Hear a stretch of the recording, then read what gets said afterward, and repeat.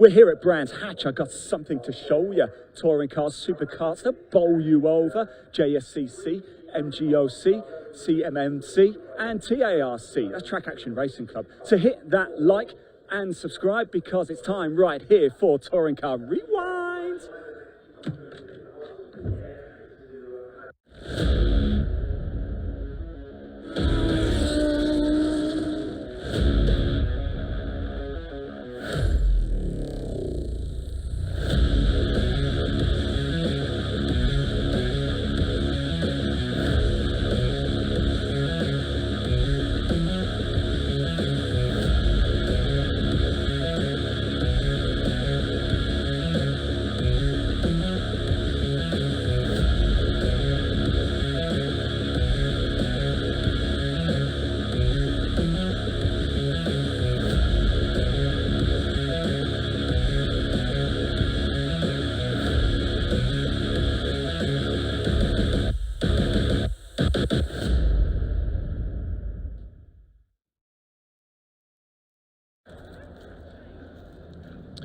Well, a very good afternoon, everyone, and thanks to our very own Vanilla Ice, aka Ian Waterhouse, for the intro there. A very warm welcome to a very warm Brands Hatch, the home of motorsport in South East England, for Touring Car Rewind South 2026. Celebrating not only 100 years of motorsport here at the Brands Hatch venue, but the history of all that is touring car racing. The British Saloon Car Championship, as it was then, was founded back in 1958. Jack Sears was the first champion, and ever since then, saloon car racing of all shapes and sizes has provided some of the very best motorsports ever seen in the UK, and that is what we celebrate here this weekend. My name is Dave Goddard. I'll be taking you through the action on track across the course of the weekend. No fewer than 21 races to get through across the course of the weekend. We have 9 races coming up for you today. We've got some demonstrations of some cars from touring car racing's past as well. We'll have one of the demonstrations out on track very shortly. Some of the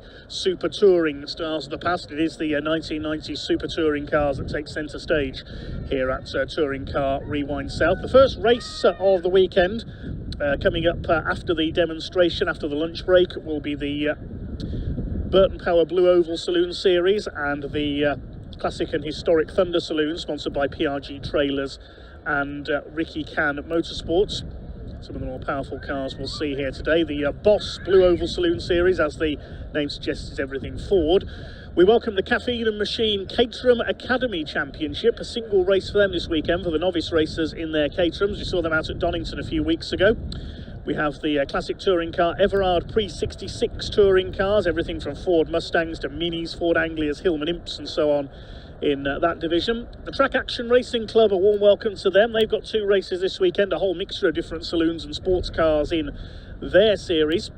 And then we have 4 championships on one grid: Pre-83, Pre-93, Pre-03 and Pre-2013 saloon cars as well from the Classic Touring Car Racing Club. More on those a little bit later on.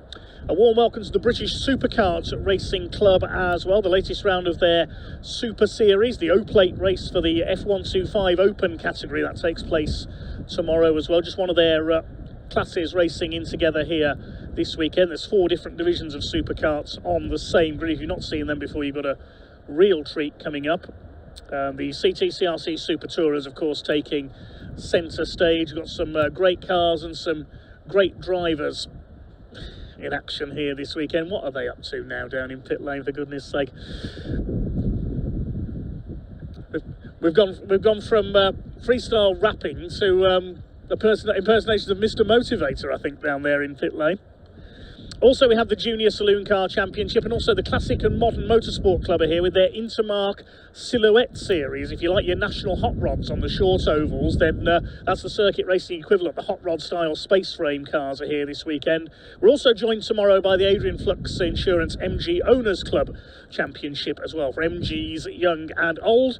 We'll be seeing those cars in action tomorrow here at Brands Hatch. But we will shortly have cars on track, hopefully, for our touring car demonstration. That's coming up in about 10 minutes time. We've got a variety of cars on display at trackside, and a few of them going to be demonstrated by their owners who are not racing them, just here to demonstrate them this weekend. But in the meantime, with some of the cars down in pit lane ready for the demonstration, let's see who Ian has caught up with ahead of track action this weekend.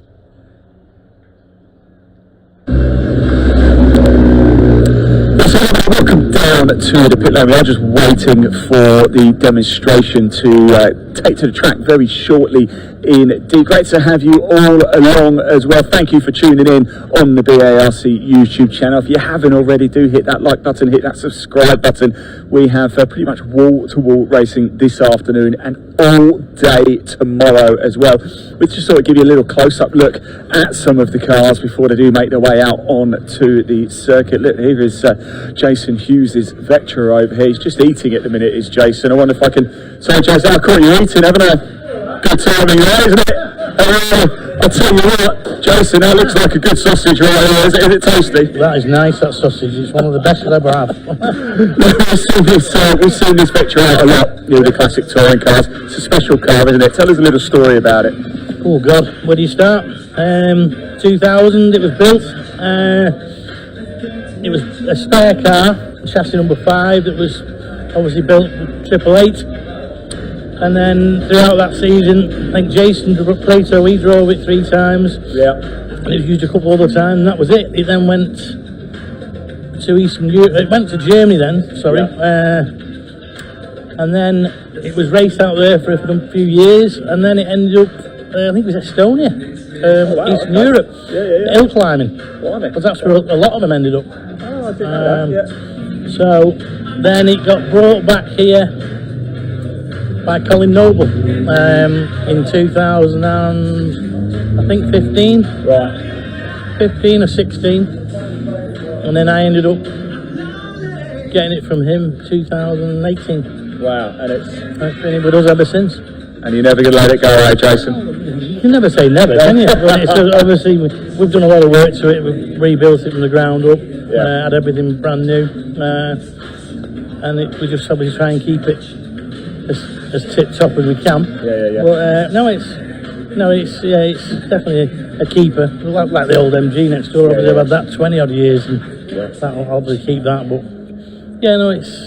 we've enjoyed it, and it's been good. We've done a lot. We've raced it every year, haven't we, since the last 8 years? Yeah. Somewhere or other. Yeah, it's good. Enjoy it. Well, we thank you as well for bringing it out. We really do. Jason, let you finish off your lunch there. Really sorry about that. It's great timing, isn't it? Let's go have a look at some more of the cars. They are due out. I heard something actually going out and about. So we've got a few. Oh, look, here we go. Let's watch this as they're coming down the pit lane here. Just a quick question for you all watching as well. Let us know your earliest motorsport memory. That's it in that live chat. It is open on the BARC YouTube channel. Let us know your earliest motorsport memory as these cars make their way out onto the circuit. They're going to come to the end of the pit lane. They're going to get a green flag, then they're going to go out on to the circuit. Wow, look at these right now. Brilliant stuff as they come down in the glorious sunshine here at Brands Hatch. Oh, the old Spice Nissan Primera. Look at that. I took a picture of that a little bit earlier as well. If you're coming tomorrow, let us know also. There we go. We get a bit of a wave there as well. Oh, what a sound as well as they make their way down. Oh, you have green flag, green wave at the end of the pit lane. You can probably hear them steaming out onto the circuit right now as well. Oh, what a wonderful sight this is. Goodness me, listen to that. We've got more coming out. We've got a Nissan Primera coming out as well. We've got Jez Banks, I think, is behind the wheel of the Honda Accord here. So just stay with us for a little bit longer if you want. A 1996 Honda Accord there for the demonstration. It is Jez Banks behind the wheel of that one, and here is the 1998 Nissan Primera making its way out onto the circuit as well. What a sight. The cars are now going around Brands Hatch Indy Circuit, and with that I will hand back to Dave Goddard to, I'm sure, give you a fountain of knowledge on these cars. Yeah, thanks Ian, and yes, I apologise in advance. I am going to get very nerdy this weekend because many of you who know me will know that super touring cars in particular are a specialist subject of mine. So we'll have a look at what's out there. There are some non-super tourers, as you'll have seen as well. There's one of them, the ex-Andy Rouse 1985 Group A Sierra XR4 Ti. That's based on the American Ford Mercure, which Andy Rouse developed for the British Saloon Car Championship. We've got some other pre-super touring cars as well, including that gorgeous BMW 635 CSI. That's a Group A car from 1983, being demonstrated here by its current owner, Jody House. He runs that in various historic racing. There's the 1994 Nissan, the Old Spice liveried car, built by the Janspeed team, by Jan Odor and his company, and raced, of course, by his son Keith Odor, who was a Nissan stalwart in the early days of super touring, and so sadly lost his life in an accident at the Arvus street circuit in Berlin. We've even got, I can't believe I'm saying this, a couple of Montegos out there, including an estate. There's the Montego estate, long-time MG racer Terry Loxton at the wheel of that. Those cars raced quite successfully with the MG Owners Club, not in BTCC, but in the MG Owners Club Championship. We've seen a couple of these Montego estates out there. Andy Campbell was the most successful a few years ago at the wheel of one of these. They obviously thought, well, if Volvo can do it, so can we. That is bizarre, isn't it? I think it's running MGZR mechanicals underneath. Just behind the Jerry Marshall tribute Vauxhall Viva out there as well, the dealer team Vauxhall car. Also out there we've got the Ford Escorts, very nice indeed. That's a 1984 Escort RS 1600i. That's an ex-Barry Lee car, the former world hot rod champion and, well, winner in just about everything from Eurocar to truck racing. Barry Lee is a driver who could race a wheelie bin and be competitive in it. Owner James Brick is the current custodian of that Escort, and he's demonstrating it here. We've got the ex-Andy Rouse Industrial Control Services Sierra behind him, the car that Andy brought in, an American Ford Mercure sedan, and developed it for UK racing. So it's technically not a Sierra underneath that car, the Industrial Control Services car. That was the company of his sponsor and teammate Pete Hall.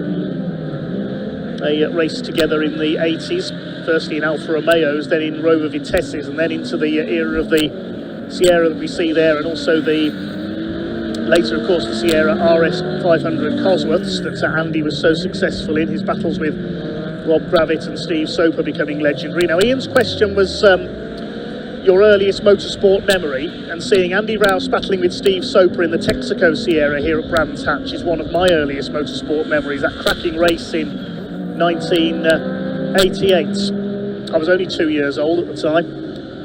Also watching the RAC rallies of the same era, the likes of Joachim Kanken and Marco Alain, when the RAC rally was a big event that the whole country got behind in years gone by. And also going to truck race meetings with my parents when I was very young as well. Those are my earliest motorsport memories. There's a saloon version of the Montego as well. That's raced in the Advantage Motorsport Future Classics series in the past. I've seen that out in.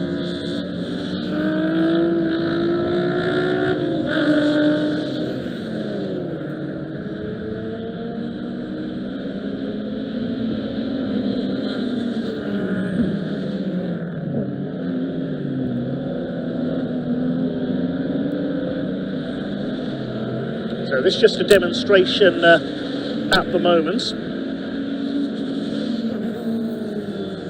Thanks for all your comments coming in so far. I don't see so many of you watching. Gareth Matthews says, I learned to drive in a Montego estate. My late father had one. Even hit a wall and damaged the wing kit.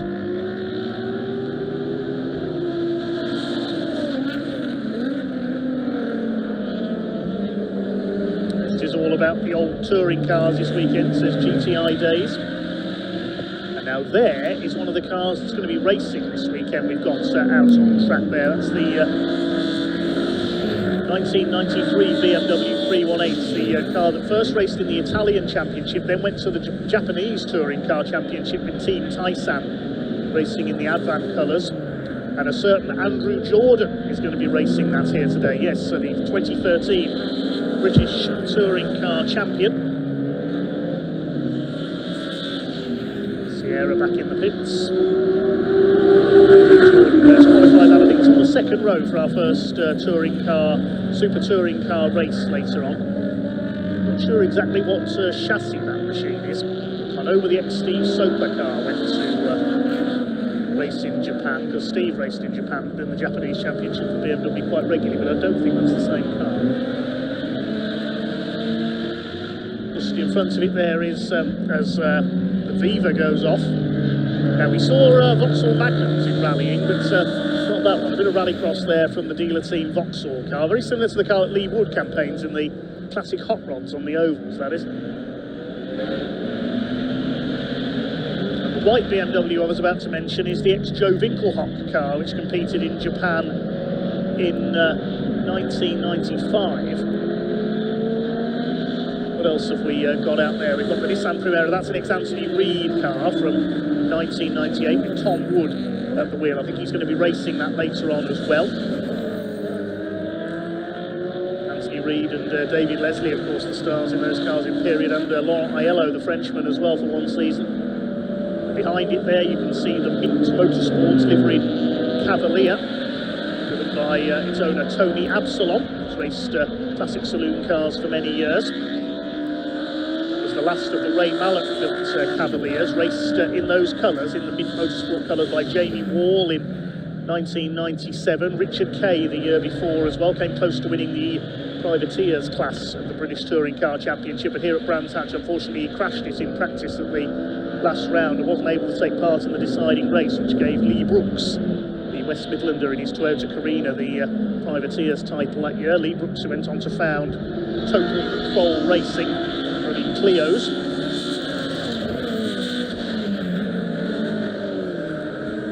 Harry T asks, what was my first car that I learned to drive?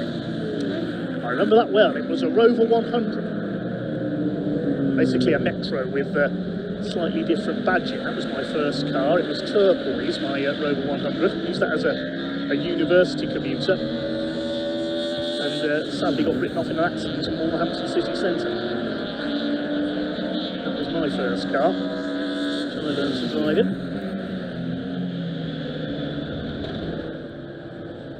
Thanks for all your comments coming in. We'll get through as many as we can when we get through this demonstration. There's the ex-David Leslie Honda Accord with Jeremy Banks at the wheel. David scored that, used that car to score Honda's first ever British Touring Car Championship win. That was in 1996 at the Silverstone Grand Prix support race. So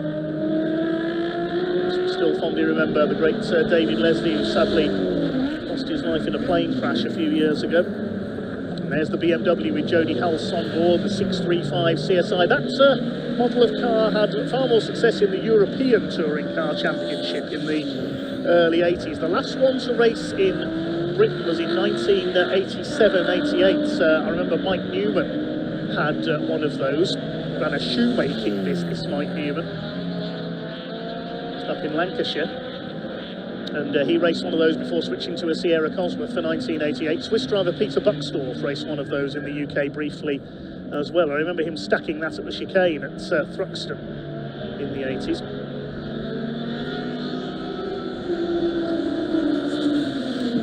I think Ian's got one of our drivers with him down in pit lane. Over to you, Ian.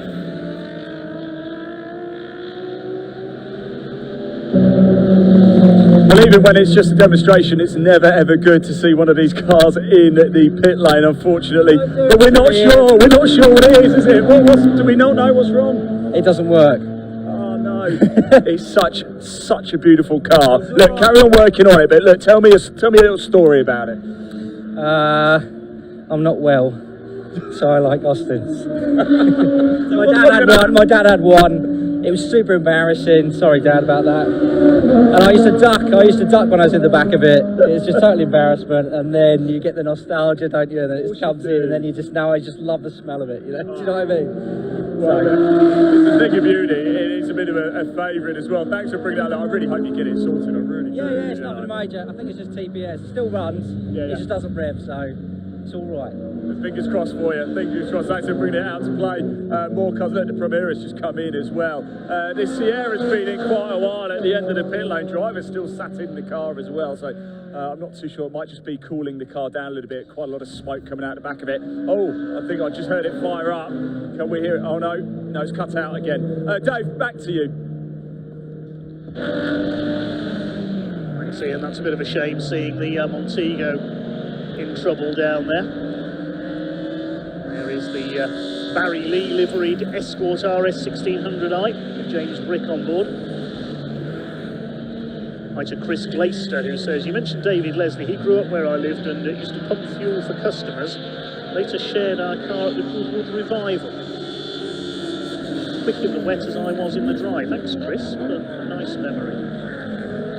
Hi to Diane Thompson, who says, good luck to Charlie Allen today in the junior saloon cars. Francis Leonard says, fingers crossed for Tim Leonard. He's in the JSCC as well. Andrea says, big up to Ben Prince. I think Ben's racing in the Caterham Academy this weekend. Harry T says, come on, Martin Reynolds, classic Ford man. He's having a couple of races this weekend.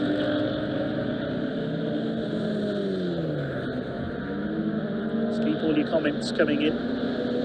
Tell us your earliest motorsport memories. Should mind truck racing, Sierra Cosworths, and the RAC Rally. That's what got me into motorsport. That and being taken to speedway meetings in Birmingham and Wolverhampton when I was very young. That's what got me interested in bikes.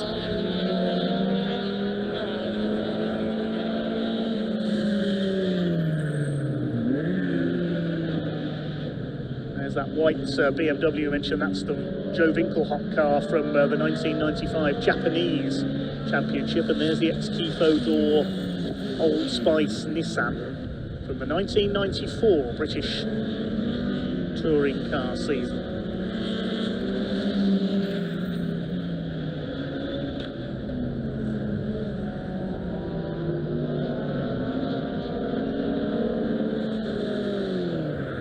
It's to Elliot, our director, chipping in on the conversation as well. Says that British touring cars in the mid-90s and Formula One of the same era are his earliest motorsport memories.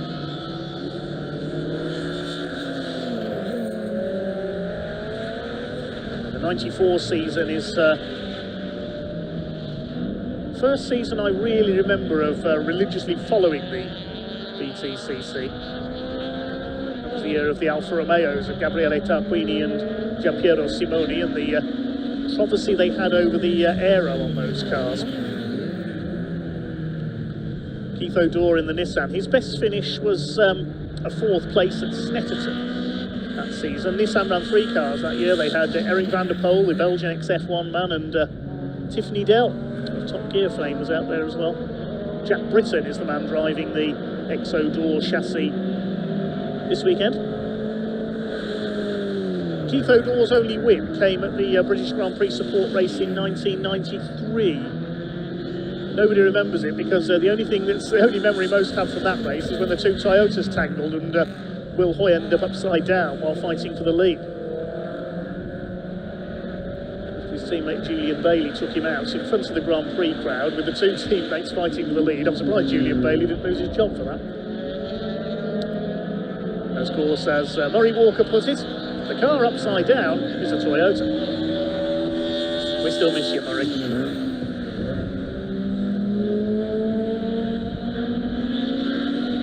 Dave McGarry says, where are the Volvo estates? I know one is in Volvo's museum in Sweden. I think the other one's in a private collection, the 2 that raced in the UK. There are a couple of replicas about that we've seen on track in recent years.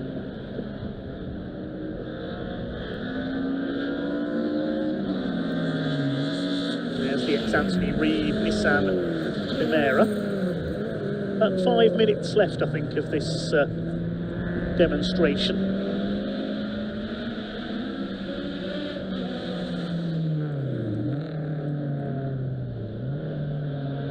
There's the Montego. It looks like that's pulling into the pits.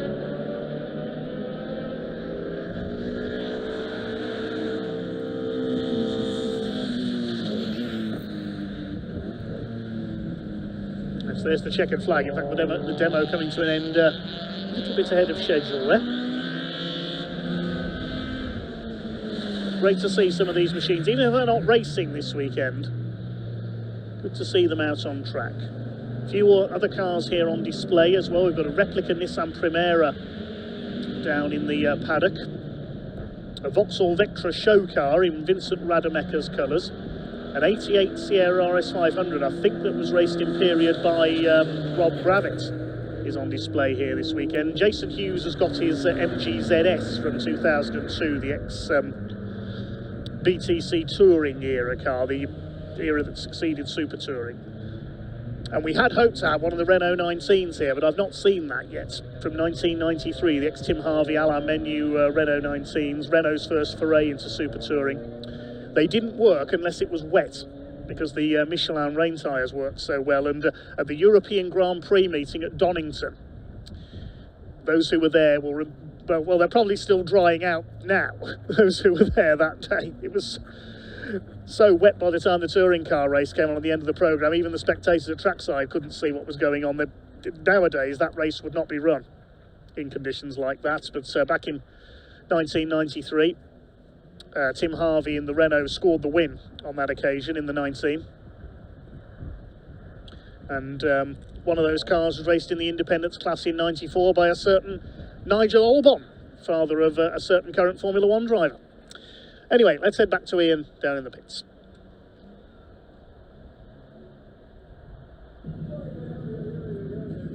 Well, welcome down everybody to the pit lane once again. We've got cars coming in galore. If we just turn the camera around, this is the BMW behind us, the number 20. What a noise this was making as it was thundering around Brands Hatch. Something quite special indeed. I think I've spied somebody as well. Sorry, John, I'm just behind you. If you come with me, somebody I really want to have a quick chat with, we'll just let him get his helmet off if we can. Andrew, I'm going to grab you in a second. Let you get your helmet off. 2013 British Touring Car Champion Andrew Jordan is out in the BMW today. How was that? Lovely. Yeah, it's really, really nice car to drive, and to do it, nice track, nice weather, no pressure, just enjoy driving a car. It's lovely. How does it compare to your 2013 machine? Someone asked me that earlier actually. It's obviously a lot slower in terms of horsepower, but a lot lighter as well. So the current touring cars, or certainly when I was doing them, were up to 1380 kilos, so they were big heavy things really. This is much more up on its toes. It hasn't got the horsepower, it's only 2 litres, so it's I think about 300 horsepower, but very light. So but still busy to drive around here. You know, you work at it. I've got a bit of a sweat on, only doing a demo. You drive quite a bit. You've been doing, it was minis, wasn't it? Classic minis you've been driving as well. So quite a mix of cars for you. Where can we see you next then? I think next will be good with Revival in a Cobra in the TT.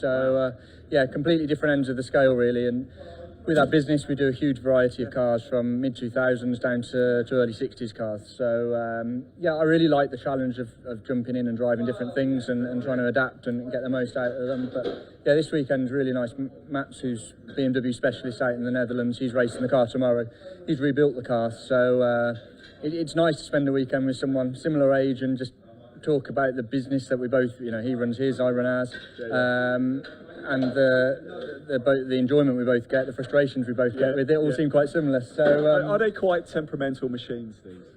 Touch wood, no, this hasn't been. I think, you know, this has got such a small rev band. It's, you know, really 7,000 to 9,000. So anything at revving to 9,000 has got to be temperamental in a way. But no, it's they're quite simple cars when you look around them. They really are. So yeah, it's great to be here with him.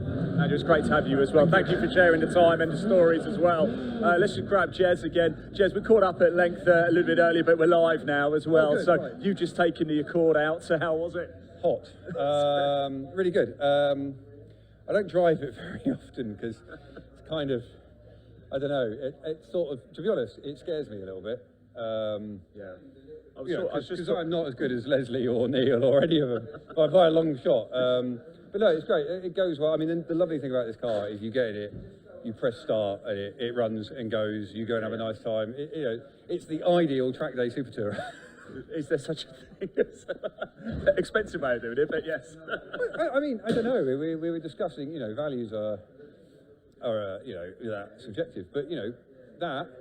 You know, you can track day that, or you can track to a BMW M2 competition. What would you rather do? Because they're about the same value. Yeah. Well, you won't mind me taking it out then for a spin? Well, unfortunately, we're out of time. But other than that, Ian, yeah, knock yourself out. Amazing how that's worked, isn't it? So, Jess, lovely to see you. Thank you so much. Let's go back into the pit lane, shall we, as well, just to see if there's anything. In fact, most of the cars are actually back in the garages. What we're going to do, we are going to make our way up to the assembly area, or we better move out of the way here before we get ourselves hit by the trackside recovery track.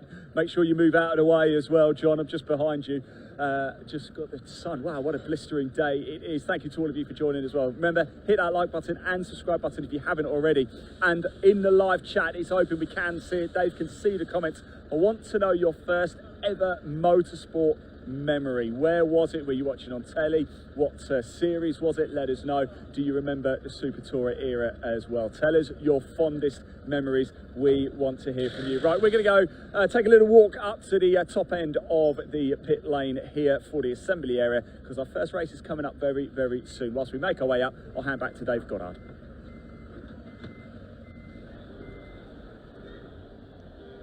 Yes, thanks very much, Ian. There's going to be a short break now, but we'll bring you some more comments and hopefully some more content from Ian down in the paddock. A few more of your comments. Eddie says, I remember chanting for Ollie Olsen at Brandon in the 70s. Coventry Bees Speedway fan, eh? You're talking to a Wolverhampton Wolves supporter here. They became Wolves Midland rivals in the 2000s after Cradley Heath closed. And now Coventry, Wolves, Birmingham and Cradley are all gone. Sad times for Speedway. Harry T says, what's Martin Reynolds racing today? I think he's in his escorts for the Blue Oval Saloon Series. That's coming up in about 15 minutes' time. Big Jock says, first time I remember watching motor racing was probably Nigel Mansell competing in Formula One and winning his championship in 1992 and then in British touring cars in the 1990s. Yes, I remember the championship race at Donington in the wet in 1998 that Nigel came from the back of the grid to lead, which John Cleland won. That, for me, is still one of the best motor races I've ever seen. Dirt Devil RC Motorsports, regular watcher from Australia, says, the first touring car race I watched was a world touring car event at Bathurst. The Eggenberger Sierras were disqualified and the late Peter Brock won in his Holden Commodore. That would have been 1987, the World Touring Car Championship year, when Bathurst was part of that championship. A lot of controversy about the disqualifications that year. As Dave Bagari says, Mansell in the Mondeo at Donington. Yes, not only 1998, but 93 as well, the famous Toka shootout event where he crashed into Starkey's Bridge. I must have watched that race hundreds of times. Hi to Marky, or Marcy, however you, not sure how you say that one, sorry, who's celebrating a birthday today. Many happy returns. Michael Sims says, Montego Estate. Yes, Montego Estate. Yes, really, we have one of those here. Josh Harrison, hi to you, says, my first memory was 2002 at Silverstone. BTCC supported by Renault Clio Cup and British GT. I was at the BRDC building. Great first memory to have. William Hales says, I raced with Terry Loxton, so cool to see him out on track today. Yes, that's Terry in the Montego Estate. Big Macca says, Crystal Palace was my first memory of motorsport, the big Ford Galaxies in the 1960s. Yeah, we'll see the pre-66 touring cars out a little bit later on for race 3 of the day, so Big Macca, I'm sure you're looking forward to that one. Martin Bishop says, big shout out to the BARC rescue team. Sorry I can't be with you today. Paul Russian says, first racing I saw was stock cars and bangers at Iwade in Kent. Where Kent Speedway team races now over at Iwade. Not too far from Brands Hatch. Kalia says, I was at that Toka shootout, took 2 hours to get out of the car park. Yes, because once Nigel Mansell was out of the race, the entire crowd went home. The race finished in virtual darkness after they'd cleared up the incident. There were only half a dozen cars left in it, and a man we've already mentioned, David Leslie, took the win in the Ecurie Ecos Cavalier. Dave McGarry says, I covered the first ever night race at Snetterton, the British touring cars. That would have been 98, I think. Was a generator engineer doing the floodlights on the pit lane. Will Hales also says, looking forward to seeing another friend of mine, Morton Stratton, in the Caterhams today. He was very unfortunate at Donington. Yes, he was in the first corner pile-up at Donington, unfortunately. Damo says, my first memory was watching the Thunder Saloons at Alton Park in 1989. John Cleland would have been in that, in the 6-litre Vauxhall Carlton. I think Neil Duke owns that machine now. Haven't seen his on track for a while. Will Butsey, Civic Cup racer, hello to you. His first memory was the 2001 Network Q Rally in South Wales. Who would have won it that year? 2001.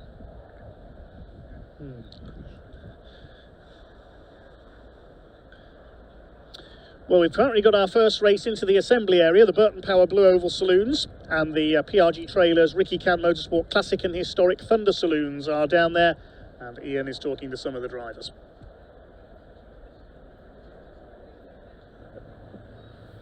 Well, welcome back everybody to the assembly area. It's almost time for our first race of the weekend, the Classic Touring Car Race Club Blue Oval Saloon Series and Thunder Saloons and Historic Thunder Saloons. Now, let's go chat to some of the drivers. We've still got quite a few more cars coming, got a little bit of time to fill. I see a familiar face here, but in a very different car to what I'm used to. Chris McKenzie, lovely to see you. This doesn't look like a Mini. What's going on here? No, it's a bit faster. So yeah, I'm in the M3 today. It's my dad's car. Yeah. Drove it for the first time yesterday. How was it? What was it? Tell us your experience. It was scary. Yeah. Because the brakes went going up to Druids. Oh, okay. I thought it was going to go off, but somehow it stuck to the road, which was good. But yeah, first time in it yesterday, and qualifying had a misfire, so we're back here. So we're in a false position, right? So we're going to come through the field. Right? Exactly, that's the plan. You're still out in Minis this season, aren't you? Not this season. Are you not? No? You might come back next year. Okay, Yeah. well, it's good to see you anyway. Best of luck out there. This is an absolute monster, isn't it? What a fantastic car. Right, let's go over to, sorry, Joe, I'm going to just pull you away because we've got quite a bit of time. Joe Collier up here. I've just been informed as well, and this is one for you, Dave. Number 2 was Dave Farrow. Unfortunately, he is not going to be able to start this race. His radiator has gone, so there is no Dave Farrow in this race. It does give Joe Collier a little bit of room to play with, Joe, although you were on pole anyway, weren't you? Yeah. So how was it out there? It gives me a lot of room to play with. You don't want Dave in your mirrors for anywhere really, but yeah, no, it's unfortunate because it would have been a real good scrap between me and Dave, and I know he'll come through the pack tomorrow, so it'll be a good race tomorrow, me and Dave. So. Yeah. So we've never had a lengthy chat. Tell us about your journey in motorsport. Where did you get the bug for it, and how long have you been racing? And just talk us through what you've done. First race was here. Okay. I've never actually finished the race at Brands Hatch. Never. Ever.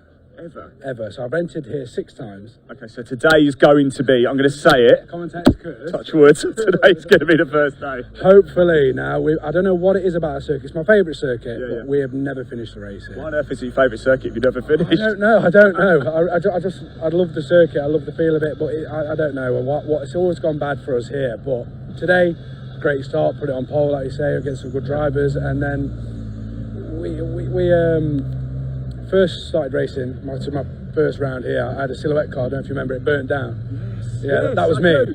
Oh, God. Yeah, the black one. I set on fire, burst into flames there. Used all the circuit's fire extinguishers. And then that was like 2023. I remember that because we had a delay because we needed to get more. Yeah, I remember that. more fire extinguishers. Yeah, so it was had a turbo YB engine in it. And then that went wrong pretty quick. So we lost that car, and I was like, never racing again. On the way home from here, found this, brought this, and then just took it to Giovanni from G Sport. He started, because it wasn't quick, the car was not where it needed to be, and then started developing the car, and now we're somewhere near now. So it's still a lot to go, still a long way to go, but we're getting some good times out of it now. So I've done personal best today, which was with the pole time. Yeah, oh, nice. So I'm happy with it. How we're getting on. Today is the day, Joe, just quickly as well, I haven't seen it, but our producer just said in my ear, tell us about your keyring you've got down there. You've got... That's my daughter, my good luck charm, that. So, it says drive safe daddy on it. It's Gracie, so it annoys you a bit when all you can see is that flying around on your lap, so but it has to stay there, so especially for this race.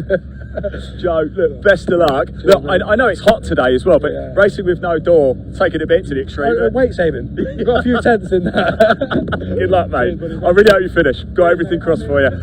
Good stuff indeed. Right, some more people coming in as well. Let's go and have a little mooch around and chat to some people. We've got plenty of time. We've got Sean Brown up here in the Ford Sierra. Let's go and have a quick chat with him, shall we, in the boss category.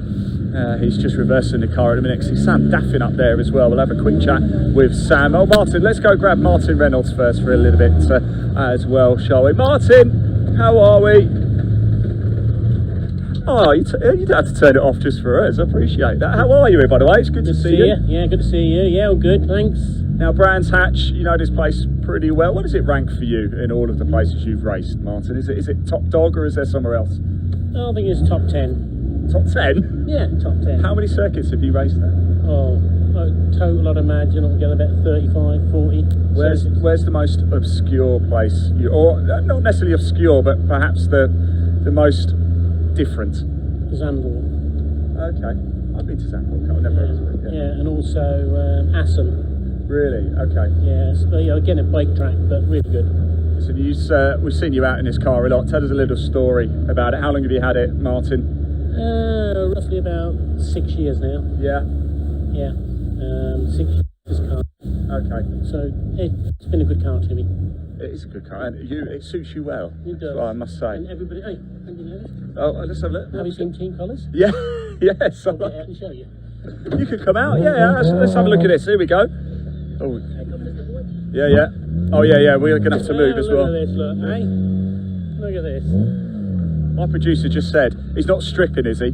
So it's the opposite. It's the opposite. Look at that. Hey. Look at that. Ah, he matches. Not only do you get to see live motorsport, it's also a fashion show as well. Thanks, mate. Good to see you. It's good to see you, Martin. Good stuff. Let's move over here, shall we? Is Sam Daffin in the car? Oh, I'll tell you what.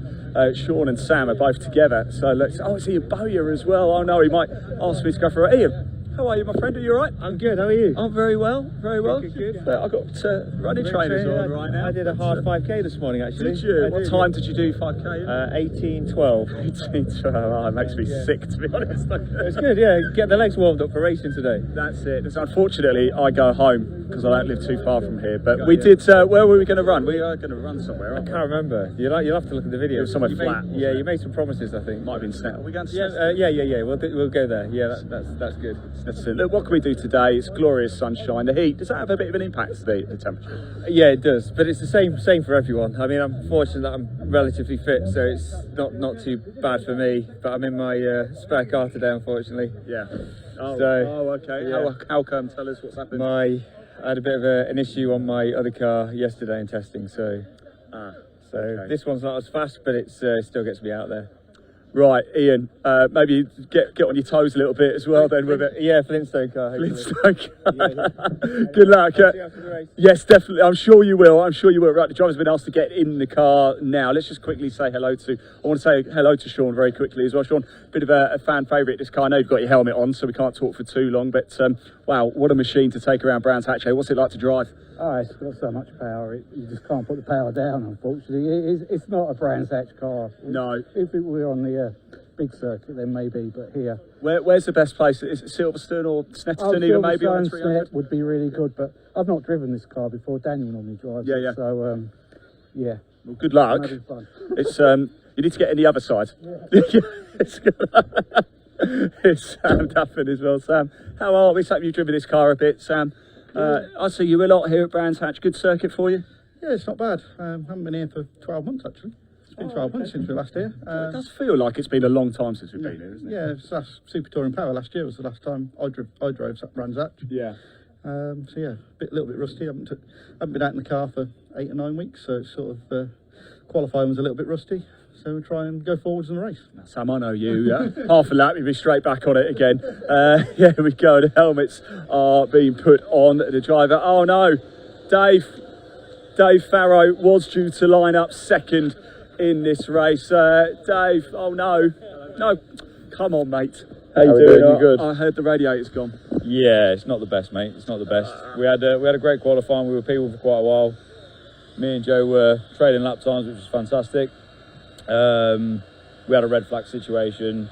Joe did a great job. He got in as he came in, he was top of the grid, so we managed to get through the had a bit of traffic. So again, we were trading lap times, a couple of tenths between us, so the race would have been absolutely fantastic. But yeah, we're prepping the car, and Rad's gone. So I was talking to Joe actually, and look, next race is tomorrow. Yeah. Can you get it replaced? Can you get it? We've already stripped it out. We've cleaned it all. We've checked everything. The rad's gone off to be repaired. It's coming back tonight. We're going to get it all fitted up, bleed the coolant system up. Even if we could have rushed the job to get it out as a temporary fix, I wasn't going to risk the engine. Yeah. So it's getting done properly now. It's all getting TIG welded up. It's away getting done. So I'll be coming from the back of the grid tomorrow. You know, and you know I like that. So you'll be putting on a show for us, Dave. I've commiserations, but thanks for coming down anyway. It's good to see you. Support everybody. You know, it's a friendly championship. There's no point sitting there and sulking. We've got an issue with the car. We've fixed it, and we'll come back out again.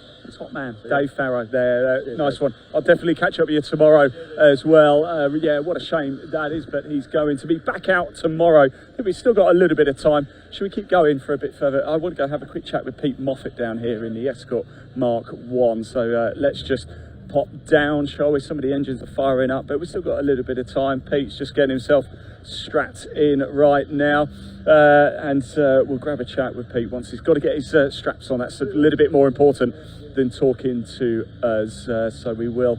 Is it okay if I jump in very quickly with Pete? Pete, our producer is getting very excited about your car. Can you tell us the spec of it? It doesn't look standard to me. 1968, works Mark 9, Type 49. Had a Pinto in it, 50 years old cross. Really? I got fed up with the rubble, so I thought I'll put it on tarmac with a 400 brake cosy in it.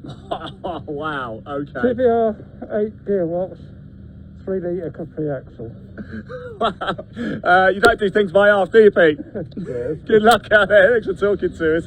Wow, did you hear that? 400 brake, Cosworth engine. Look at this. Just look down here. Look at it. You can see. You can almost see why now, can't you? Look at that. Absolutely unbelievable. Ian Seal alongside as well. Let's just say hello to Ian very quickly. Ian, how are we, my friend? Good afternoon, Ian. It's good to see you. How are you? All right? I'm all right. Feeling well. Feeling well. It's good to see you back out again. You excited for this one? Yeah, quite. I've got to push on a little bit because I did a 58.6 and I could do a 57.4, so I'm going to try it. Okay, you think there's a bit more to come then? There's a little bit more to come if I get my act together.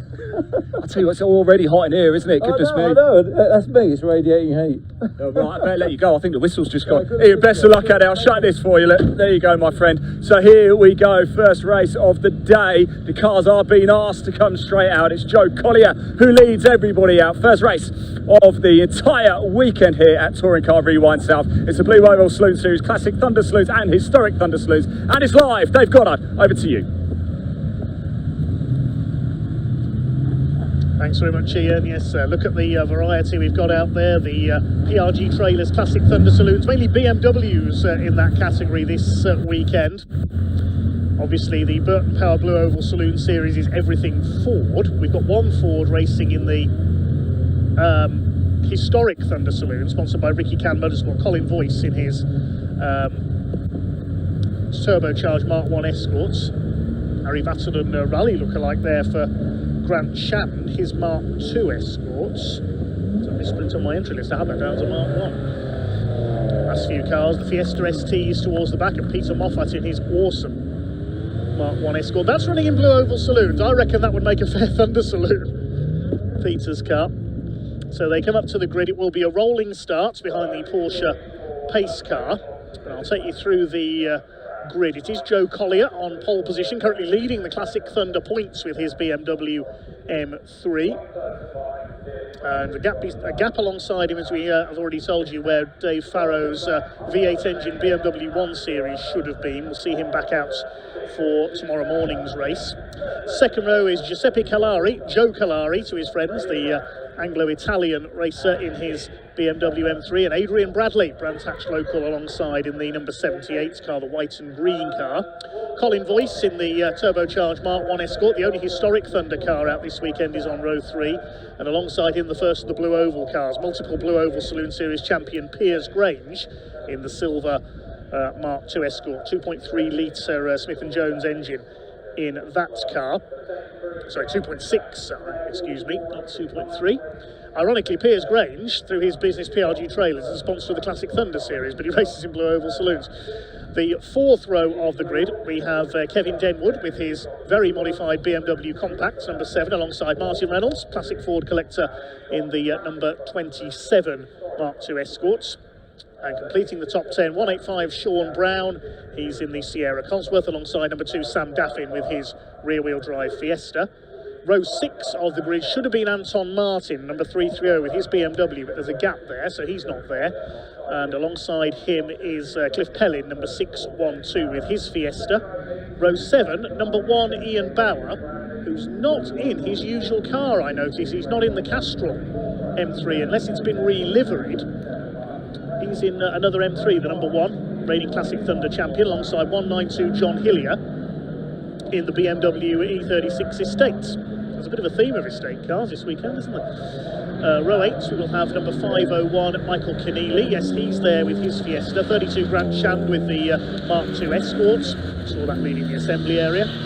75 Michael Rudge should be next with his Fiesta XR2. Looks like that's not there either, unfortunately. Andrew Edoyne's there with his Honda Civic. 211 Chris McKenzie we heard from. He's in his BMW M3 on row 10, alongside 225 Todd Hawkins in the red Fiesta ST. Penultimate row, number 70 Will Hunt with his Fiesta ST, alongside number 7 Ian Seal. We heard from him in another Fiesta.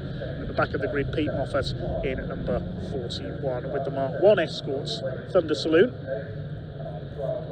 So this will be a 15-minute race for the Burton Powell Blue Oval Saloon Series, PRG Trailers Classic Thunder Saloons, and the Ricky Can Motorsport Historic Thunder Saloon, we can say, because there's only one entry in the Historic Thunder Saloons, unfortunately. So the white and blue BMW of Joe Collier on the pole. Joe comes from Swaddling Coats in Derbyshire. His father Simon, a former Bangor racer. It's a race at Hensford Raceway, local to me in the Midlands. He's alone on the front row here, Joe Collier. Points leader in the Blue Oval Saloons is Martin Reynolds with the Escort in Class B. Cars classified by engine size. There's Ian Seal, number 71. Peter Moffat in number 41 at the back. Pace car is in pit lane. It's time to go racing here at Brands Hatch here on Touring Car Rewind South weekend. Joe Collier leads the Thunder Saloons up towards the lights. When they go out, we'll be underway. Get ready to be thunderstruck in our first race of the weekend. We're underway here at Brands Hatch. Down towards that first corner. Already Chris McKenzie making some progress there in the M3 from towards the back.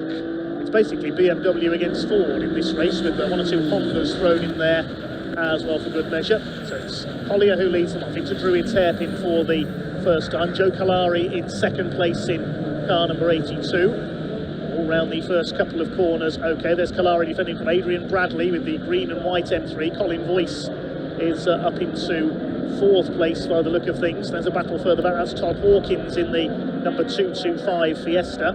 So Collier leads from Kalari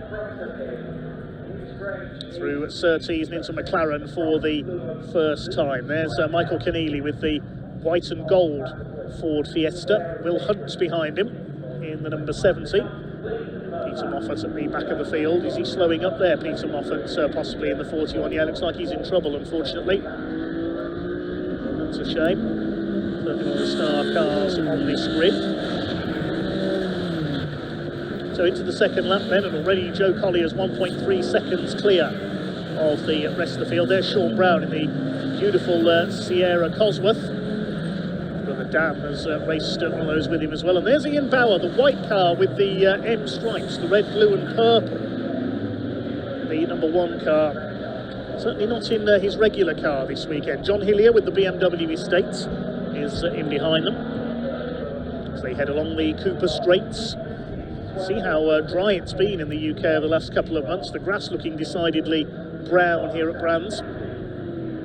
Ian Bauer just ahead of John Hillier there. So Collier leads over the line. Fastest lap of the race with a 50.459 with his circuit just over a mile in length. Here's Sam Daffin, the blue number 2. His rear wheel drive, very highly modified Fiesta, has proven fast but fragile in previous meetings. He's chasing Cliff Pellin, raced here in the Cannon's Tin Top series in the past. Whoops, that was Michael Keneally running wide onto the gravel at Paddock Hill Bend, but he saves it. We had a car going there during qualifying in the Intermark Silhouette. Mick Robertson's Corrado. We'll see him out later on. Intermark's the last race of the day today. So Collier, Kalari and Adrian Bradley's up to 3rd as we see a battle between the Honda Civic of Andrew Edoyne, number 17, and the 70 of Will Hunt. Grant Shand's Mark II Escorts in behind them. The Rothmans Rally look-alike almost. He's got past Will Hunt there. It's Chris McKenzie with the BMW M3, just learning that car this weekend. Normally races minis, as we heard earlier. There's Anton Martin. He must have joined in late from the pit lane in the pink BMW. Yeah, he's a couple of laps down. We didn't see him on the grid. Normally races over at Snetterton, the East Anglian based racer, making a visit to Brands Hatch today, so he's joined in late from the pit lane. Blue flags waving there to warn him that the quicker runners are lapping. So Martin, another former banger racer like Simon Collier, Joe's father, used to race at Kings Lynn, the Adrian Flux Arena. Previously favoured classic Fords in motorsport, but now switched to this pink BMW. Joe Kalari gets past him there, still running in second place, but nearly 2.5 seconds down on Joe Collier now, looking to extend his championship lead in the Classic Thunder division. Administered by the Classic Touring Car Racing Club. There's Piers Grange, he's still leading the Blue Oval Saloon Series. Split in 5th place with his Escorts.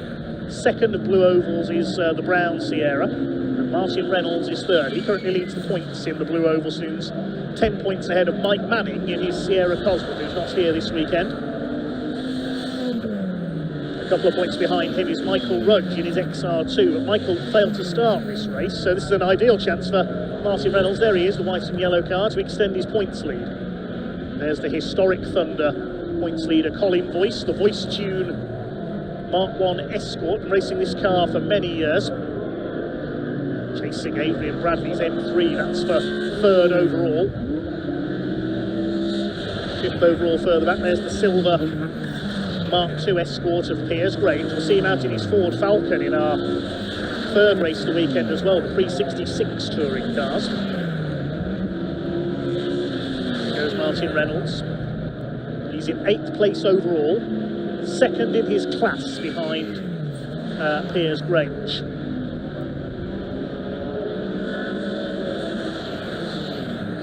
10 minutes of this race to go. Somebody's off in the background, that's Reynolds. Martin Reynolds has gone straight on, it's Graham Hillbed. Recovers it there.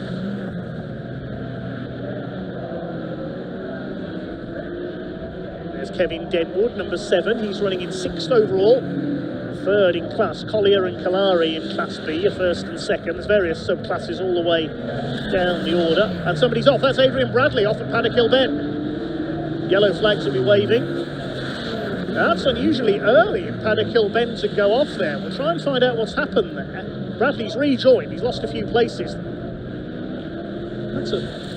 Normally we see cars run wide on the exit there into the gravel at Paddock Hill Bend. That's quite an unusual off for the 78. He's spreading gravel all over the circuit, that's not good.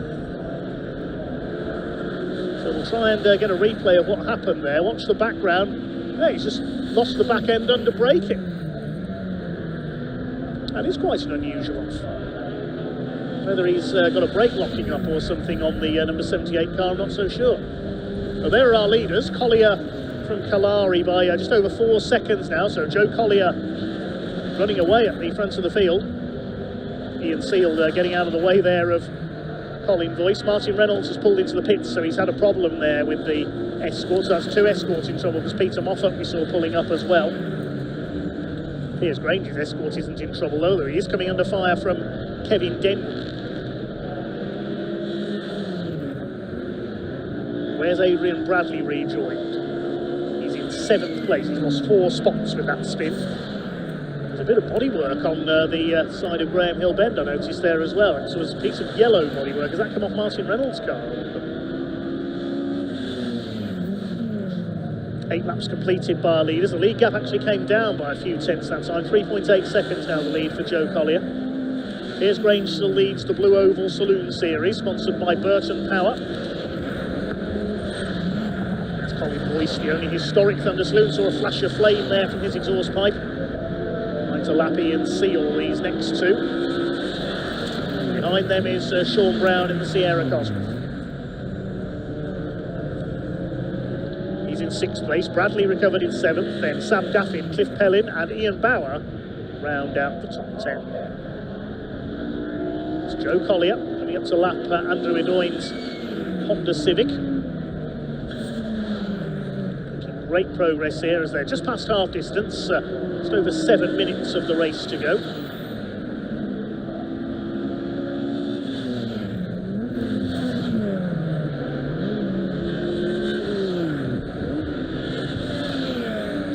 Kalari in second place, flashing the lights there to warn the back markers that he's coming.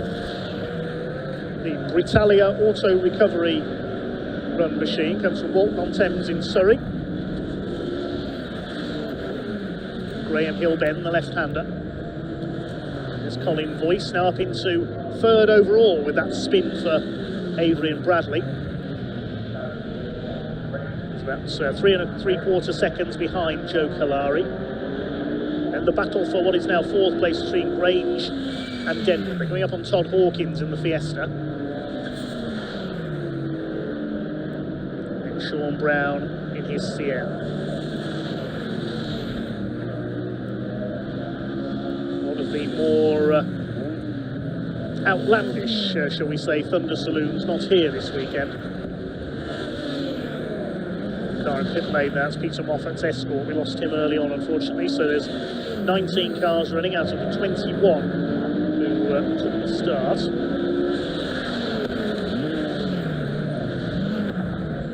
There's Adrian Bradley on his recovery drive.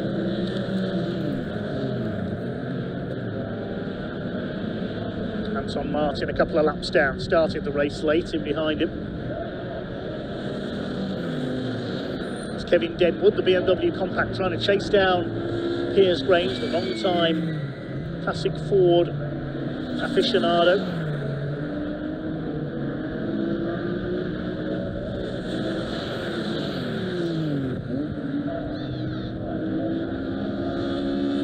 Just over 5 minutes of this race to go. 11 laps completed by our leaders. The lead gap is just over 5 seconds. Collier from Kalari. There's Adrian Bradley in the 78. He's been off again, I think. There's more dirt on his tyres, so Adrian Bradley in trouble again. Yeah, hasn't lost a place this time, but his lap was 1:02, about 10 seconds off the pace. Chris McKenzie's slowing down as well, I think, in his M3. So Adrian Bradley, we think, has been off again now. He's having a very happy race on his home circuit. Sam Daffin flashing the lights on the Fiesta. He's running in 8th place, leading Class D in the Blue Oval Saloon Series. This time it's down at Clearways that Adrian Bradley has had a spin. There might be something wrong with the rear brakes on that car, possibly. If it's suddenly snapping away into a spin, it could be a brake locking on. Well, there's our leader. Joe Collier heads through. Over 5 seconds clear of Joe Kalari in second place. 4 minutes to go.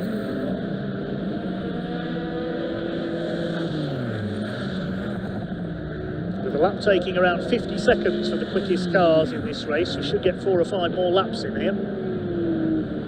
Collier has lapped Cliff Pellin, who's in 9th place, so only 8 cars left on the lead lap. This is a pretty dominant drive by Joe Collier in the BMW.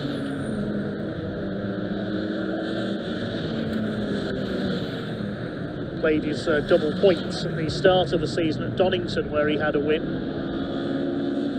in his class anyway. We have to lap Sam Daffin next.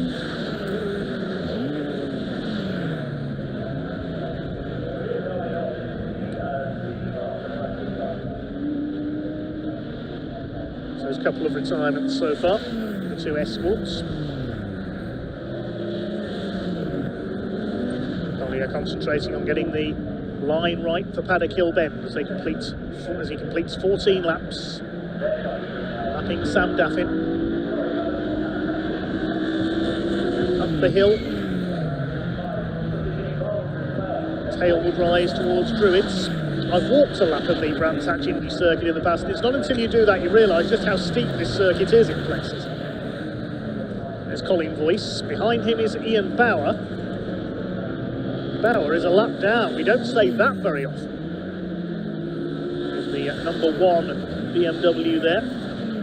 Not sure whether that's a new car or whether it's his regular Castrol car with a new livery, but the fact that Ian Bauer is only down in 10th, the reigning Classic Thunder champion, would suggest that's a new car to him. Try and get the full story from Ian, if we can. So just a couple of minutes left now. in our first race of the weekend here at Touring Car Rewind South here at Brands Hatch. Touring Car Rewind North took place earlier in the season at Alton Park.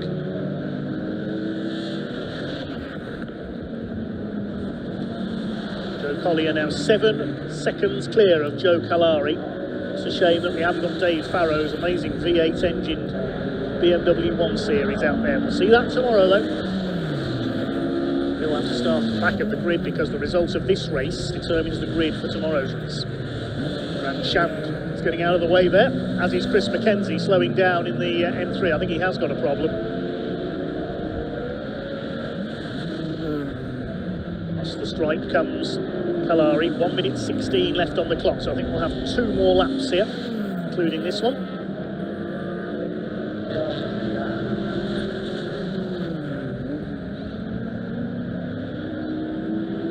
To Druids goes Collier, lapping Todd Hawkins' Fiesta.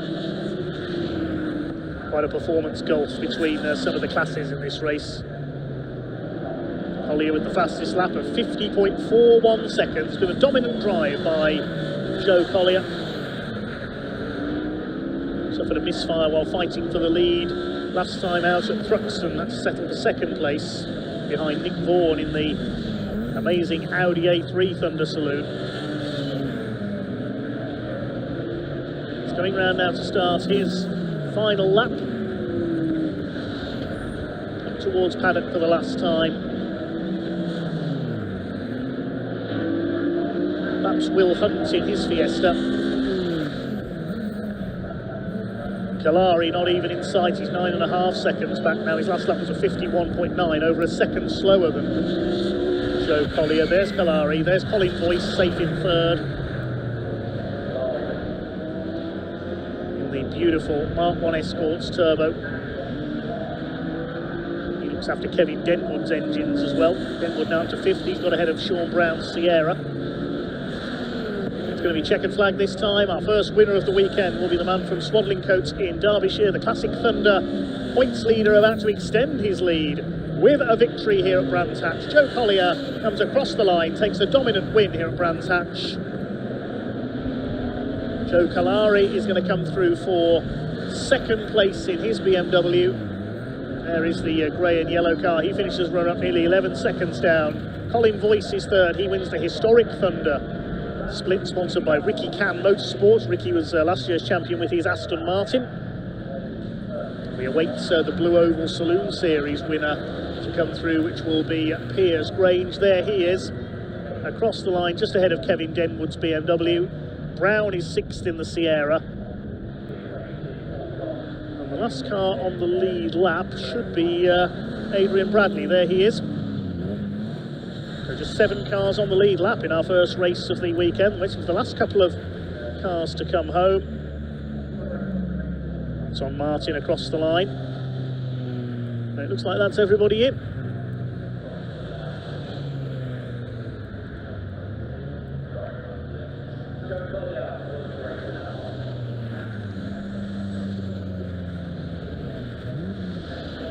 So 19 cars go the distance in that one.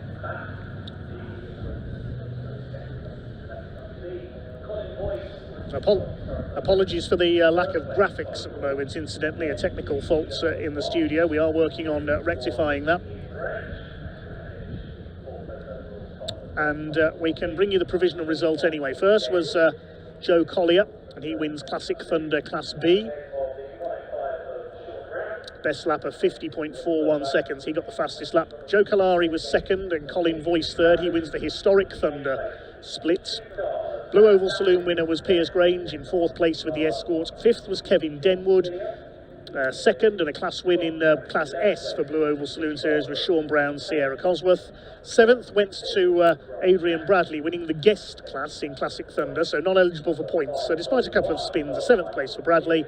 Then Sam Daffin's Fiesta was 8th, a lap down. 9th went to Ian Bauer's BMW, and John Hillier in the BMW Estate was 10th. He got ahead of Cliff Pellin, but Pellin won his class, as did Chris Mackenzie further down the order in his M3. There were class wins as well for Daffin, Bauer, Bradley, Brown and Voice, as well as our overall winner Joe Collier. Let's head down to Parc Fermé with Ian.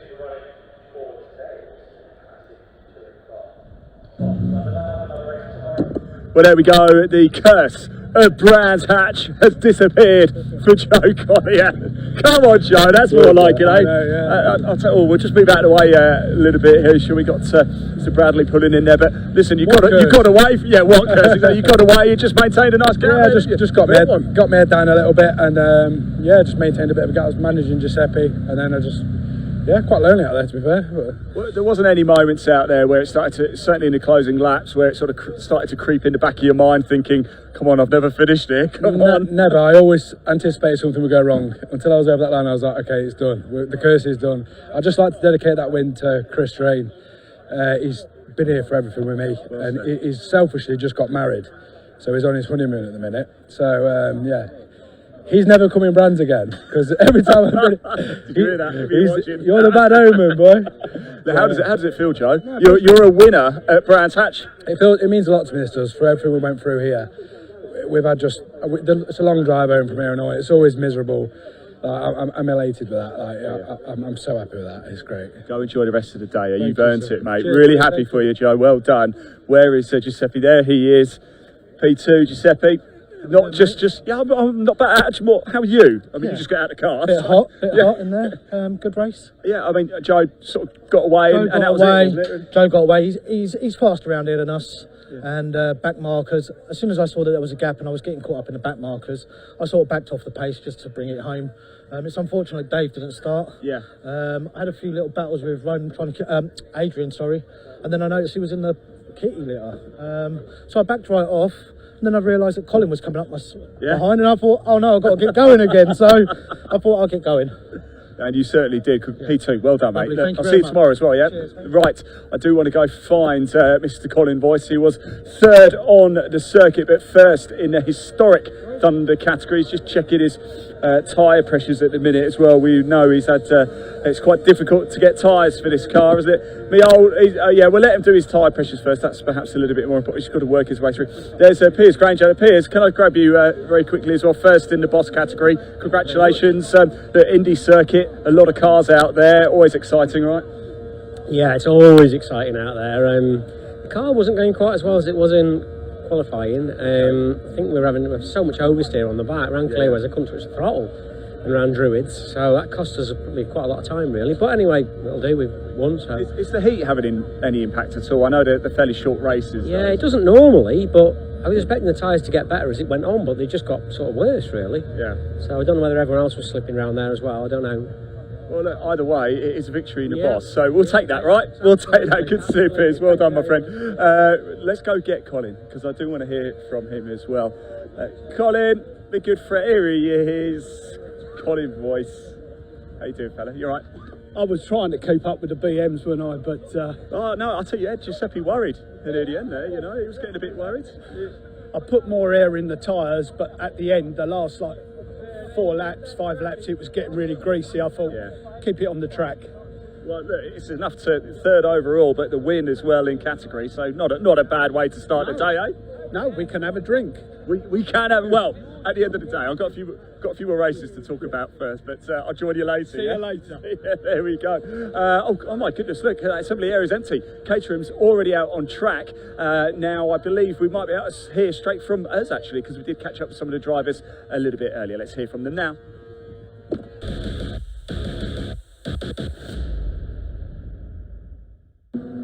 Right, everybody, welcome back to the assembly area. It's time for our second race of the day. It is the Caffeine and Machine Caterham Academy Championship. We've got John Wells and Nick Tuckett here, so let's go jump in very quickly and have a chat with John if we can. He's just one of them. I'm just going to interrupt. Very, very rude of me. John, how are we? It's good to see you, by the way. We're on top form. Thank you very much. You're on top form. That's what I like to hear. Listen, tell me about your experience in the Caterham Academy so far. It's been an absolute blast. I actually love every minute of it. I had a fantastic weekend, Thursday, Friday, Saturday. Who knew a weekend started on a Thursday? Are you thinking of stepping up for next season and staying with Caterham? Definitely signing up to Motorsport next year. Yeah. Absolutely. What would you say to somebody thinking of getting into motorsport and maybe looking at the Caterham Academy as a potential option? I would just do it. Yeah. Just do it. It's such fun. There's huge camaraderie in the pits. You just get a bunch of 30 mates and you'll get on so well.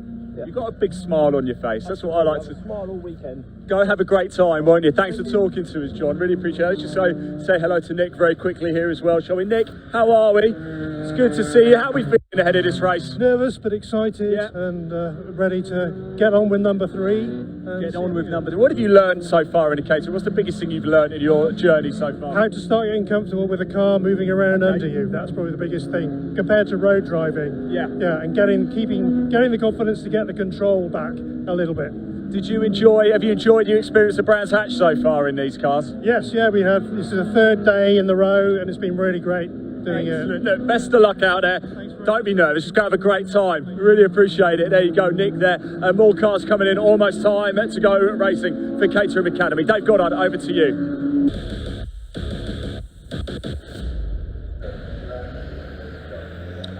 Cars already on their green flag lap for the Caffeine and Machine Caterham Academy. Their single race this weekend. Let's quickly take you through the grid then. It's double Donington winner Will Mulholland, number 67 on pole alongside Morton Stratton in number 5. Ben Prince Stone on row 2 alongside Dan West, 75 and 34. 23 Tim George on row 3 alongside James Greenall, number 15. Row 4, 22 Tom Stanton, 19 Olan Murphy. Completing the top 10, number 7 Phil McGovern and number 2 Barnaby Hussey Yeo. Row 6, 42 Freddie Kelly, 73 Anthony Dan. Row 7, 8 Freddie Coldwell and 3 Zach Parkhouse. Number 8 on row number 8, 77 Donatas Jaskauskas, the Lithuanian-born driver, alongside 17 Alistair Murray. Row 9, 64 Peter Holland and 13 Owen McIntyre. Completing the first 10 rows, 33 Craig Latimer and 20 Michael Bedford. Row 11, 24 Jonathan Macklin and 11 Adam Mann. Row 12, 65 John Wells, 49 Nick Tuckett, we just heard from them. Row 13, 29 Robert Hardy and number 4 Stuart Gardner and 60 Steve Hollyhead at the back of this 27-car grid. All novices in the Caffeine and Machine Caterham Academy. And I was just forming up on the grid now.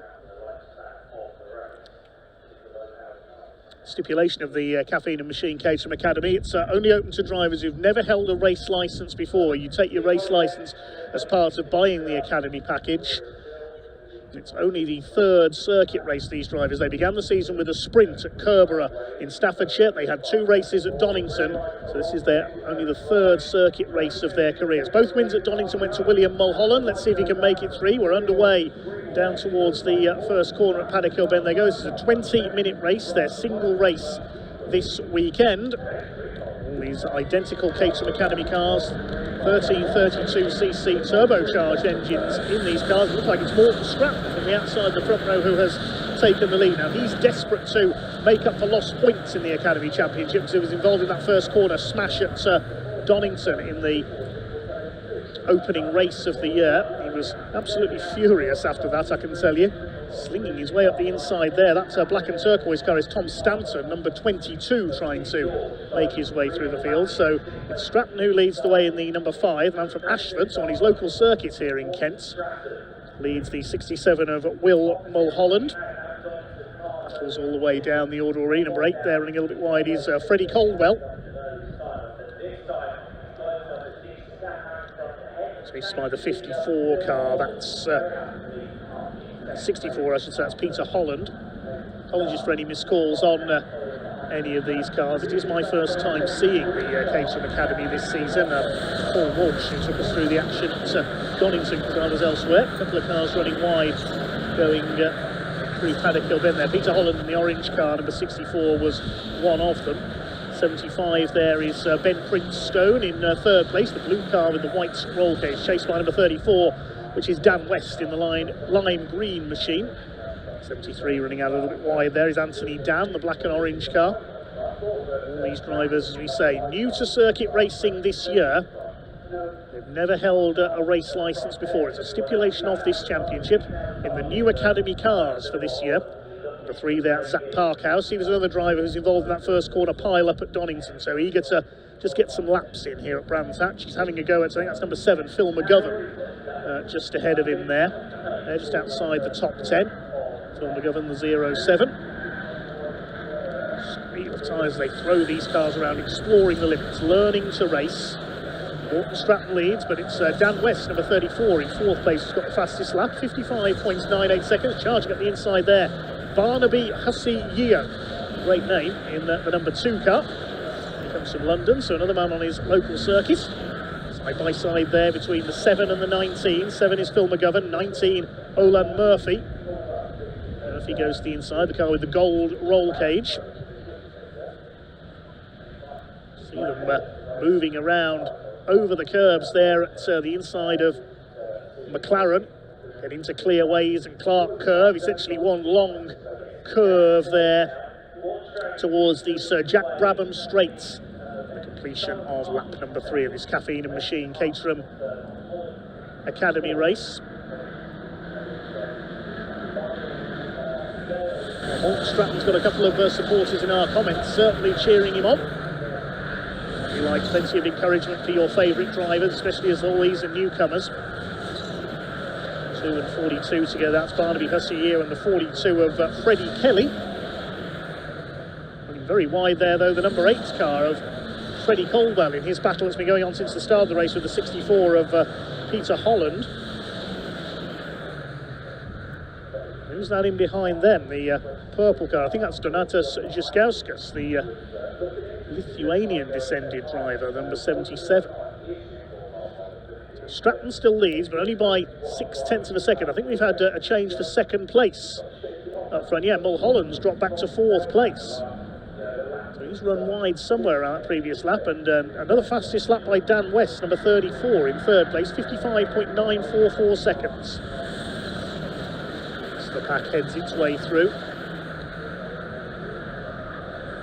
24 there with the yellow wheels is Jonathan Macklin. Inside there, good move at Paddock Bend, pass number 33, Craig Latimer in the black car. 20 behind them as well, that's Michael Bedford.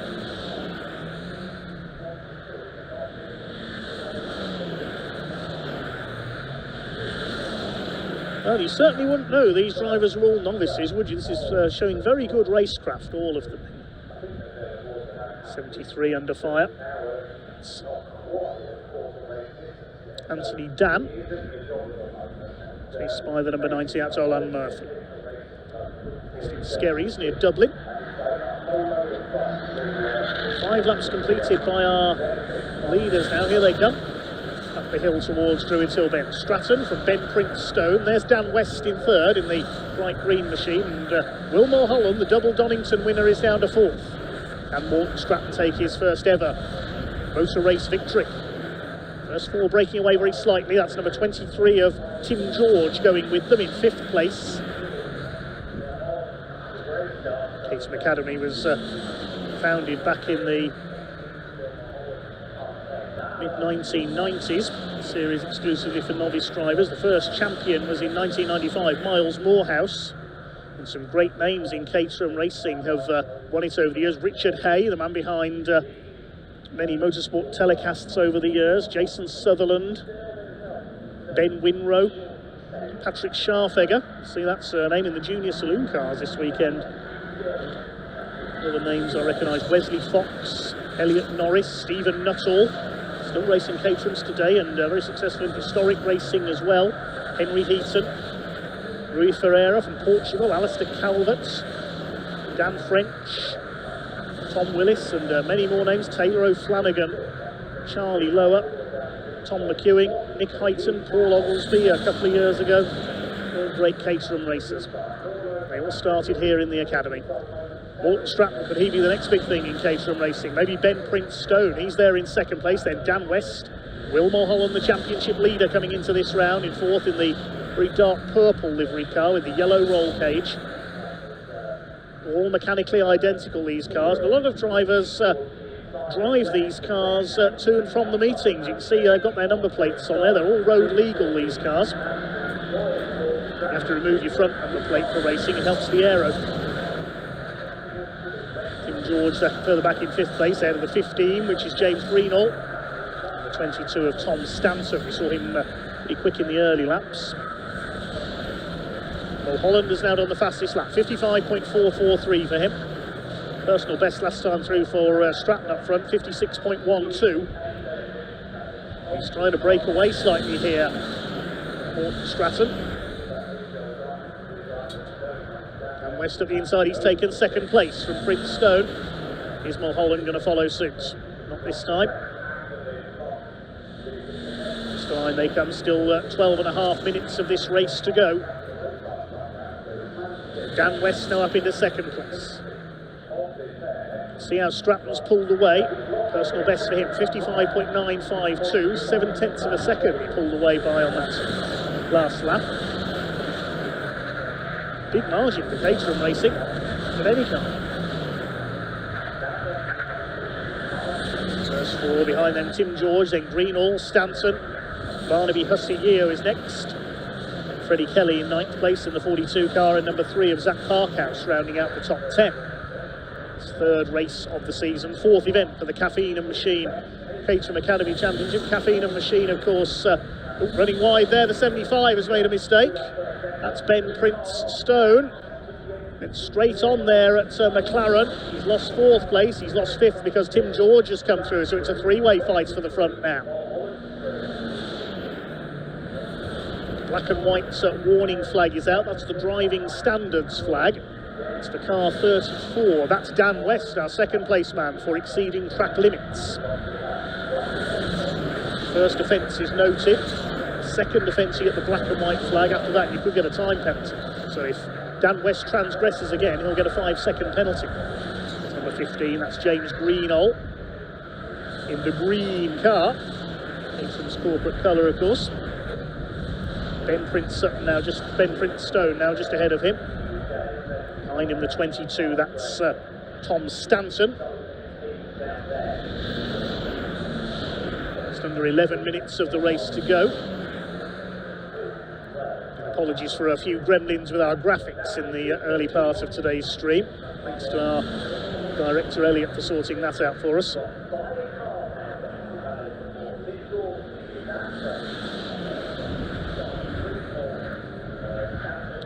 we've got just over half the race to go. Tim George being caught back up by Ben Prince Stone there for 4th position. We'll have a look up the inside here into Druids. And he goes through. Good move there by Ben Prince Stone, recovering after that mistake at McLaren. Stanton just behind him is Barnaby Hussey-Yeo in the yellow car.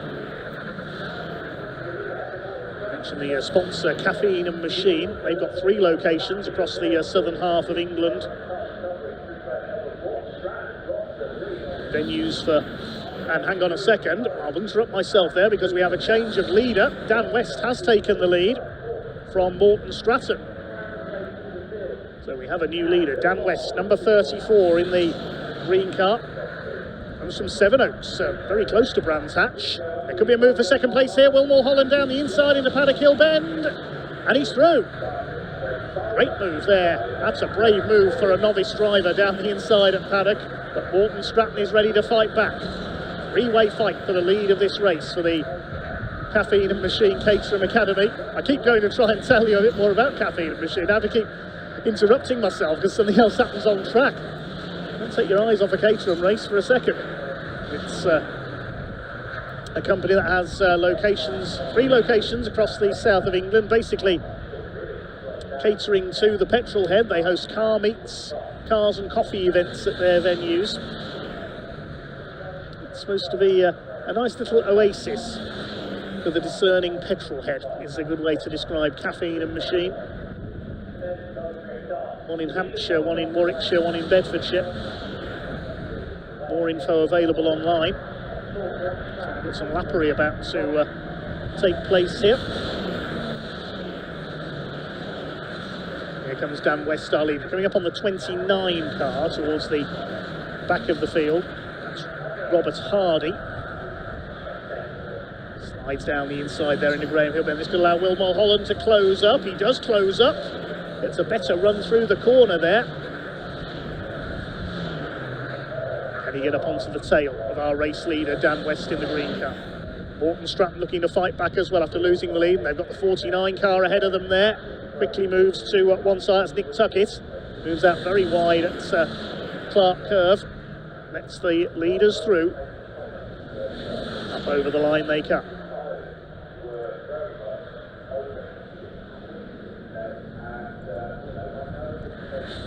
Paddock Hill Bend. There's another back marker there. Will Mulholland having a look. Morton Stratton looking to fight back as well. This is tense stuff now towards the front of the field. Mulholland is in attacking mode.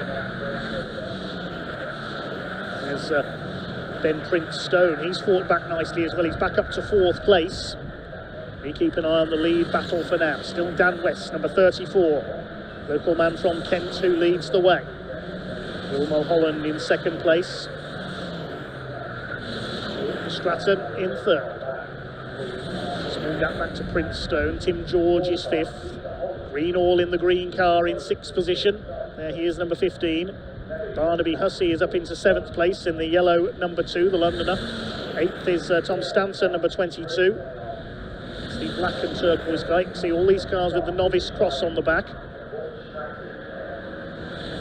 A level playing field, making for some great close racing. Just over 6.5 minutes of it still to go.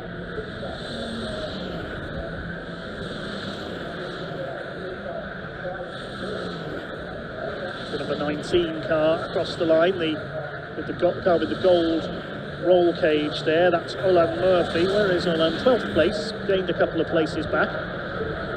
Just ahead of the 64 of Peter Holland. And West and Will Mulholland together, and Mulholland is in front as they come along Cooper Straight. He's got through, as I thought he might. Now, can West and Stratton fight back? It's going to be a great race to the line between these three.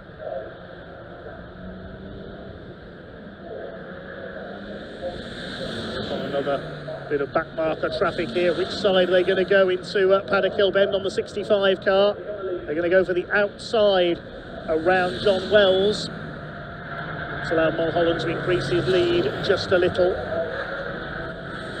Normally in a race for the quicker Caterham classes on the company's ladder, you see all the cars racing in a tight pack, and there wouldn't be much lappery, but different performance levels from these novice drivers. In the Academy they go into road sports, then up to 270R, 310R, and the quickest of all is the Caterham 7 Championship UK for the 420R based machines. Saw them out at Alton Park recently, they were in cracking form. Matt Armstrong is the current Caterham 7 UK champion from last year, not to be confused with the car YouTuber of the same name, incidentally. That's the man these drivers will be looking up to. The gap is 4/10 of a second as they head over the line. Stratton's lost a little bit of ground. He's 1.2 seconds off these two now.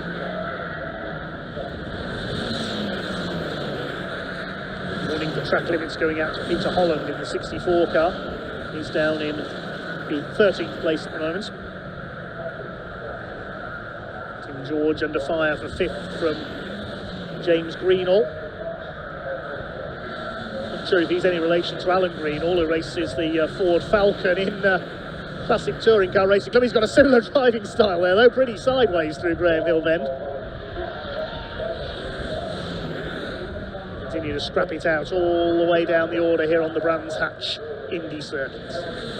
65 John Wells, about to be lapped here. Has to keep on his mirrors and move aside. He does so down the straight. 4 cars will swarm past him. Tim George up the inside. Here's Barnaby Hussey having a go. Tim Stanton just behind them. Hussey up the inside on Greenall, and he's through. They're learning quickly, these racers. He's run a bit deep on the exit there, nearly into the gravel. Now attacking Tim George for what is 5th place. James Greenall trying to fight back behind.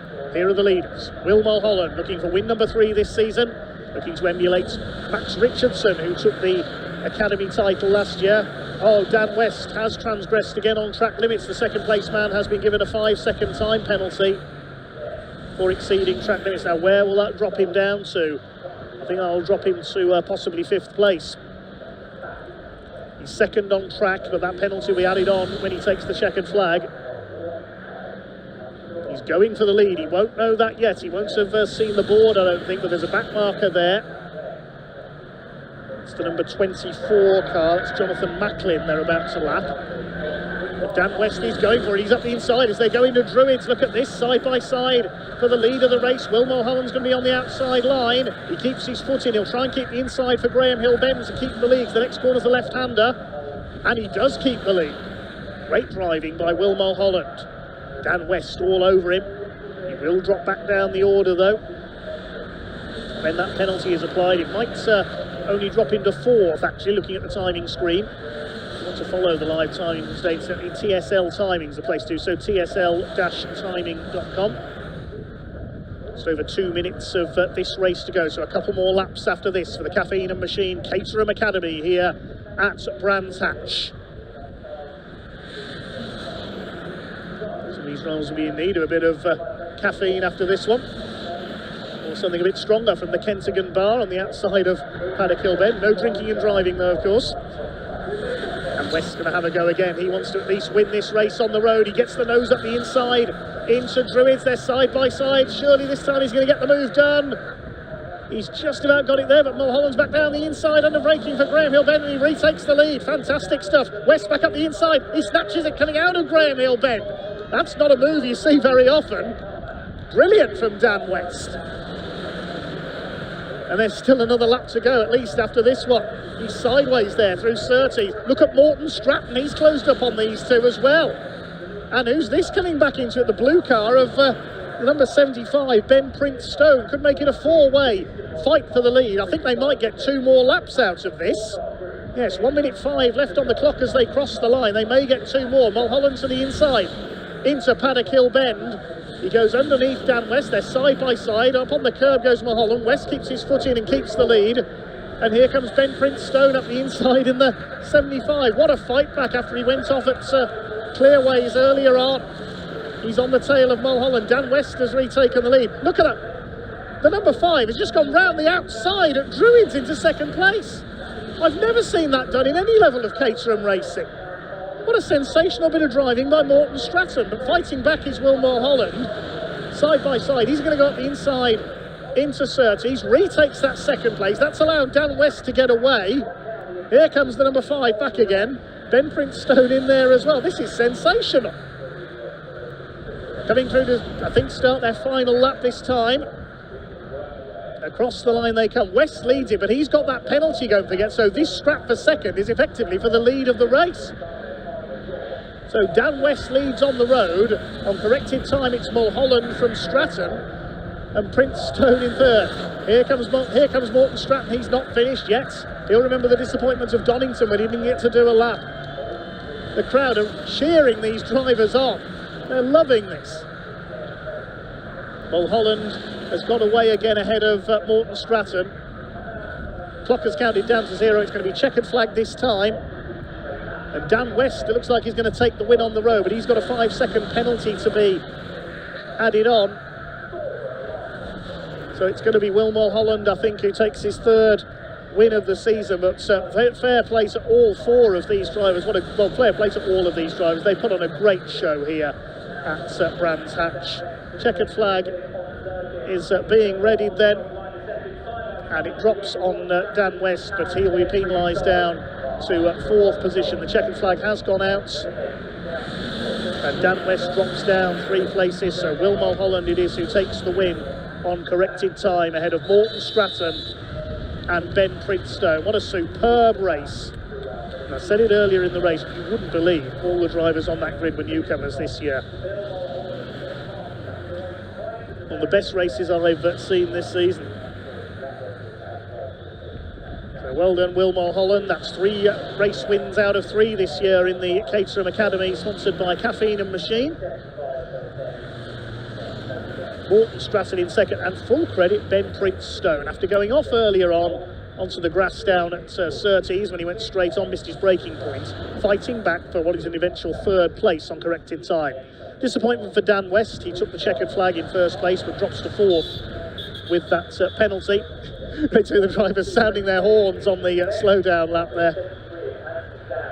I'll give you the provisional results of the Caterham Academy. Will Mulholland wins it by 1 2/3 of a second over Morton Stratton, and Mulholland got the fastest lap of the race as well. 79 mile an hour average around the Brands Hatch Indy Circuits.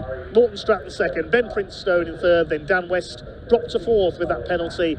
And James Greenall got past Tim George as well for fifth in the closing stage. We were busy watching the leaders. Barnaby Hussey-Eo seventh ahead of Tom Stanton, Zach Parkhouse and Freddie Kelly. And I'm pleased to report all 27 starters went the distance in that race as well. What a superb motor race. Well done, everybody there in the Caterham Academy. I can't wait to see them again later in the season. Let's head down to Ian in Parc Fermé for the celebrations.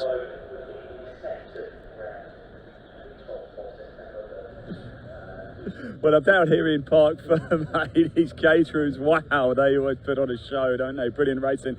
It is number 67, William Mulholland, known as Bill Mulholland, who wins his third race of the season for Caterham Academy. Unfortunately, Dan West was handed a 5-second time penalty for track limits, so it promotes Morton Stratton into second and Benjamin Princestone into P3. We'll hear from them as soon as they get out of the cars here. All celebrations around in the glorious sunshine here at Brands Hatch. In fact, William Mulholland wasn't even aware that he'd won the race there either. I'm sure he'll be a very happy man as soon as he figures it out. We'll grab. You didn't even know you'd won, did you? No, I thought it was second. It was an amazing race with Dan. Yeah. Back and forth. I couldn't get it. I thought the board came out. I thought it was me. I was like, right, that's it. I was like, well, I'm having a great race anyway. Let's just keep going and see if I could get him back. And I couldn't. Well, he was handed a 5-second time penalty for track limits. So, okay. So you take the win. Come on, win number 3. Well, yeah, I can't believe it. It's a surprise, but what a battle! What a battle!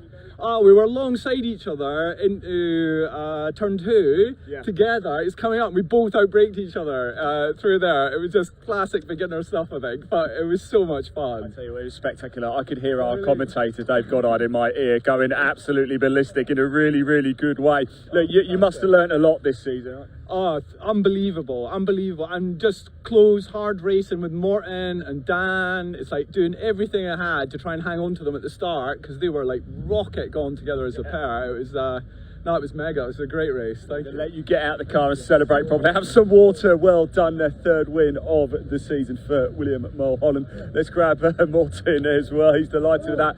P2 for Morton Stratton. Well, we'll let you get your helmet off if that's okay, and then we'll have a quick chat with you if you don't mind. Coming home in second place there. There's a massive smile underneath that helmet. I can see Morton second place in that race. Wow, Caterhams, they are special, aren't they? Oh, amazing. Honestly, the race is incredible. So competitive out there today. Honestly, amazing. Oh, I'm so buzzing. What does it mean for you? You're going to be on the podium at Brands Hatch of all circuits. Come on. It's my home circuit. I literally live 10 minutes away from here. And after the result at Donington, it's honestly just amazing. It happened today. Honestly, out of all the circuits, I wanted it to be this one, 100%. So happy. I've got a feeling there's going to be more to follow this season. Let's hope so. Morton, congratulations. Well done indeed. It was number 75, Benjamin Princestone. He's not in the car. Don't know where he is, to be honest. So congratulations to all of the runners and riders. Wow. Caterhams always put on a show, don't they? They really, really do. I'll tell you, talking about putting on a show, though, classic touring cars pre-66s, the engines are starting to rev up over in assembly. So let's hand over to your commentator, Dave Goddard.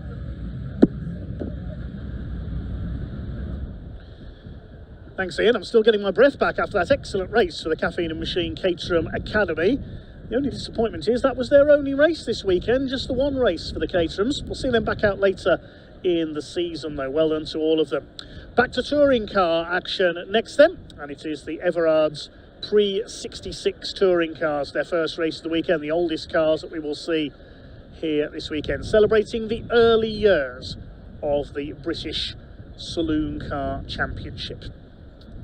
In those early years, the likes of Jack Sears, Jeff Uren, Doc Shepherd, John Love, the Rhodesian, were the champions. We've got some of the similar cars that they raced, everything from Lotus Cortinas to Hillman Imps, Minis, Anglias, a couple of big Yank tanks out there as well. We'll introduce you to the full grid shortly, but let's let Ian introduce you to one or two of the drivers first of all.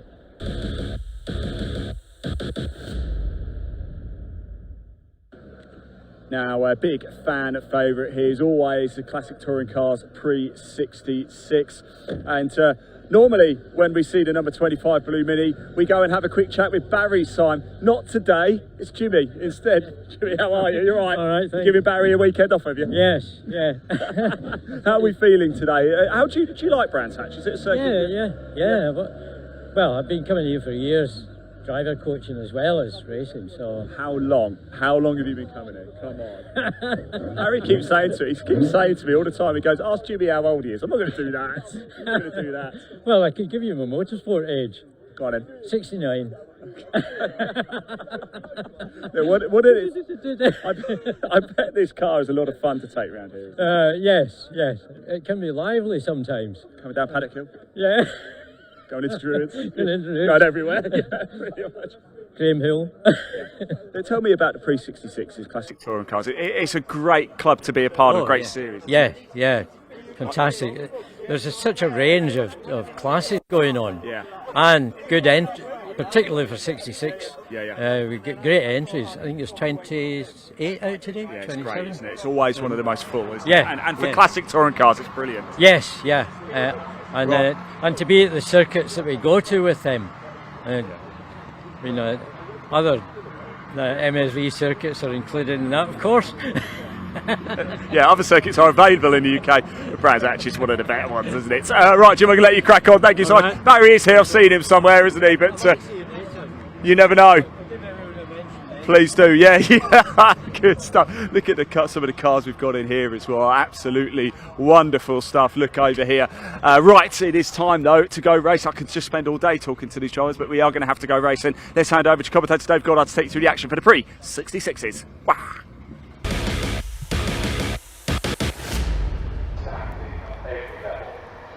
Yes, thanks Ian. The Marshal's just doing a bit of sweeping up before we get the cars out on their green flag lap for the Everard's Pre-66 Classic Touring Cars. Let's have a look at the grid then. Qualifying took place this morning. It's an all Lotus Cortina front row. Former champion Ian Thompson is on the pole alongside 64 Simon Gustafsson. They've both been race winners this year. Watch out for the second row though. Former BTCC driver Jeff Smith in his Mini is on the second row alongside the big Ford Falcon of Piers Grange. He's jumped out of his Escort and into his Falcon. Row 3 is reigning champion James Ibbotson, James the Giant Killer as we call him sometimes, in his Hillman Imp, alongside veteran touring car racer Roger Stanford with his Lotus Cortina.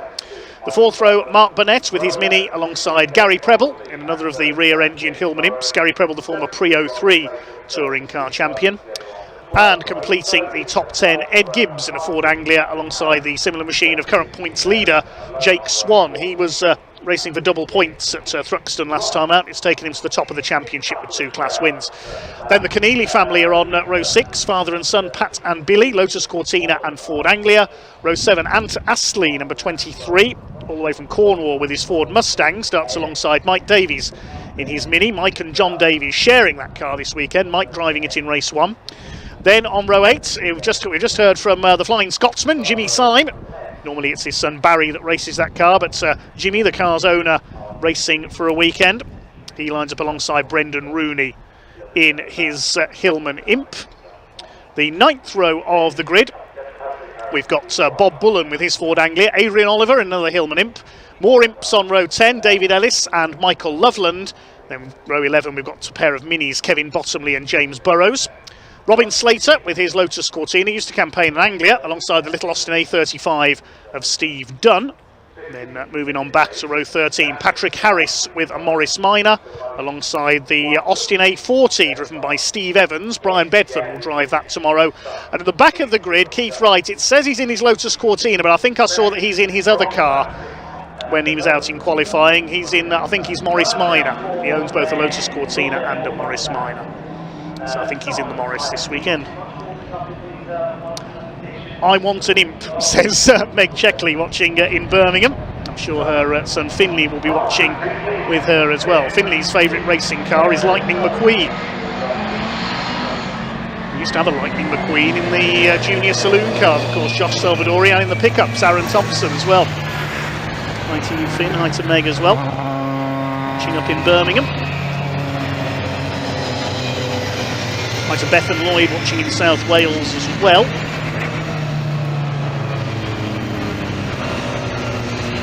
Thanks again to for all your comments coming in. We've not had a chance to get through many of them, unfortunately.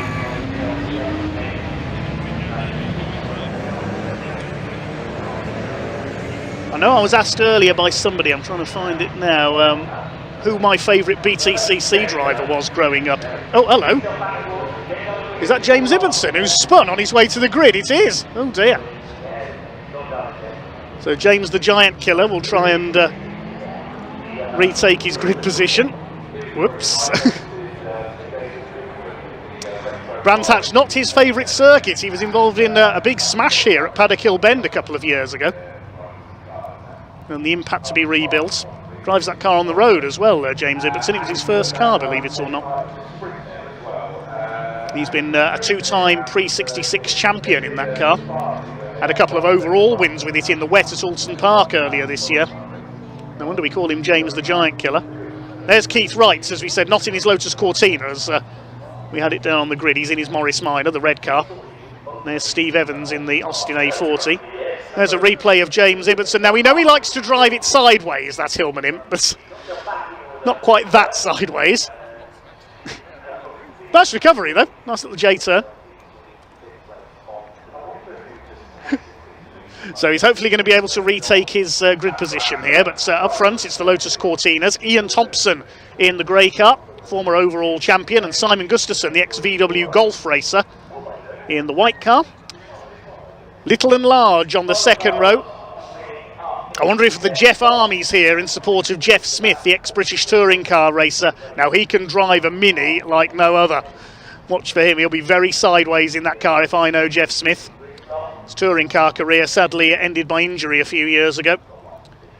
And alongside him, that massive Ford Falcon of Piers Grange. He jumped out of his Escort and into the Alan Mann Racing liveried red and gold Falcon. James Ibbotson has retaken his position on row 3 alongside Roger Stanford in the green and gold Lotus Cortina. Looking to see if we've got any gaps on the grid here. Mark Burnett's Mini is there on row 4, the black machine. He starts alongside Gary Preble in the light blue Hillman Imp. Ed Gibbs and Jake Swan next up, the two Ford Anglias, as we get underway. A couple of cars a bit slow away towards the back of the field there. The best of starts by Ed Gibbs Anglia either. Jimmy Syme in the blue Mini there on the inside, but who's got the lead? It is Ian Thompson in the Cortina. Decent getaway by Piers Grange from the big Falcon, runs out wide to Druid's hairpin for the first time. Ian Thompson's Cortina leads the way. Solid scrub of cars behind. Jimmy Syme nearly into the back of one of the Imps there. It's Patrick Harris, one of the two Morris Minors on the grid. Already scrapping it out in the midfield. In the Everard's pre-66 touring cars. A 15-minute race once again. Smaller cars with the handling advantage, the bigger machines with the out-and-out speed down the straights. Can make for an interesting mix here. There's Ant Astley, the big Mustang, under fire from Gary Preble, who didn't get the best of starts in his Hillman Imp. Very busy indeed as they head around on this opening lap. Ian Thompson in the early lead. Grange has got the Falcon up into second place.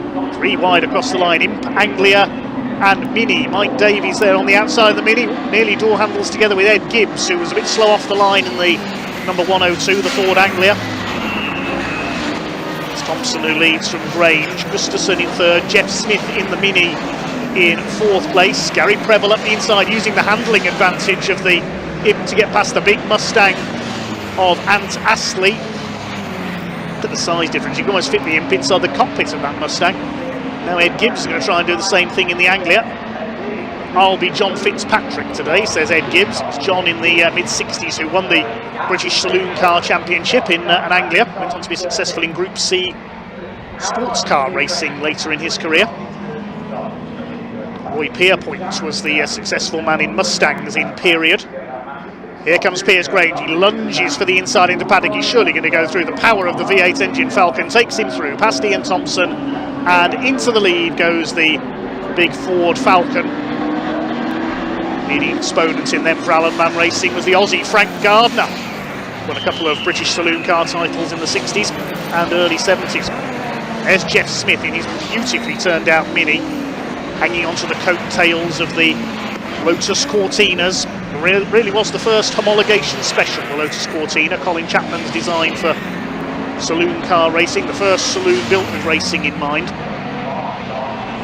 Driven by the likes of Jim Clark, arguably one of the most talented racing drivers of all. Jeff Smith onto two wheels off the curb there at Surtees as he chases Simon Gustafson. In Minis, we mentioned John Love, the Rhodesian driver. Nearly won the South African Grand Prix in 1967 as a privateer. And the likes of John Rhodes. John Rhodes still around today in his 90s, if he's watching on today. Here's Grange running wide there through Paddock Hill Bend, mind the gravel trap. Roger Stanford behind this group in fifth. He's been with the Classic Touring Car Racing Club for many years. Rebuilt that car after a rollover at Alton Park a couple of years ago. First four line astern. Next in the order, that's Pat Keneally's Cortina. He's come through well. The Lotus Cortina is clearly well suited to Brands Hatch. There's Jake Swan, the points leader in his Anglia. He's in 7th place. James Ibbotson leads the class for Hillman Imps as Jeff Smith up the inside into clearways. Just about gets past Simon Gustafson. Now let's see if Jeff Smith can catch our two leaders. It was Aaron Smith, no relation, who brought a Mini through from the back of the grid to fight for the lead here at Brands Hatch a couple of years back. Gustafson uses the power of the Cortina to take third, and Jeff Smith says, OK, I'll go back up the inside on the brakes. You can see the car squirreling around there. Jeff Smith's clearly been watching Nick Swift. That's how he drives a Mini. Oh, he's locked up. Jeff Smith's going off. Oh, commentator's curse there, Jeff. Sorry, Jeff. Straight on into the gravel at Druids. He's beached there. That might be a safety car. Such a shame for Jeff Smith, just trying out a little bit too hard to hold off Simon Gustafson. Here's James Ibbotson. He's got another Mini on his tail. Number 17, that's Mark Burnett. Regular in various classic Mini series. Like him, Gary Preble, second of the Hillman Imps in Class E. 10-second penalty for Roger Stanford, number 11, for a false start. So he was either out of position or he jumped the start. He's in 4th place at the moment, but with 10 seconds to add on. And the hand goes in the air from James Ibbotson. That might mean the safety car's coming out. Yeah, the pack seems to be slowing down. Yeah, safety car coming out. That'll be because of Jeff Smith's car in the gravel at Druids. 9.5 minutes just over of the race to go.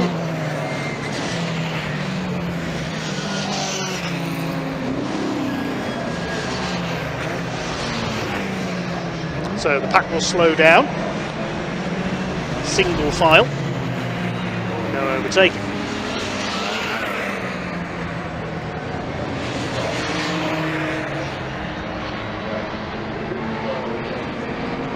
There's Bob Bullen, racing classic Fords for many years now. The Anglia, also a Mark 1 Escort as well a few years ago.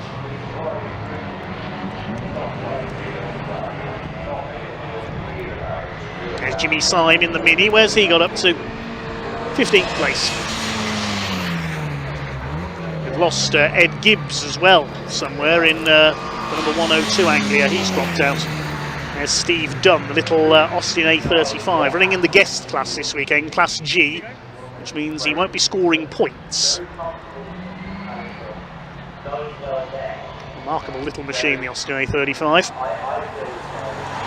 A lot of those raced in the late 50s, tuned by a certain Graham Hill through his tuning company Speedwell.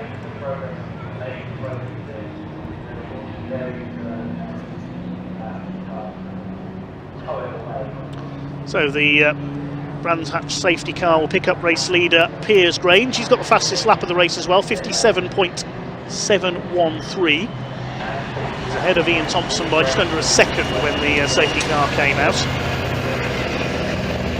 Gustafson and Stanford. Pat Keneally's up to 5th with the demise of Jeff Smith. Safety car slowing them right down as they pass the scene where the recovery in operation, trackside recovery. Big thanks to Steve Bewers and his colleagues. for their hard work this weekend. Big thanks to all our volunteer marshals as well. We couldn't go racing without them. Jeff Smith is extracted from the gravel. Mini may have made a decent rally car in its day as well, but Jeff Smith not quite able to unleash his inner Paddy Hopkirk and get out of the gravel trap there.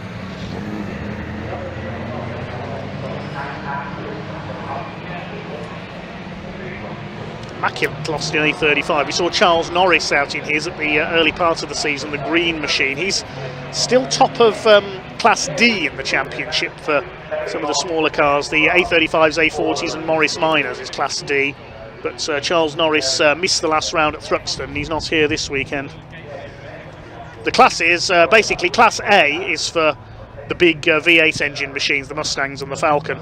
Class B is for slightly smaller machines, things like Triumph Vitesses and things like that I've seen in Class B in the past, but they've not had any entries yet this season in Class B. Class C is for the Minis and Anglias. Class D, the A35s, A40s, Morris Minors, we've just explained. Class E is pretty much for Hillman Imps, it's the up to 1000cc class. And Class F is dedicated to Lotus Cortinas. Which means Ian Thompson is leading Class F at the moment. Piers Grange, Class A. Class C is Jake Swan's Anglia. Class E, James Ibbotson. And Class G, the guest class, for drivers not registered for the championship, it's Mark Burnett's Mini leading that. Just a couple of retirements, Gibbs and Smith.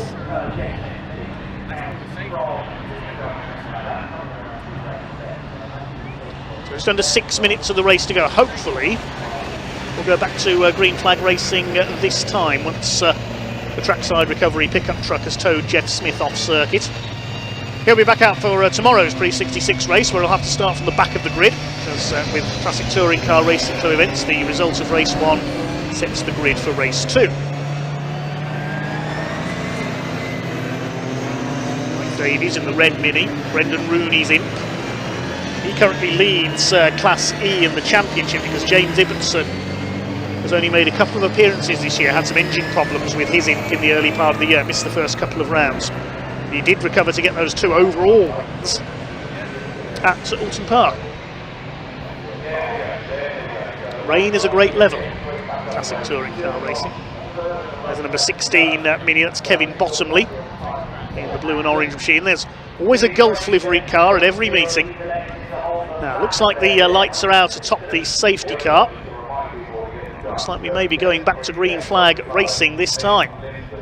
So we'll get a few more laps in the Everard's Pre-66 touring cars. See Ant Astley up there in the Mustang. The safety car is indeed in pit lane, and Piers Grange takes off into the lead of the race. Now, can't overtake until they cross the timing line. Waiting to overtake there, Mark Burnett on the outside of James Ibbotson. Is he going to get through? Not quite, as they go into Paddock Hill Bend. Ibbotson still leading his class. This goes past the point where the Imp got rather graunched a couple of years ago in a pile-up. Into Druids Hill Bend they go. Oh, and off goes one of the Lotus Cortinas. Who's that? I think it was Pat Keneally, number 201. It is. He's gone all the way in. He's hit the tyre wall. So Pat's okay. Had endless problems with that Cortina this season, unfortunately, and now more damage to it. Just under 4 minutes of the race to go. Now, will we see a red flag as a result? That race continues for the moment.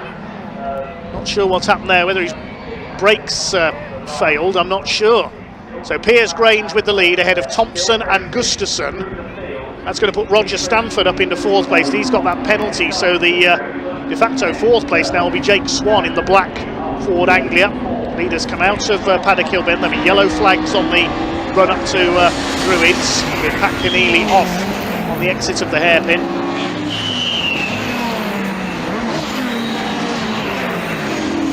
Race continues for the moment, protected by the yellow flags by the look of things. There is Pat Keneally's Cortina in the gravel trap. And yes, the red flag is coming out. There were 3 minutes on the clock, well, 3 minutes and 2 seconds to be precise on the clock when the red flag came out. So we'll await confirmation on what's going to happen. I imagine that's going to be a declared result. There's another car off, I've just noticed on Cooper Straight. Keith Wright's Morris Minor has pulled up.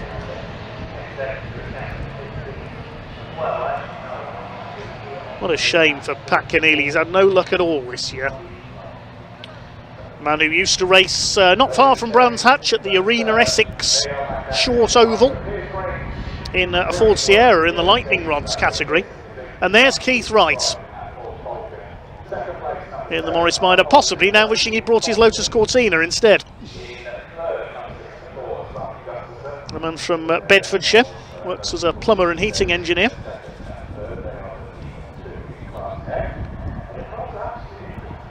So the Morris Minor has sadly let him down.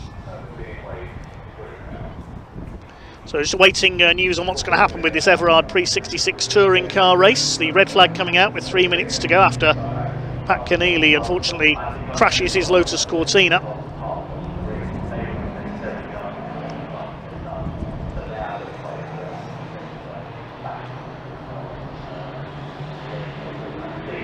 Pat is okay, he's out of the car, there he is.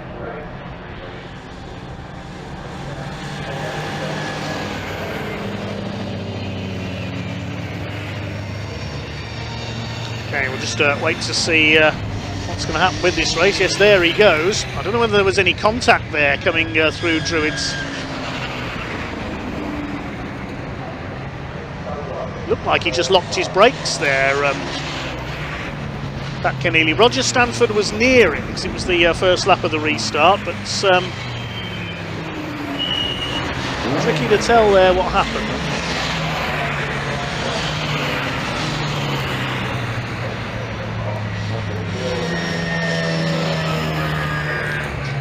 Okay, we're just being told by the timekeepers the session will not be restarted, so that is will be a declared result provisionally. And that will be a win for Piers Grange in the Ford Falcon.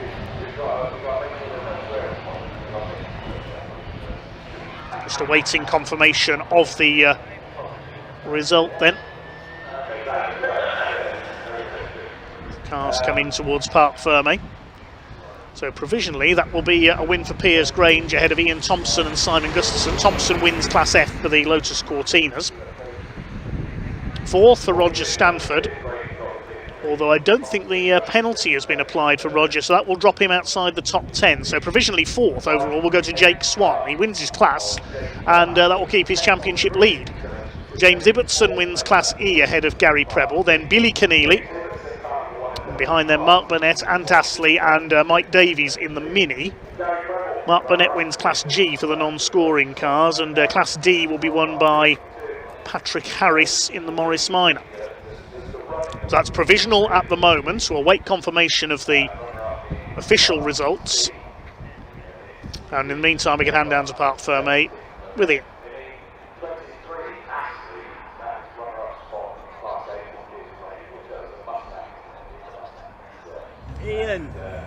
Ian. Oh, no, I've got you. I've got you now. Well, nice sweaty hug. How you doing? Oh, he's all damp. He's all damp. Here, look, red flag. It's second place. It's never how you want it. It's not going to be restarted, of course, but you still have to be in a position to get on the podium, don't you? And you were. Absolutely. So it was a great race. Really enjoyed it. My main competitor is behind me, the Cortina, the class championship. Yeah. He was quick in a straight line, but it was good fun. I enjoyed it as usual. As you know, we always have fun here, don't we? I tell you what, 66s. You guys put on a show for us. You're really looking forward to more of it tomorrow. As well. Big time. It's a shame it cut short, but I can see why. There's 3 cars dotted around, so it's not going to happen. But I think we've seen the drivers get out, so that's good news, isn't it? But lovely to see you in. And here he is. Piers Grange. We spoke to him once or a couple of times already today, and I think we're going to be doing it a bit this weekend, Piers. I hope so. I mean, look, red flag ends it, but of course you were in a box seat, so... Yeah, that's it, and I think we got the legs in everyone, so it was pretty easy really, that. Car was going great. More Racing had done a fantastic job on it, and it was handling superbly. Let's talk about restarts then, and the safety car obviously comes in. Is that something you like, a restart? You're in control? It's ideal in that sort of car because I can just back everyone up and then give it to them when it suits me, not anyone else. So it's an ideal scenario. Absolutely, yeah, absolutely. Well done, Piers. Good to see you again. Again. I think we'll be seeing a bit more of you as well. Let's grab Simon's up here. I wonder if I can grab Simon for a quick chat. Simon, can I? Did you hear that? I've had Gutterson. Was that Sonia saying Gutterson? I've had Gutterson, Gutter Bum, Gust of Wind, you name it, I've had them all. Gustafson. Gustafson, well done, well done. Thank you. That's how you do it, Sonia. You read the script, haven't you? Yeah, I've got it written right there. How are we doing? I'm very well. Well, how are you, actually? Yeah, good. Yeah, good. Obviously, just trying to rein this guy in, and he's just proving a bit too quick, isn't he? Well, you never know. There was still 3 minutes. Unfortunately, the red flag probably the right decision to do. But he doesn't make many mistakes, does he? He finishes races. He knows what he's doing. He does know what he's doing. He's a good boy. Yeah, he goes well. I'll tell you what, is that not good for you though? Because that gives you a real target, a real challenge, doesn't it? Do you think it raises your level? I don't know. I think a little bit. You're trying to find a way past, and perhaps you're just sometimes just pushing it a little bit too much here and there. So there's a little bit that comes into play, I suppose. But it's just a bit disappointing we didn't get a full proper race really. Two red flags, which is unfortunate. But hopefully a bit better for tomorrow. Hey. It's going to be another cracking day, Simon. Great to see you, mate. You too. We'll see you tomorrow. Yep, good stuff indeed. I saw Roger somewhere. Where is he? And let's go see if we can find him. I think we've got a little bit of time to stick around with us, haven't we? And see if we can go find. Where has he disappeared to? Let's go chat to some more of the. Oh, he's over here. That's right. Sorry, John. Sorry, let's go and James Ibbetson's around as well. We want to go speak to him. Let's go have a quick chat with Roger because unfortunately I think a time penalty. Roger, it's good to see you. How are you, by the way, Roger? I'm all right. I'm still vertical. Yeah, you certainly are indeed. Look, these 66s, you guys always put on one hell of a show for us, don't you? Well, it was a bit of a catch-up game today. I'm not quite on it. Yeah. I've been 4 years out of this lark, and I'm not quite on it. And there's some new lads out there who are quick. Some of them think they're quick, and some of them are a bit loose cannons. Yeah. I've been every time since I've been out with the new Cortina, every time, including today. Not necessary, but there you are. Trying to tell me I came across, all the rest. No, not, whatever. You know what you're doing, don't you, Roger? I've always seen you race. Well, a long time I don't now. go looking for trouble. Yeah. But it appears that some of the new boys need to calm it or whatever. I don't know. Do what they like. I'm past all this now. I'd have been here with the touring car, but we had big problems. Literally, the day it left.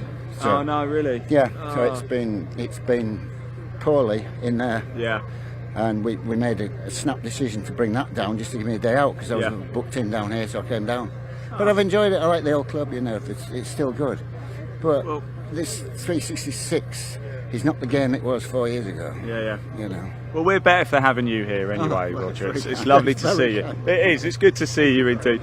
Thanks, Roger. Thanks for talking to us. Let's go find where is James Ibbetson. I saw him. There he is. Let's go have a quick chat with him. I believe he won the E-Class.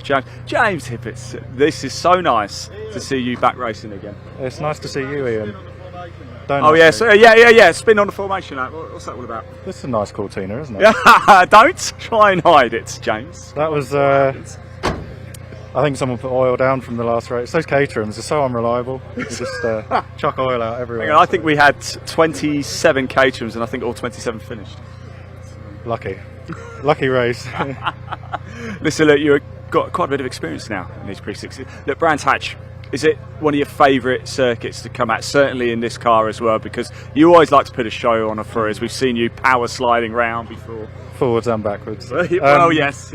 Yeah, I do like Brands. It suits him well, the straight, although it's not really a straight, it's just short enough that we can hang with the big stuff. So it's mega fun, and it's good to see you again, Ian. Stop it, James. Stop it. Lovely to see you, mate. Congratulations as well, by the way. We'll see you tomorrow also. Right, so looks like we're about to go racing because the track action cars, as you can see over in assembly, are making their way out. I did catch up with a couple of drivers a little bit earlier as well, so hopefully we can hear from them very shortly.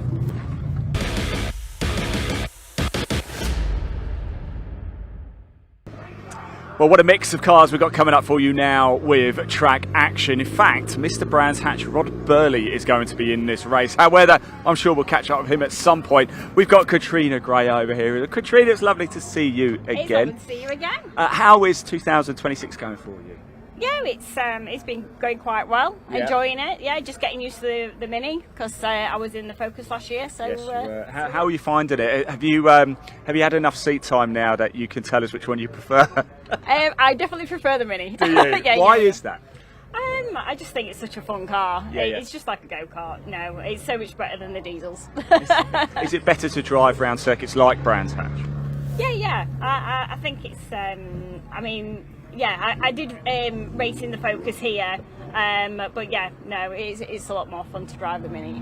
Well, enjoy this race, won't you? So you got all the windows down. It's hot, isn't it? Goodness me. It's far too hot. Lots of water. Lovely to see you, Katrina. We'll see you later as well, no doubt. Matt Anderson up there. There's Marshall Groves as well. Let's just run over. And somebody I want to quickly pop up to, actually, David Thomas in the MR2. Let's just go say hello to David very quickly.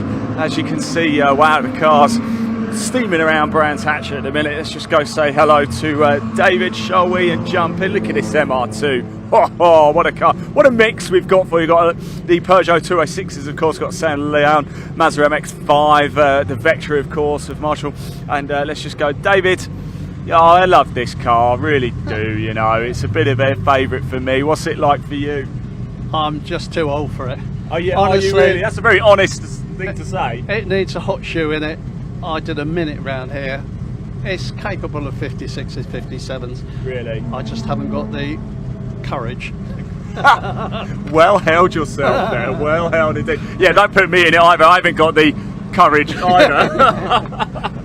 David, I'll let you get ready. Right, thanks for talking to us. Best of luck. There we go. Track action about to get underway. Dave, over to you.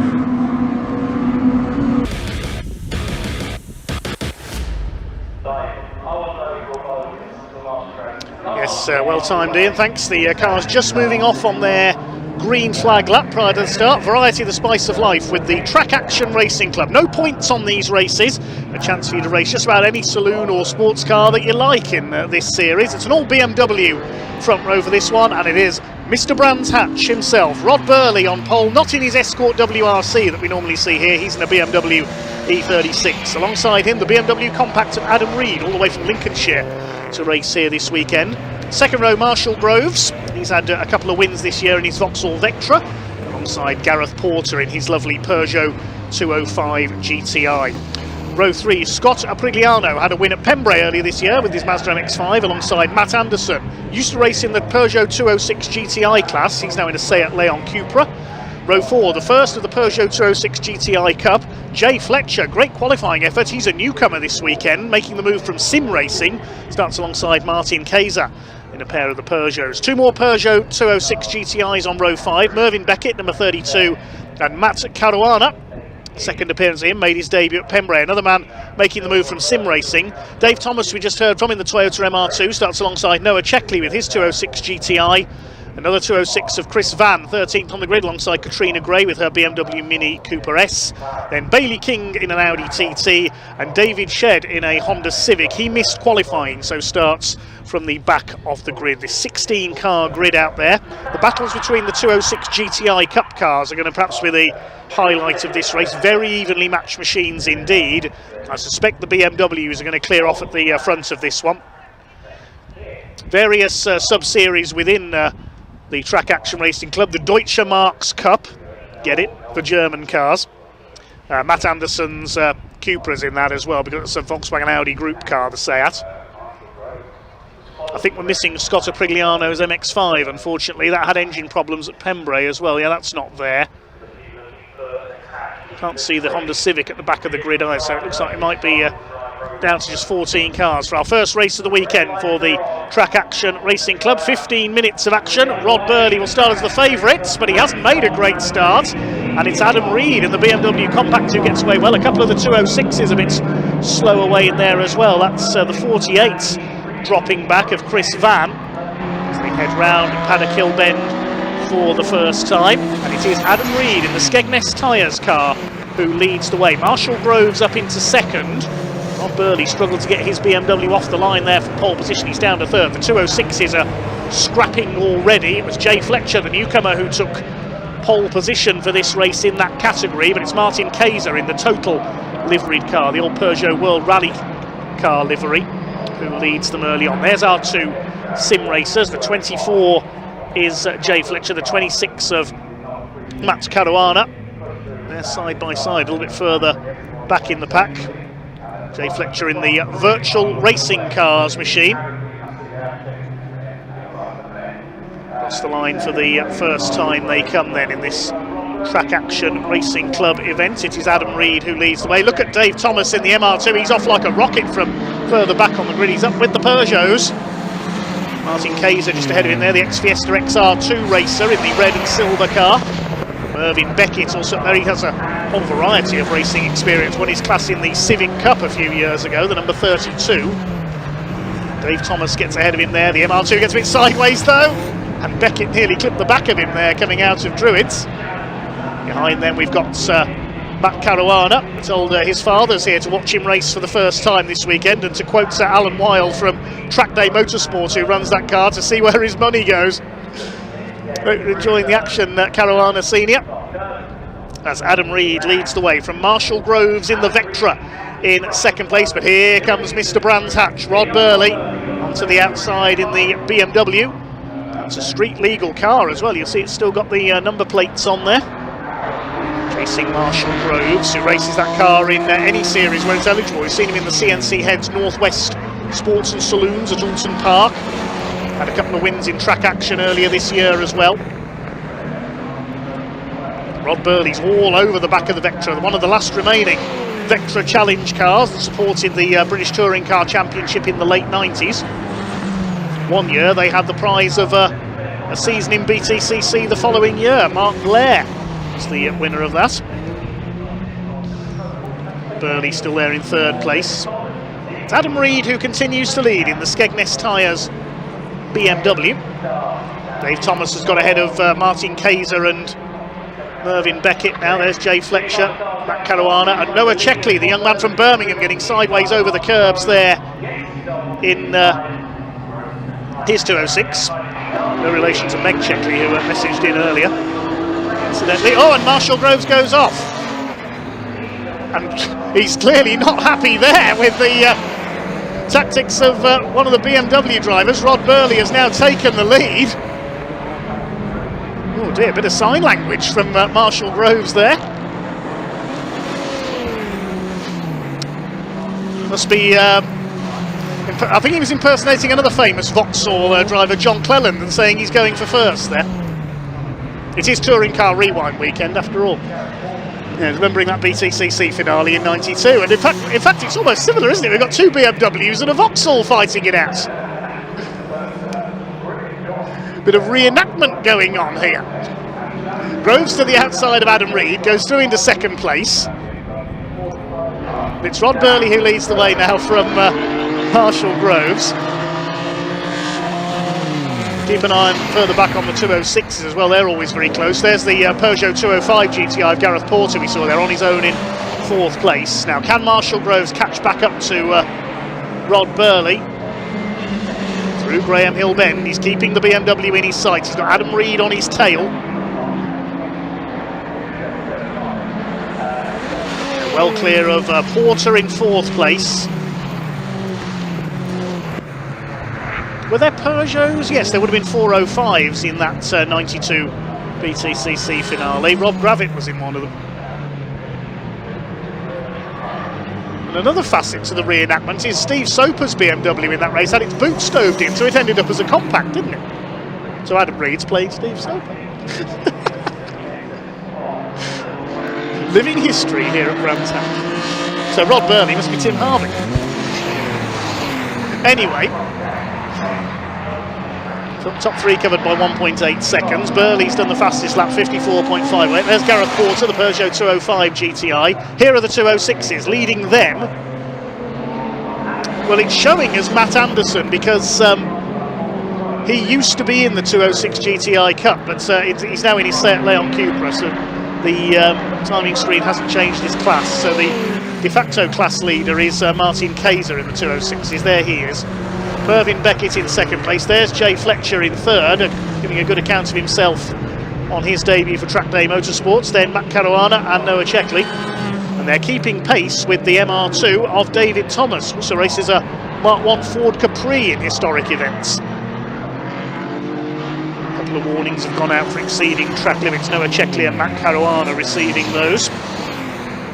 There's Bailey King's Audi TT being lapped by the leader, newcomer this year. Had a few problems with that car at its debut at Donington. And well, now. I know that car's in World Rally Championship livery, but a spot of rallying there from Martin Kayser coming out of Clearways, and he's lost the lead of the 206 category to Mervyn Beckett. So Martin Kayser is going to have to make like Marcus Gronholm and get back on the pace of the category leaders.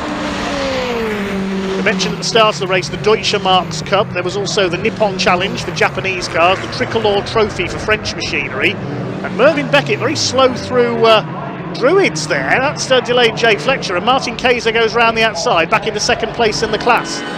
We said the 206s would be lively in this. More famous as a rally car over the years, but certainly good circuit racers too.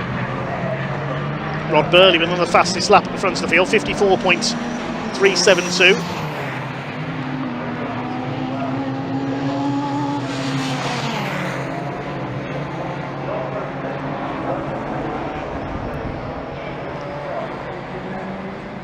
Over the line they come, going up towards half distance in this 15-minute race for the Track Action Racing Club. There's been plenty of track action in it so far. 4 206s battle it out. There's Noah Checkliffe behind them, the black and blue car. Still Burley from Groves. Groves in the class for British cars. It's the only British car out in this race. The BMW Mini of Katrina Gray is classed as Deutsche Marks Cup. Here are the leaders. Marshall Groves keeping Rod Burley in his sights.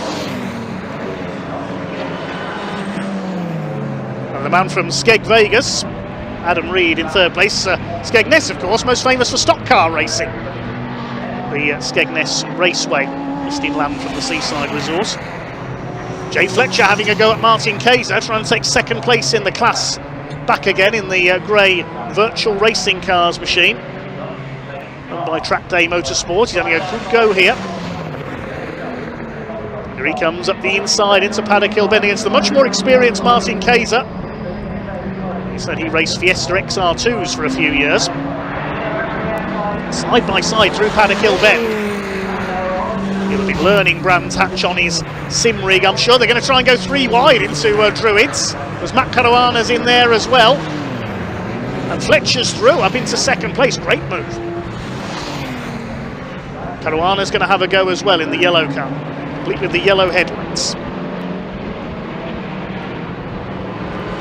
Burley still leads by just under 2 seconds. Adam Reed's dropped back a bit now into third place, and those three are going to come through and lap this lot. There they are. They're currently lapping Chris Van in his 206, the silver car. Struggle a bit off the start line and drop back. Just under 6 minutes to go. Plenty of racing still to come for the Track Action Racing Club. There's Katrina Gray with the BMW Mini. She'll race a Ford Focus, as we heard. She's learning her craft in the Mini. Towards the back of the field at the moment. There's Gareth Porter, who's raced this Peugeot 205 GTI in a variety of events for many years now. Remember the cracking battle he had with Sean Govard's Citroën AX GT at Thruxton a couple of years back.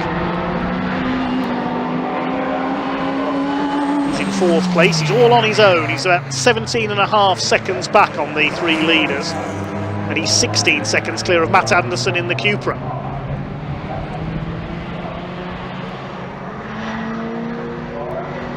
Through Graham Hill Bend he comes. Wonderful to look at, isn't it, the Peugeot 205. What about the newer Peugeots, though, of Beckett, Fletcher, Kayser and Caruana, and Checkley as well? It could be 5 of them battling together soon enough.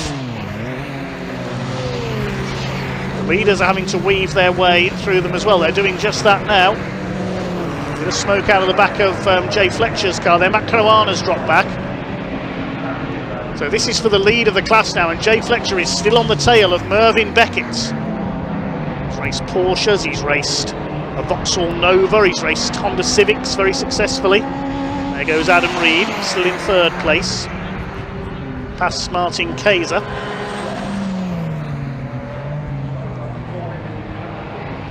Now Adam Reed's got to negotiate the 206 leaders. powerful BMW goes to the inside. He should get past no problem, and he does.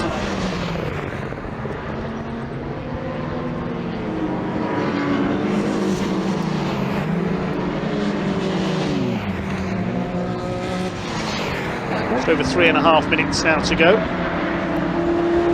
It's under 2.5 seconds in it between the two leaders now. It was a very odd coincidence the way those three were reenacting 1992 Silverstone earlier on. Two BMWs, Harvey and Soper, and the Vauxhall of Cleland. At least these three kept it on the black stuff. That's Bailey King, being lapped in his Audi TT, just learning his craft, the newcomer.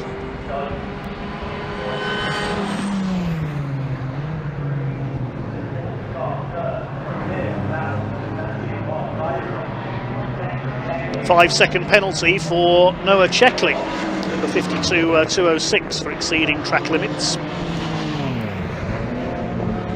It's further back on this battle. Still your leading Peugeot is Mervyn Beckett. Leading Peugeot 206, that is, of course, the quickest Peugeot out there is the 205 of Porter. Well, Noah Checkley certainly exceeded track limits there. He's off. He's going to the inside, wallop straight into the tyre wall. Oh dear. That will be a race stoppage almost certainly. Let's hope Noah Checkley's okay. That was a big impact into the tyres there on the inside of Druids. That will almost certainly be a red flag. Yeah, red flag out straight away.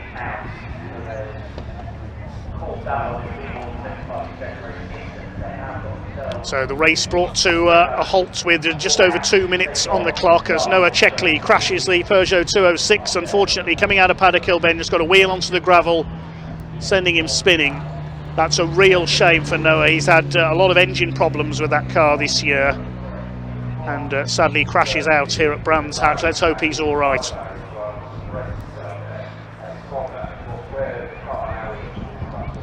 So that will, with just over 2 minutes left, that will almost certainly be a declared result. Top four had completed 13 laps. Everybody else 12 laps, so I imagine the result will be taken from the end of lap 12. Just await confirmation of that. Whichever lap it is, it will be a win for Rod Burley in the BMW ahead of Marshall Groves and Adam Reed. Provisionally, of course, yeah, already confirmation the race will not be restarted.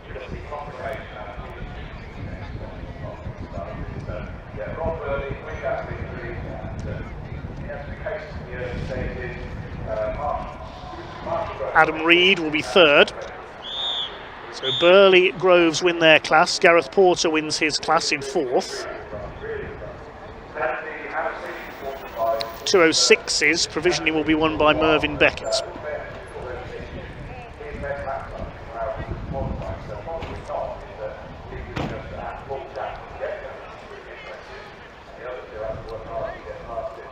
So Beckett ahead of Jay Fletcher, who provisionally will be second in class on his debut. That's a good drive by Jay. Fair play to Dave Thomas, who got the MR2 up to 6th place from further down the grid behind Matt Anderson. We didn't really see Matt in the Cupra during that race. He was 5th. Beckett, Fletcher, Kaiser and Caruana completing the top 10. Then Chris Vann, Katrina Gray and Bailey King. Noah Checkley's out of the car. Appears to be okay. That's good to see. He'll be taken to the medical centre for a checkup. Tyre wall doing its job there, absorbing the impact.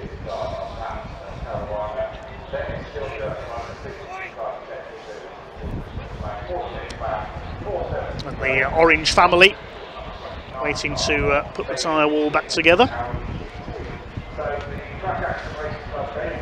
It's the end of race 1 for the Track Action Racing Club. They have another race tomorrow afternoon. You have to feel for Noah Checkley. He's had no luck at all this season. Let's have a look at that again. Just got a wheel into the gravel at Paddock Hill Bend, car straight across. That was a high-speed shunt into the tyre wall. See it again from the high angle at Druids. There he goes, off into the gravel. The back of the car breaks away. No chance of him slowing it down, and wallop. That was a very heavy impact for young Noah. This is the incident earlier in the race. Marshall Groves and Rod Burley side by side, and Marshall Groves forced out wide onto the gravel there. 2 into 1 didn't go into Paddock Hill Bend. Marshall Groves showing his displeasure after that manoeuvre. We'll see it again here. There goes Groves, rally crossing through the gravel. Rejoins, and he was clearly not happy there. I'm going for first, says Marshall Groves.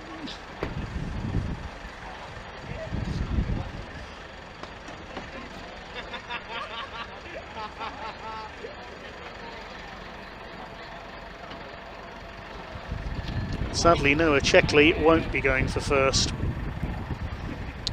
Hopefully, the team can rebuild that car for tomorrow. Let's have a look at the damage there. Well, we'll see what they can do, but I think that's going to be the end of the weekend for that car, sadly.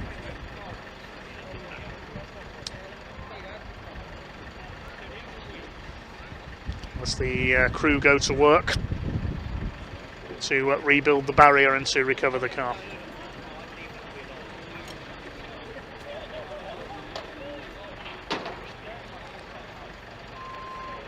Thanks to Track Day Motorsports for a bit of background info on their cars this weekend. They've asked to say hi to Bert, Claire, Hannah and Stanley, who are watching on this weekend.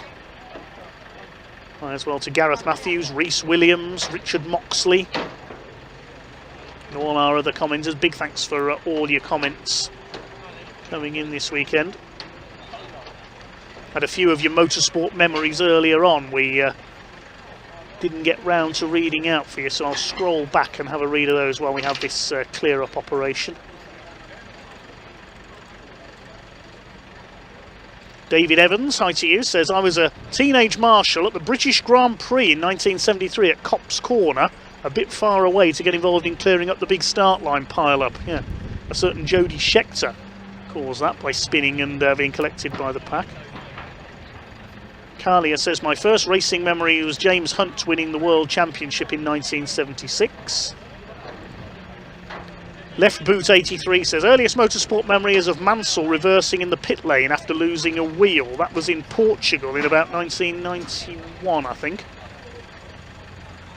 First trackside was 1998 British Grand Prix when Michael Schumacher took the win in the pit lane. Okay, results of the Track Action Racing Club has been wound back to the end of lap 12. Rod Burley takes the win by 2.5 seconds ahead of Marshall Groves. Adam Reed's BMW in third. Class wins for Burley and Groves. Class wins also for Gareth Porter's Peugeot in fourth place. Matt Anderson takes fifth in the Cupra. And Dave Thomas, 60, wins his class in the MR2 as first Japanese car home. Top 206 was Mervyn Beckett. Then Jay Fletcher, Martin Kaiser and Matt Caruana completing the top 10. Chris Van, Katrina Gray and Bailey King, the other finishers. Let's hand down to Ian in the meantime. We're back with your comments a little bit later on, but let's hand down to Ian in the paddock.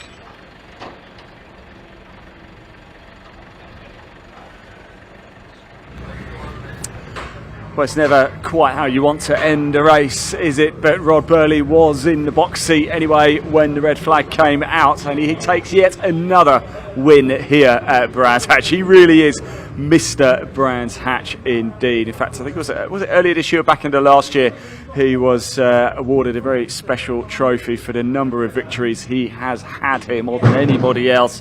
He climbs out of the car. We'll grab a quick chat with him very shortly indeed. Marshall Groves coming home in second place and Adam Reed in third. We'll just let him finish off talking here, get his helmet off as well. And Rod Burley, well. What win number is that here at Brands Hatch, Rod? 304. 304. I mean, look, you never want to do it under a red flag, but you were in the box seat anyway. Marshall, you can come in if you want as well. Yeah, congratulations, Rod, anyway. We made it hard. Marshall Groves, second place as well. Yeah. We'll let you get your helmet off, Marshall. We'll grab you both together for a quick chat. I mean, look, you know this place. You could probably drive this blindfolded. Maybe we should try that as a feature one day. I did in that race. Didn't you see the black glasses I had on? I did see them, actually. Yeah, they're blacked out. I just did it for a laugh.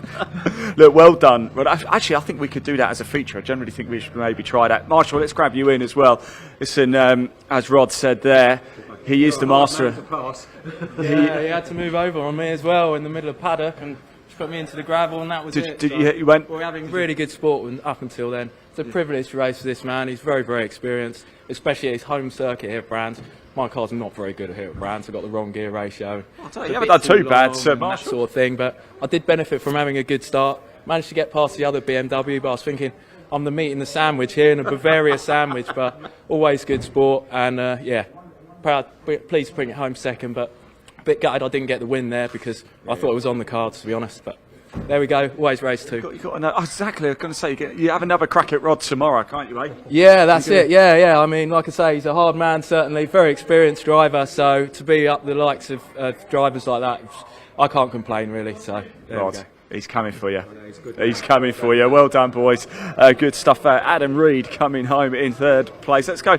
We've got Matt's here. Let's have a quick chat with Matt. We didn't catch up with you a little bit earlier, Matt. Sorry about that. Right. But look, red flag's never how you want to finish a race. But how was it up until that point? It was very hot. All right, yeah, just getting to grips with the new car after 5 years in the 206s. Just dipping my toe in something different. But yeah, it was all right there.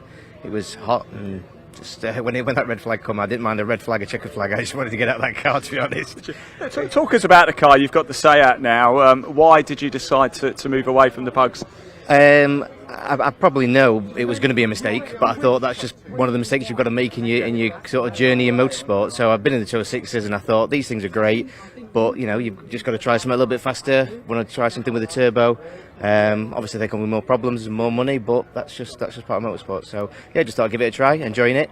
But I'm going to find out how all these 206 boys have got on, and I'm sure they've had some great battles. I imagine they have, indeed. Matt, thanks for talking to us. Lovely to see you, by the way, as well. Let's move around a little bit, shall we? Martin, let's go say hello to... Hello, Martin, how are you? I'm all right, thank you very How are much. you feeling after that? Are you a bit red-faced, a bit warm? No, I'll tell you what, that was a really good race, to be fair. Good battling, whatever. Yeah. The red MR2 was quick in a straight line, and it's through the corners. I nearly went up the back of him a few times, to be fair. But hey, we're in here to mix it and stuff like that. I mean, what a cracking battle with these two in front, like, you know what I mean? These Peugeots as well look a lot of fun, are they? They're even. This came off a street in London 2 years ago. 92,000 miles on the clock. That's all it's got. Put some stickers on, get a roll cage in, get out there, and it's fantastic. Simple. Like, you know what I mean? Literally that simple. And it is doing that. And look, you see how competitive they are as well. It's really good close racing. Trying to get a few more out for next season and stuff like that. But fantastic. Really good close racing. Martin, right? I'm stood here. The heat, I mean, of course it's silver, so it's reflecting the sun anyway. I can't imagine what it's like inside. It's pretty warm in there, but having said that, it's still got electric windows in. So once we got the red flag came out, that's it. The windows were down, get some cool air in. Put the AC in, get some AC. Otherwise I'd be cooking inside there, like, but no, fantastic, like, really good racing. Thanks for talking to us, much. Mike. Yeah, no worries. Lovely to see you as well. Thank you very much. Let's keep going down. Sure, let's go see Mervyn, see how he's feeling after. Mervyn, how are we feeling after that one? It's you're always smiling. That's what I like to see. So it's just a good time, isn't it, at track? Yeah, definitely, and that was a tough one. I knew that Joe, me being a new driver, he's fast, he's a good sim racer. We would definitely go having a bit about. We had a bad start, and I just knew that if I stayed in front of him, that I've got a fair few more battle scars on the back of this car. Oh yeah, there's. That's all bit of the race. That's what his cars are for, isn't it? But yeah, just kept a good battle. Sadly, Kaiser got. I was keeping up with him. And then sadly, someone just pushed him out wide, and then, of course, it made me get past. But I'm quite a heavy defender. I like Brands, so I just stayed there. And yeah, we've done good, and TDM at the top again. So well happy. Congratulations! I'm really happy for you, mate. And good also, stuff. I hope that is it Noah that was him. He's Noah. I hope he's all right. I think we saw him get out of the car, but I don't think the car's in great nick. A bit more repair. And he self-funds it himself, doesn't he? And, Yeah, it's a bit of a shame, but we just suddenly I was sort of looking, making sure you always worry it's one of your guys, and hopefully, as long as he's all right, I'm sure we can get the car sorted. Great words, Mervyn. Thank you you. so much indeed. Let's go see Matt again. Of course, we caught up with you, didn't we, Matt? Pembrey. A couple more races in the tank now. How are we getting on with all this? Yeah, it's good. A bit disappointing at the end for the red flag, but obviously I hope everyone's okay.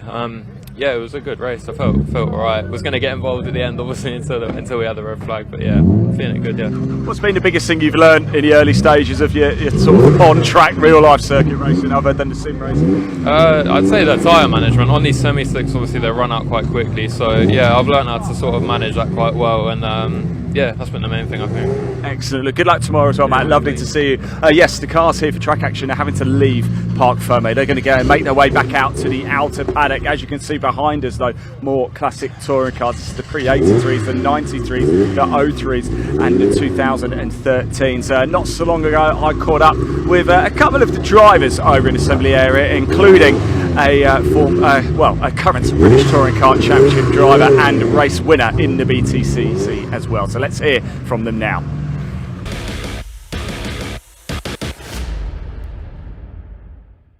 Wow, what a grid of cars we have coming up for you. Classic Touring Car Racing Club, pre-83s, pre-93s, pre-03s and pre-2013 touring cars. A little bit earlier we saw Andrew Jordan, didn't we?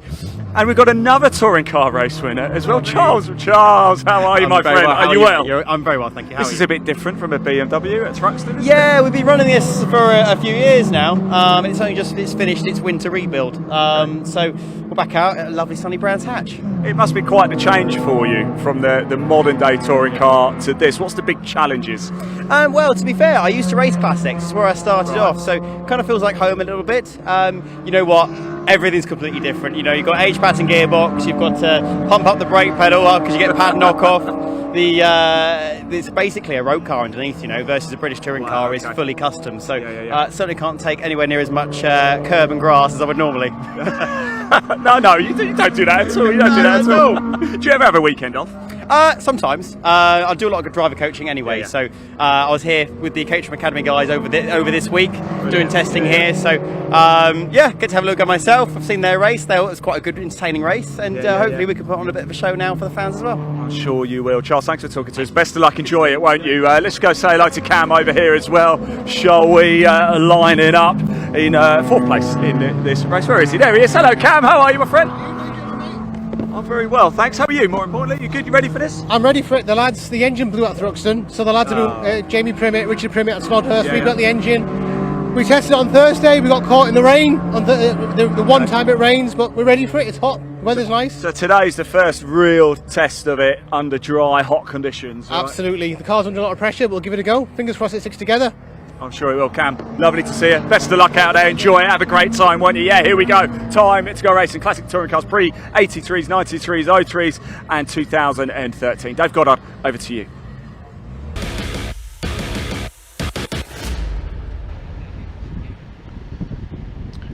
Thanks, Ian. Well, not quite time to go racing yet. There's still a few repairs going on to the tyre wall up there at Halewood Rise, where Noah Checkley went off. He is apparently okay, just being given a check-up by the medics. So the work's still going on up there. Next up on track we have, 4 championships in one. For our next Classic Touring Car Racing Club Championship race, we've got the pre-83 Group 1 touring cars for all the late 70s and early 80s cars. The TrackHub.UK pre-93 touring cars, which consists of 7 BMW M3s this weekend. The Bertie Haulage pre-03 touring cars, we've got Honda Civics, some more BMWs, a Ford Fiesta and a Peugeot 306 in that championship. And also the new for this year pre-13 touring cars. We've got one entry in that's for the newest cars run by the Classic Touring Car Racing Club. They're all mixed together on this grid, so we'll give you the grid as follows. It's pre-93 BMWs on the front row. Will Davison, good to have him back in the number 17 car alongside Kevin Willis, number 95 on the front row. Second row, 330 Anton Martin. First of the pre-03 cars. We saw him out earlier on in the Classic Thunder race. He lines up alongside Cam Tunio, we just heard from in his Honda Civic. Lives just down the road from Brands Hatch. Row 3, Ian Bauer, reigning pre-93 champion in the number 1 with his M3 alongside John Hillier in the BMW Estates. That racing in pre-03. Then we've got the only pre-13 car here this weekend, Michael Greaves with his Renault Clio 197. He starts alongside Steve Walden number 31, with his BMW M3 in the pre-93s. He won the all-comers handicap races at the end of last season here at Brands Hatch.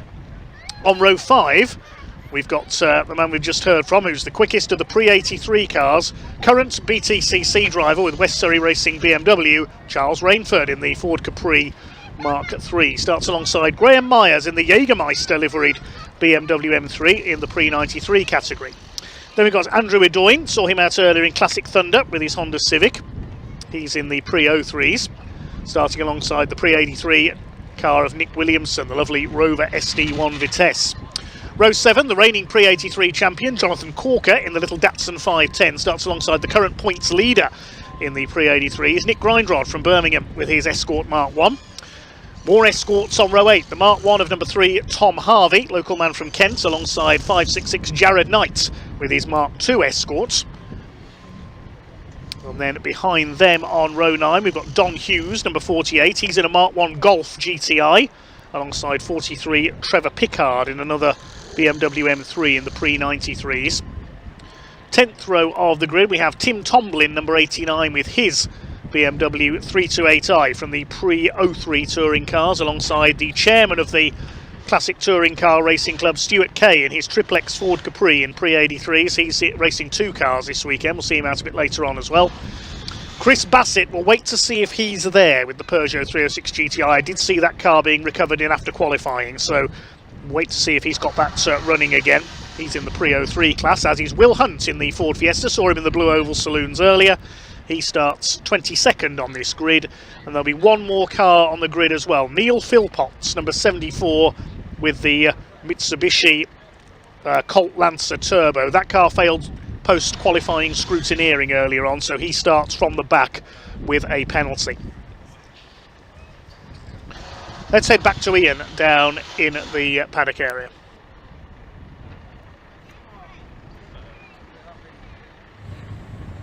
Yeah, welcome back to the assembly area, everybody. Now, a red flag, there are never really any positives to take from it, but if there is something that we can take from it, it's the fact that we do get to come back down and chat to some of the drivers and have a look at some of the cars for the Group 1 pre-83s, pre-93s, 03s and 2013 touring cars. Hello Neil, how are we? It's good to see you again. How's things going, by the way? I love this car as well, by the way, but how are we feeling ahead of today? Optimistic. Yeah? Optimistic that the weather's killing me at the moment, like it is for everybody, I'm sure. Yeah, it is a bit toasty, isn't it? It's very, very bad, yeah. So just going to get through the day. Hopefully it's a bit cooler tomorrow. Yeah, okay. I might not be able to give you some good news about that. But look, Brands Hatch in a Mitsubishi Colt. Yeah. Come on, it doesn't get much better than that. Yeah, it's going to be good fun out there. Especially if I'm starting at the back with a penalty, so it'll be good. It'll be good fun. Actually, I was going to ask you that, but you just answered it because I was wondering, because you didn't qualify here, did you? Were further up the field. So, are we expecting you to put on a bit of a show for us? Not from this far back, no. The track's too short. Yeah. If it was a longer track, yeah, I could try and get back to the front, but I can't see me happening here. Too many bends in the way. There's too many bendy bits on these pesky circuits. Neil, lovely to see you. Thanks for coming out to play again. Really appreciate it. Let's let's move down a little bit further, shall we, as well. I wonder if everything is okay. This is William Hunt here in the Ford Fiesta. I wonder if everything's okay, because it's been ticking over for a while. I wonder if I can open it. William, just coming for a quick chat. Is everything okay with the car? Because you fired it up a while ago, just making sure it's all running okay. I'm a little worried that if I drop the RPM too much, it'll run out of charge and cut out again, so I'm just having to blip the throttle every once in a while just to keep it charged up. I think with all the intense heat and where everything's positioned in the race car, it's creating quite a lot of internal resistance in the circuits. Okay, look, good. I'll let you concentrate then, don't let me disturb you there. I couldn't quite hear everything he was saying, but yeah, it sounds like there might be a bit of an issue. Let's go down and talk to Stuart Kai here as well, though the head honcho in the Classic Touring Cars. Busy man this weekend as well, Stuart, aren't you? Not only are you out in this, you're out in the Super Tourer as well, in the Cavalier, aren't you? So listen, it must make you very proud when you see the amount of cars we've got out and spectators here at Brands Hatch to see the show that you've put on. No, it's wonderful. It really is. It's a great day. It's a great event for the club. And thank you to everybody who's made it here. It really is special. as it is every year. It certainly is. Look, you look pretty cool in those shades as well, by the way. Are you? That's a compliment, then. They look good. Thank you. You look nice as well. Ah, stop it. No, actually, carry on. Right. You take care of yourself. Thank you for everything you do for us. No, well, you make my life very easy, so thank you. Thanks, mate. All See you later. Nice one. Good Bye-bye. luck, Stuart. Appreciate it. Lovely stuff indeed. Big thank you to John as well, holding the camera. It's hot. Can I just say, right, if we can just turn the camera around, if that's for a very quick second. On the top of the building over there, sat down, we have Danny. He's trying to stay out the sun, bless him. It is his birthday today, so our camera operator on camera one, the big one on the top of the main building over there, it's his birthday. Can we say happy birthday in the live chat? Happy birthday, Danny. I hope you're having. There you go. Look, he's just moved. There you go. He's just got onto the camera. Oh, now he's moving. He might be off for a comfort break. Maybe let's not film that. Let's keep going up as well. Somebody I really wanted to speak to further up. We've got William Davison there, we've got Kevin Willis, Anton Martin I want to go have a quick chat with and solve a bit of a conundrum from earlier, if that's all right. Anton, what happened earlier today? Because the cars had gone out on track, and then you suddenly appeared in this pink machine. I was thinking, what's going on here? Well, the alternator went. So we changed the alternator. That alternator was even worse. So we put the old one back on and then just charged the battery and just hope it lasted 15 minutes, really. So you actually missed the start of the race? Yeah, missed the start of the race. I thought I joined it at the back of that lap, but it turns out I think I joined a lap in. So literally, I thought when I was catching people up, I thought I was actually getting the place, but obviously it turned out that wasn't the case. Now it's worth a try. Let's talk about the pink livery here. Don't like to stand out, do we? No. Well, I thought if I do it pink, no one will notice me, would it? They'll just think it's normal, wouldn't it? They'll think it's someone else. I'll tell you what, I've often said this before. If I had a race car, I would make it bright pink. It is proper pink and all. It is. It is literally. It does flip a little bit in the sun, and in the dark it goes all just black. But it's, I don't know. But look, on a more serious note, we're right at the sharp end here. What can we do? We'll win it. Yeah. No, I don't think we will, but why not? Because we probably ain't got a good battery still. Right, yeah, I better let you get fired up then, because there you go. Good luck, mate. There you go. Here you go. The cars are firing up now. Finally, we can go back racing. What a great job by the marshals, and I hope Noah is okay. And fingers crossed he can get that car going again at some point later on in the season. But here we go for the Classic Touring Car Racing Car Group 1 pre-83, pre-93, 03s and pre-2013 touring cars. It's time to go racing. Dave Goddard, over to you. Thanks very much, Ian. Yes, nice to see a very varied grid out there. There's the BMW estate of John Hillier. First time for me seeing the pre-13s as well. The Clio of Michael Greaves there. And there's the Brute 33 Capri, driven by BTCC race winner Charles Rainford. Brute 33 on the side of a Capri. Doesn't get more late 70s than that, does it? I think it was Barry Sheen who used to appear in advertisements for Brute Aftershave. He's equally as proficient in a car as he was on a motorcycle, and race trucks as well. Don Hughes in the Golf GTI. G3, that's Trevor Pickard's BMW. Triplex Capri of Stuart Kay. There's Will Hunt's. Chris Bassett is not there. The 306 rather, unfortunately breaking down in qualifying. I can't see Tim Tomlin's BMW either. And there is Neil Philpotts, Mitsubishi specialist from Merseyside. He'll have to start at the back with that penalty. Something to do with the turbo was found to not be non-compliant after qualifying. Two yellow BMWs on the front row. Then great to have Will Davison back out there.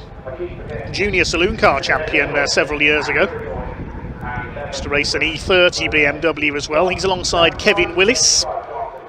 Both based down in the south of England near Salisbury. And then the very pink BMW of Anton Martin. Hopefully no electrical gremlins for him this time. At least if he stops, we'll know what's happened. The battery's gone flat. Cam Tunio alongside him in the Honda Civic in the Pre-03 Touring Car Championship. Chance for him to close in on Championship leader David Cave here with his BMW. I don't think he's here for today's race. Ian Bauer, number one. Either a new livery on his BMW or it's a new car. We haven't found out yet. We'll do our best to. Looking through Danny's camera at the moment. Many happy returns to our camera operator, Danny. Sunning himself on the roof of the hospitality suites. I've commentated from up there on that position. You get the best view in the house from there. Michael Greaves in the white Clio. The Jägermeister orange livery on Graham Myers BMW. 383 cars a little bit further back in the order. It's well remembered by Dirt Devil there. That's Barry Sheen, commentated on V8 Supercars in Australia before his sad passing. Real hero of British and world motorsports, Barry Sheen on 2 and 4 wheels. There's Charles Rainford with the Capri. He has won here at Brands Hatch in that car in the past, so he'll be threatening the more modern cars, I'm sure. Current West Surrey racing driver in the British Touring Car Championship, graduated from the Porsche Carrera Cup GB. There's Neil Philpotts at the back in the Mitsubishi Colt Lancer Turbo, the only one of its kind racing in the UK. Neil used to race a Mitsubishi Starion, car made famous by Dave Brodie among others in period. BMW M3s on the front of the grid then. Charles Rainford not registered for points, he's in the guest class in Pre-83. Trevor Pickard, likewise the blue and yellow BMW in Pre-93, sponsored by trackhub.uk. Bertie Haulage, the sponsors of the Pre-03 touring cars. Wonderful mixture of cars we've got here. The Pre-83 Championship, currently led by Nick Grindrod in the red and gold Escort. There's a handsome lead over Jonathan Corker at the moment.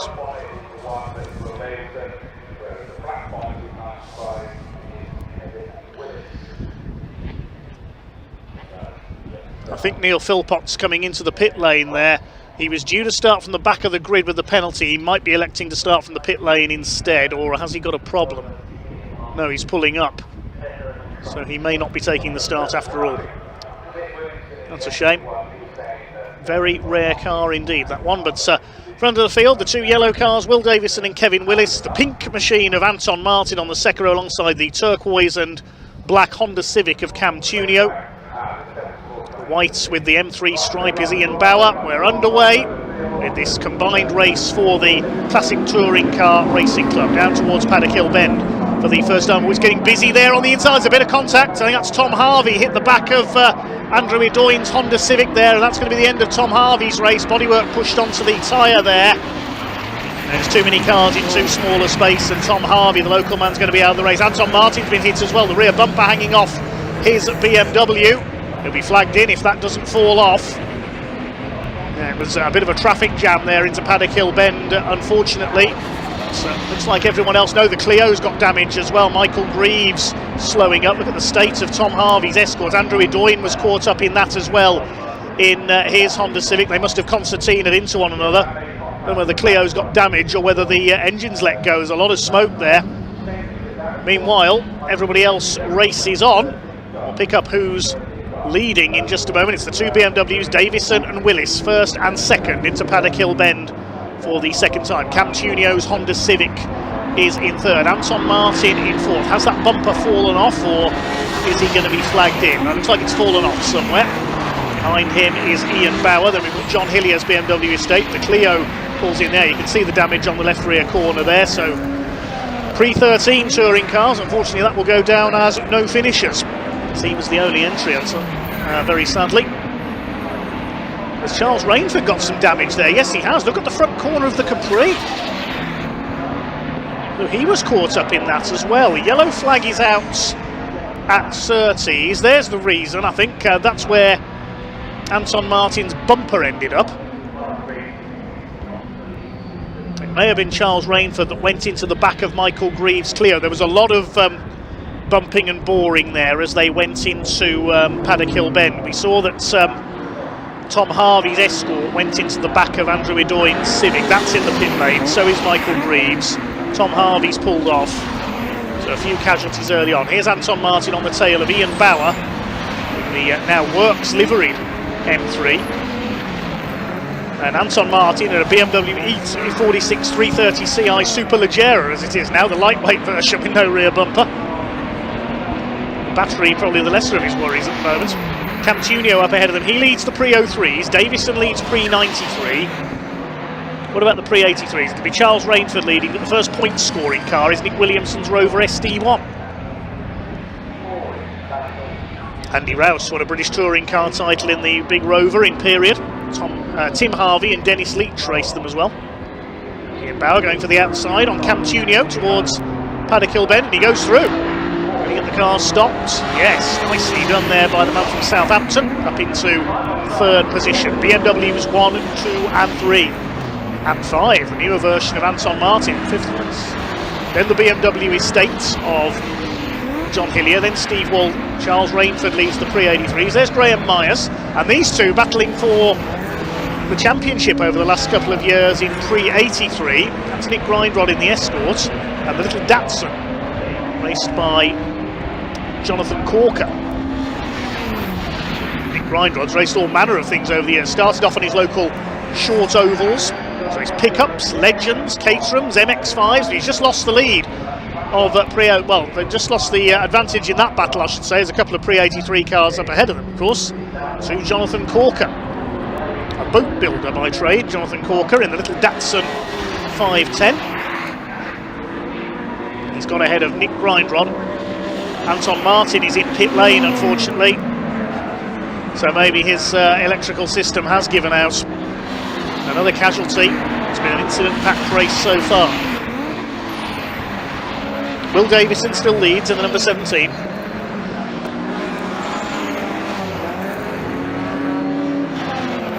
We'll try and have a look at the beginning of the race again. There was so much going on there. Let's have a look again as they left the line. Where did the bottleneck come? There were some quick cars coming through from the back. Watch for Charles Rainford and watch for Andrew Edoyne's Civic that was a bit slow away. There's the first impact. Rainford hit the back of Michael Greaves. I think Ian Bauer clipped the back of Anton Martin, and then Tom Harvey smashed into the back of Andrew Edoyne. So it was a couple of cars that were slow away from towards the front of the field, and everybody just bottlenecked up behind. Oh dear, like the M25 on a bad day. A lot of damage to Tom Harvey's car. He was out of the race immediately. Meantime, a change for the lead in the pre-83s. Jonathan Corker has got ahead of Nick Williamson, who slides the SD1. That's the only way to drive a Rover SD1 sideways. So Corker now effectively leads the pre-83s, because Charles Rainford, as we say, is not scoring championship points this weekend. He's leading the category, despite a bit of damage to his Capri. And Nick Grindrod is grinding the tyres on his Escort, the man from Birmingham, trying to keep up with Nick Williamson. There's Rainford in the 33 Capri. Will Davison leads by just under a second at the front of the field from Kevin Willis, the two Wiltshire-based drivers in the BMWs. Ian Bauer further back in third place.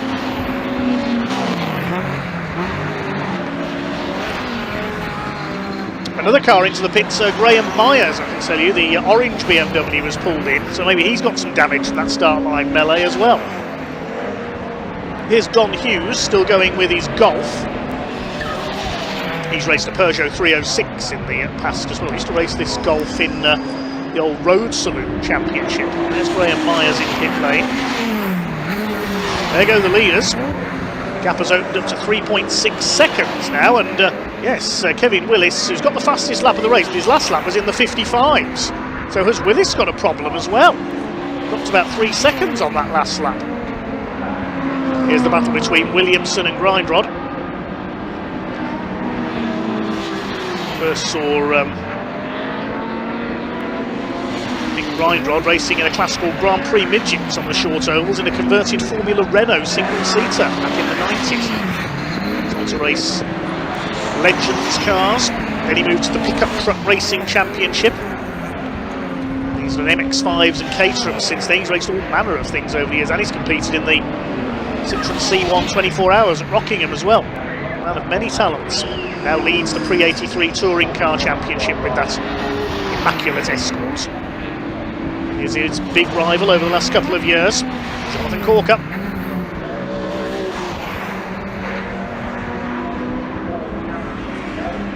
towards Bramham Straight once again. Just past half distance in this race.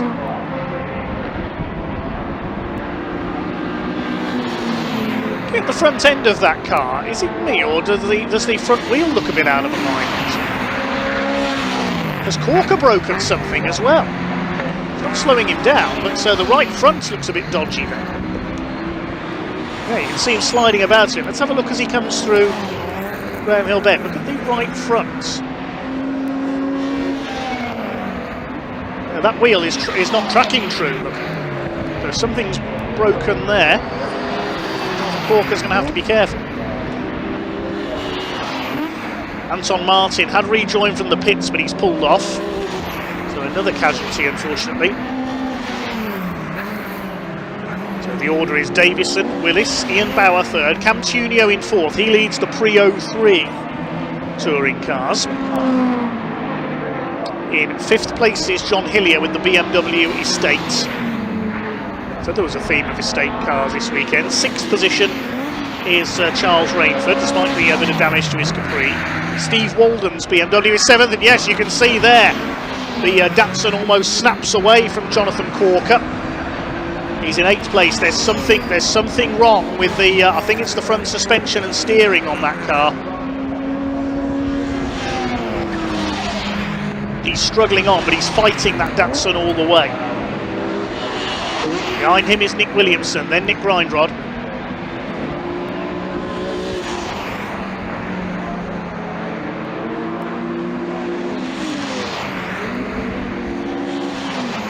Behind the top 10 we've got Trevor Pickard's BMW 11th. Jared Knight's Mark II Escort is 12th. All the way from Devon to race today.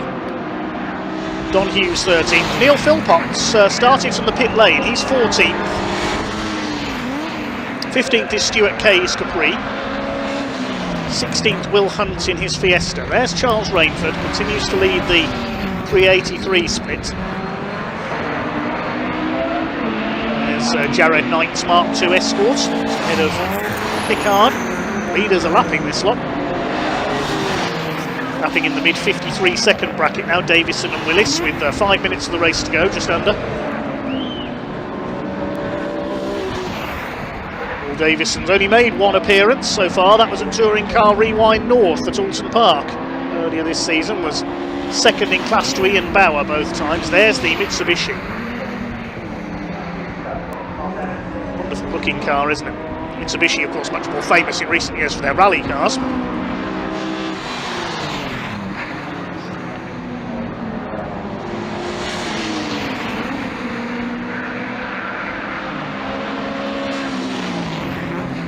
Pickard side by side with Don Hughes. The Golf goes through. Trevor Pickard's what I term as a freelance club racer, races wherever his car's eligible. There is Stuart Kay, chairman of the Classic Touring Car Racing Club in the Triplex Capri. That's a replica of the Triplex Capri race back in the 80s, and Neil Philpott slowing down. Another casualty in this race of attrition. Park it at Druids. What a shame. Out goes the Colt Lancer. This gives the spectators of Druids a chance to get a photo of it. 3.5 minutes of the race to go, and Charles Rainford in the slightly battered Capri has caught Steve Walden. Used to race an E30 shaped BMW, now in the E36. I said earlier he won the All-Comers Classic Touring Car Handicap race at the end of last season here at Brands Hatch. And all the CTCRC classes race in together.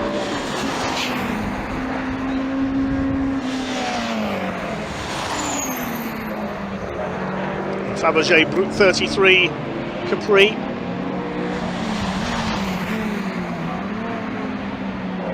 Remember, it was Henry Cooper, the boxing legend, did ads for them as well. Couldn't see our Henry racing a Capri somehow. Jerry Marshall was a similar build to a boxer, and he raced Capris with great aplomb. Original Jerry Marshall Triplex Capri, now of course campaigned by Andrew Willis in historic events, following a ground-up restoration. Saw that out at the Thruxton Historic earlier this year. Davison, meanwhile, continues to lead overall.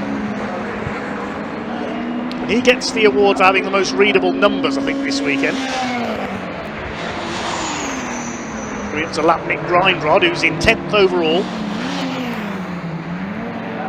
Dives through.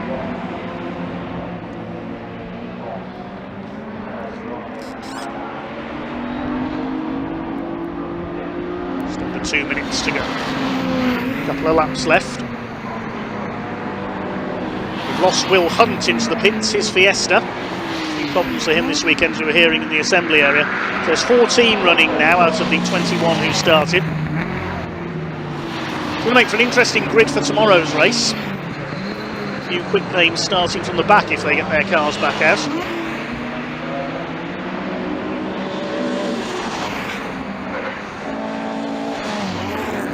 It's Kevin Willis in second place, the number 95.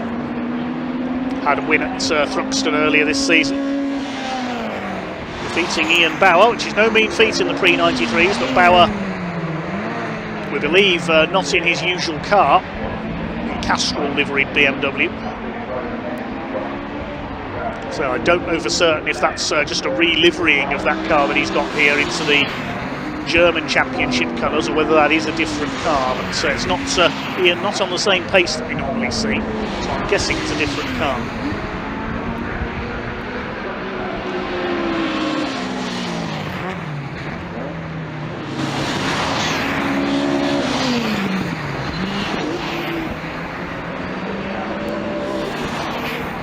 Seconds left on the clock then. Should be checkered flag this time for Will Davison. Jonathan Corker's ill-handling Datsun. The yellow BMWs are going to take a 1-2. They started 1-2 on the grid. And here comes M3 Will, as it says on the number plate, to take a first win of the season in the Trackhub.uk Pre-93 touring cars. Checkered flag is in sight, and the win goes to Will Davison. Be Kevin Willis over the line in second, quite a way back on the race winner. Nearly 8 seconds the gap. Ian Bauer comes over in third. He wasn't far behind Willis there, only 1.8 seconds. Fourth place should go to Cam Tunio, and he'll win the Pre-03 split. We haven't seen much of Cam during this race in the Honda Civic. There he is. He takes fourth overall, wins the Pre-03 Championship split.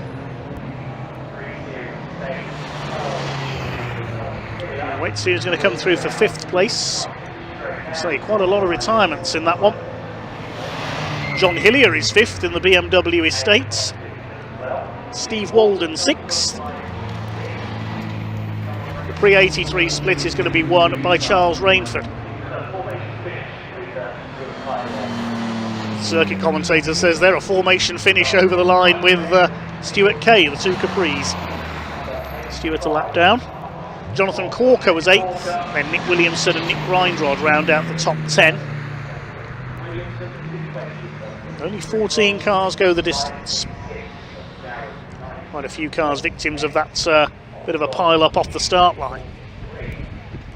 So Will Davison wins by 7.8 seconds over Kevin Willis, with Ian Bauer in third. A clean sweep of the podium for the Pre-93 BMWs. Pre-03 in fourth place, won by Cam Tunio, and John Hillier behind him wins his subclass. Steve Walden taking 6th. Charles Rainford, the top Pre-83 runner. That's the highest scorer. Jonathan Corker, despite a few problems with the handling there, the Datsun, the top scorer in Pre-83, because Charles Rainford not racing for points. Nick Williamson and Nick Grindrod next home. And Corker beats Grindrod in their class. Behind them was Jared Knight in the Escort Mark II, Don Hughes 12th, Trevor Pickard's BMW 13th, Stuart Kay the 14th and final finisher. We lost Neil Philpotts, he pulled off at Druids. Will Hunt, Graham Myers into the pits. Anton Martin pulled up after making a pit stop. And we lost Michael Greaves, Andrew Idoyen and Tom Harvey in that incident on the first corner. Let's head down to Parc Fermé.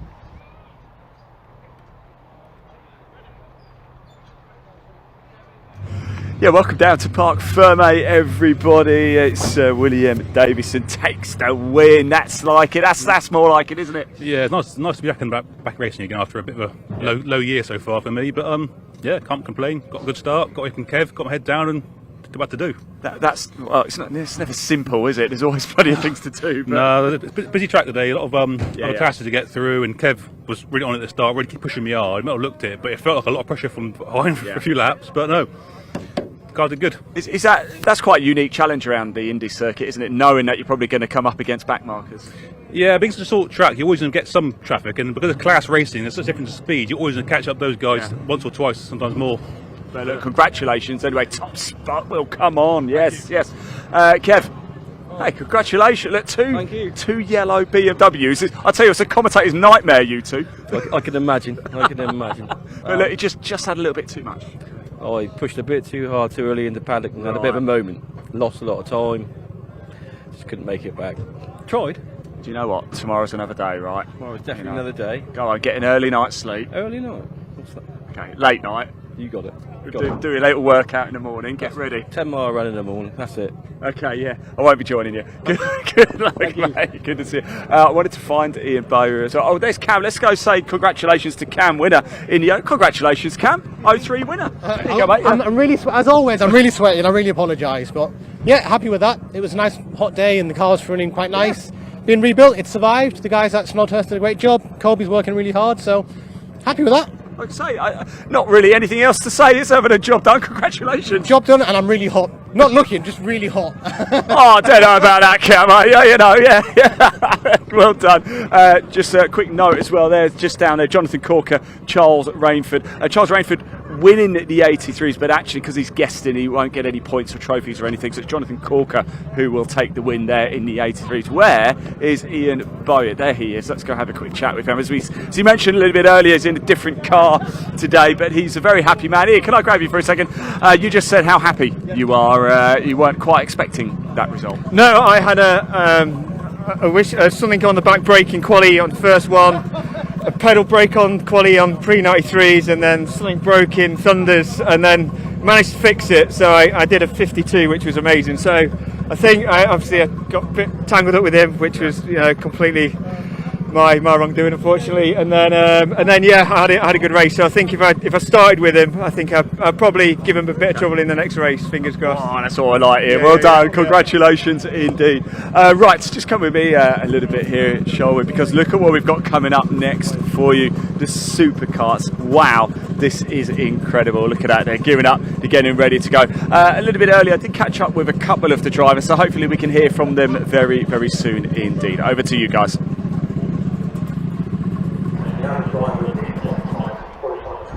Yes, thanks Ian. Just a couple of cars being cleared off the circuit at the moment before we have our first of 3 superkart races this weekend. Now, you may have seen karting before, you may have done arrive and drive karting yourself. This is nothing like that. Superkarts are powered by 125, 250 or 450cc motorcycle-based engines, and the fastest Division 1 superkarts can do 140 miles an hour in a straight line. These drivers make motorcycle racers look sensible at times. We're about to see absolute madness here at Brands Hatch. It's the latest round of the Super Series, organised by the British Superkart Racing Club. And there's a couple of awards to be won here this weekend. The first grid is going to be formed up very shortly. Now, the quickest Division 1 supercars, the likes of Lee Harpham, Liam Morley and the regular overall race winners, they're actually racing over in the Netherlands this weekend at the Dutch Superkart Grand Prix. So a chance for some lesser lights to shine. We've got one Division 1 superkart here, and that's Paul von Gerard. He starts on the front row, but it is GP1 from the F250 mono category, the British Grand Prix winner earlier this season, Kurt Caterham, who is on pole alongside von Gerard. Second row, Aaron Mayle and Michael Parr.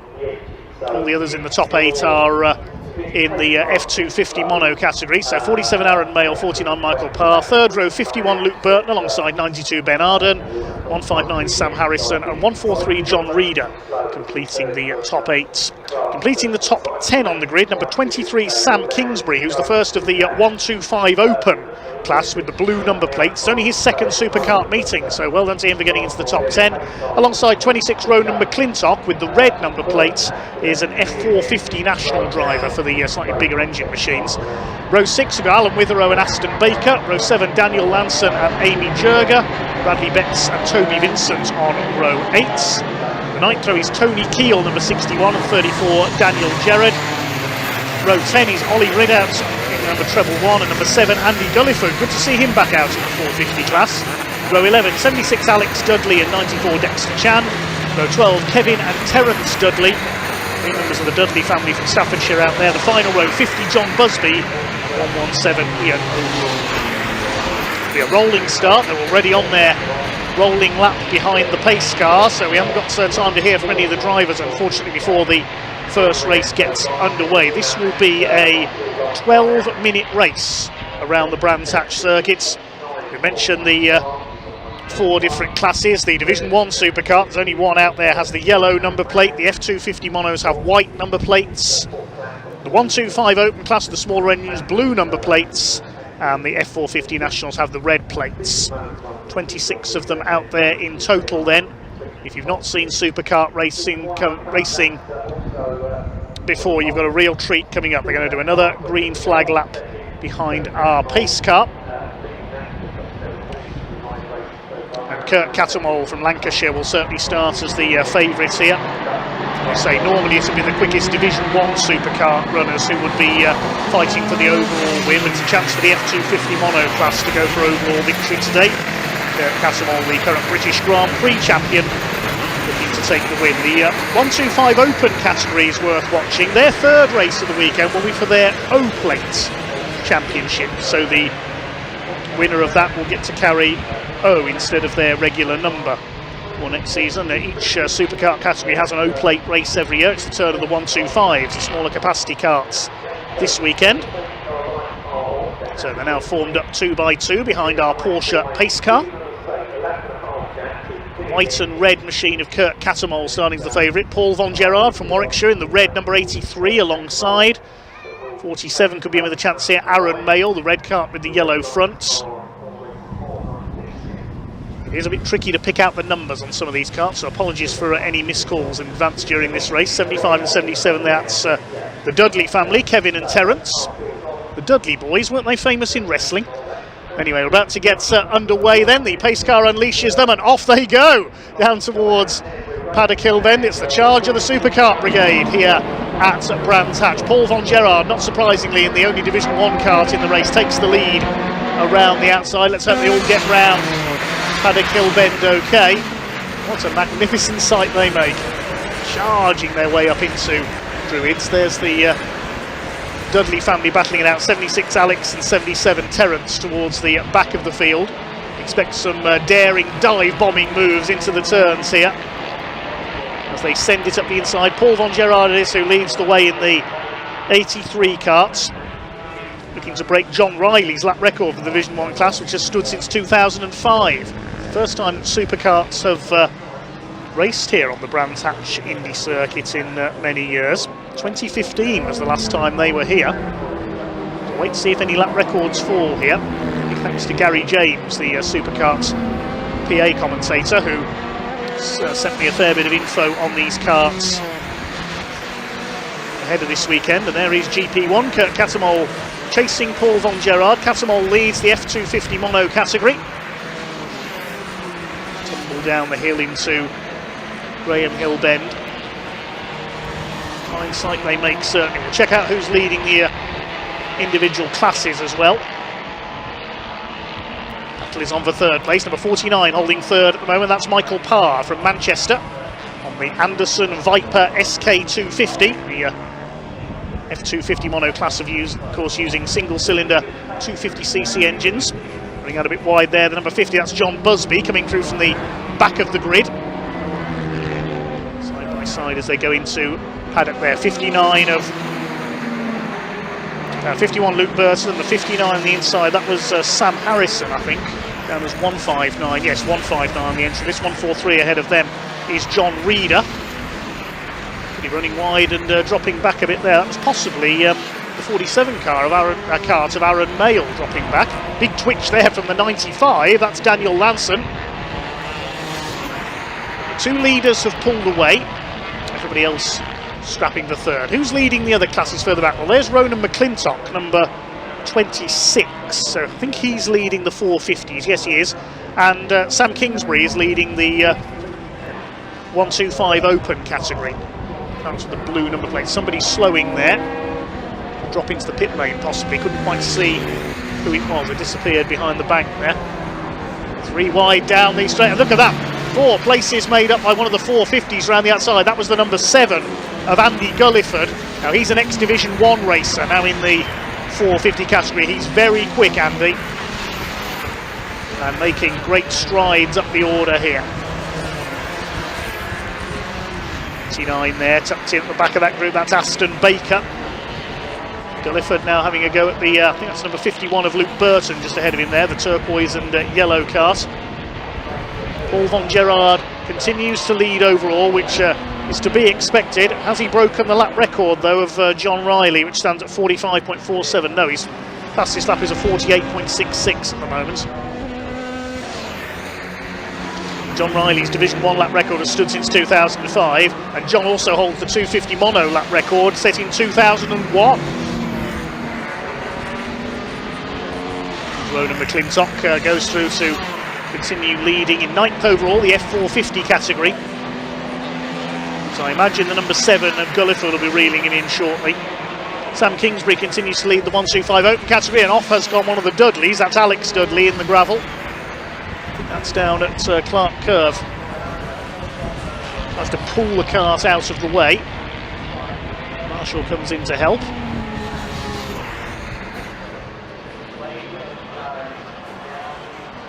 Yes, Aaron Mayle, it was who I saw slowing there at Druids. He's pulled into the pits, so the number 47 is out. Paul von Gerard continues to lead overall. He's nearly 8 seconds clear. Well, we expected the number 83 cart, the only Division 1 in the race, to run away at the front, really. 92 there, that's Ben Arder, and the cart liveried to look like the 1991 Jordan F1 car, I think, the green and blue.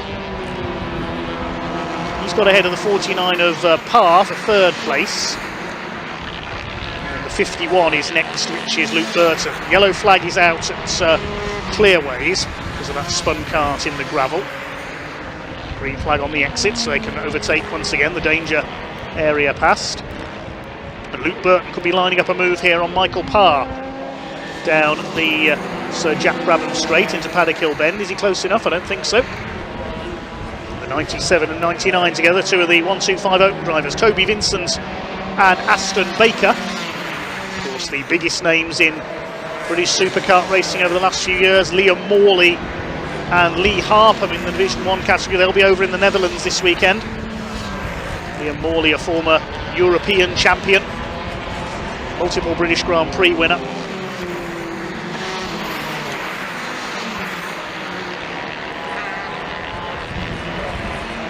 First time I saw the supercarts was back in the 1990s here at Brands Hatch in support of a truck race meeting. I remember I was very young at the time.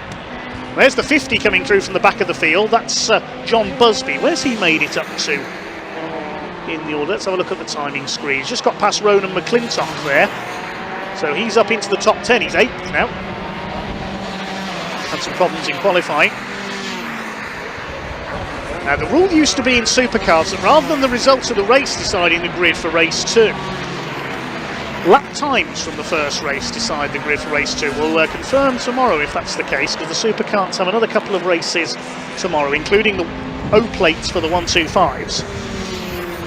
There's the number 23, Sam Kingsbury. He's leading the 125 Open. Just to confuse me, he's running with yellow number plates instead of blue. That's why I haven't spotted him yet. Yes, the 125 category normally have white numbers on blue backgrounds. He leads that class ahead of the number 55, which is Alan Witherow from Northern Ireland. 5 minutes of the race to go. So Paul von Gerard's pulled away as expected. He's away up front. This is the battle for 2nd place now. Have we lost Caterham, or has his transponder? No, Caterham has stopped somewhere. We were watching the battle in the midfield, but we've lost Kurt Caterham, our erstwhile F250 leader. So that battle we were watching a moment ago is now for the lead of the F250 mono class. Caterham was up there in second, but he was so far ahead of everyone else, we didn't notice at first that he dropped out. There's our leader, PVG. Paul Von Gerard comes from Warwick. On the Jade Iame, well clear of this battle, which is for second place overall and for the lead of the F250 mono class. They may not know it's for the lead of the F250 mono class because they might not have seen that Kurt Caterham has dropped out. So your leader of the category is John Reader, number 143.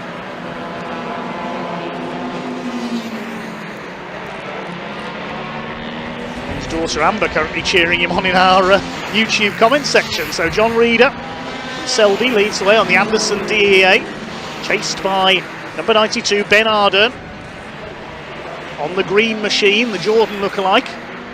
Then we've got 49 Michael Parr, the 51 of Luke Burton. I hadn't noticed that Caterham had dropped down because there were so many battles we were watching on screen. I'd looked away from my timing screen. One cart pulling into the pits, number 36, that's Bradley Betts, has dropped out.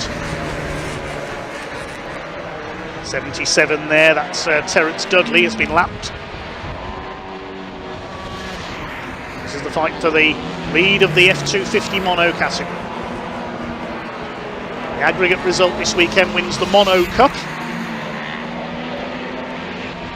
Single cylinder 250 class. The Division 1s have two cylinder 250 engines.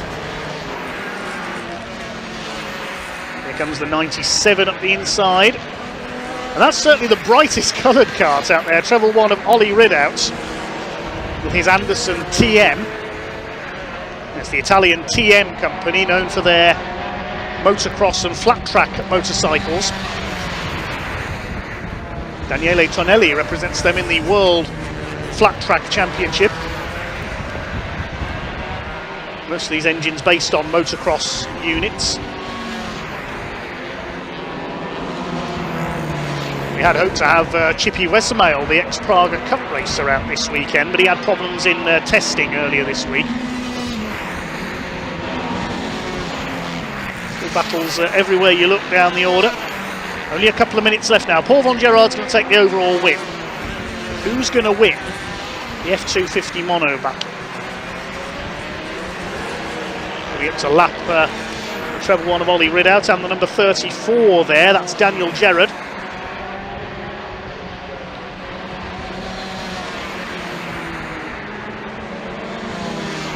See the speed differential there as the Division 1 kart charges by. New flag being shown to the back markers by the marshals.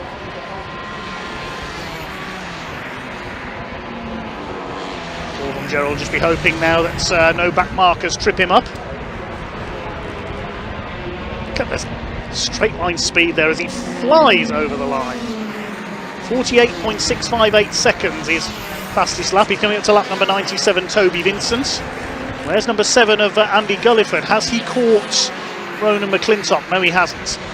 Now, McClintock still leads the 450s. Here's the battle in the 250 monos, and number 92, Ben Ardern, has moved up into the lead of the class. Got ahead of John Reader. There's Reader in third place, the red and white cars. Next comes Luke Burton and Michael Parr. Burton up into fourth overall, the white cars. Michael Parr in black and yellow. A couple of seconds back behind them is the number 159, which is Sam Harrison.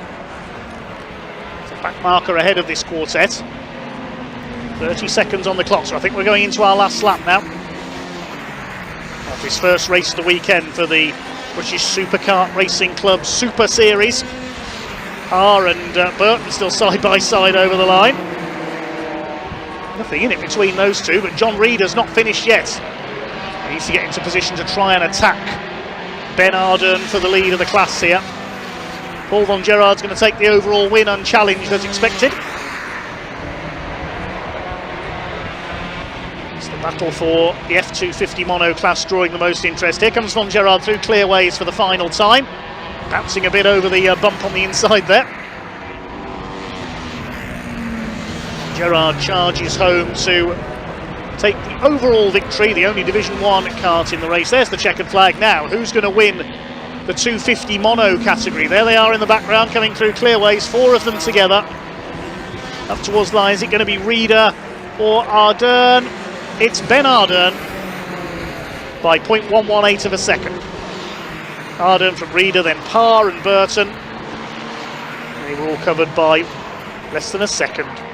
Sam Harrison home in 6th. And what about the other classes? Well, here's the 23, Sam Kingsbury. Very well done to him, only his 2nd superkart event. He's won the F125 Open class, and Ronan McClintock wins the F450 National class. Now Ollie Ridout retiring into the pits. I thought I saw a flash of pink in the pit lane. So he's out, sadly. Well done to number 50, John Busby, who started at the back and made it up into 7th place.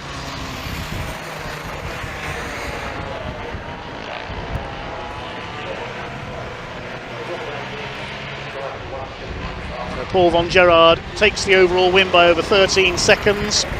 Main focus there, the battle for the F250 mono win, which went to Ben Ardern in 2nd overall, ahead of John Reeder, Michael Parr and Luke Burton. 1 second covering the top 4. Sam Harrison and John Busby next from the back.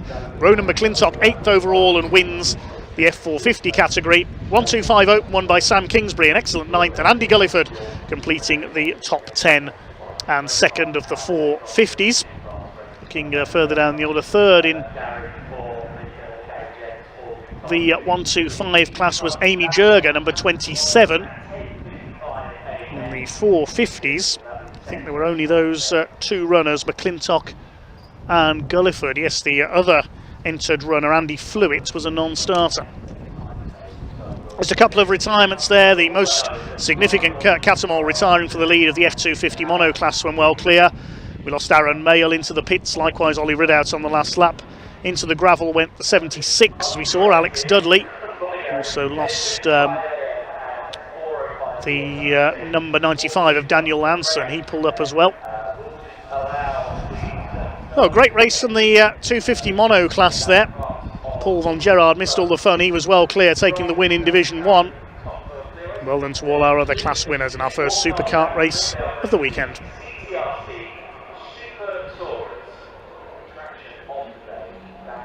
I think Ian's ready down in Parc Fermé, so let's hear from some of the drivers.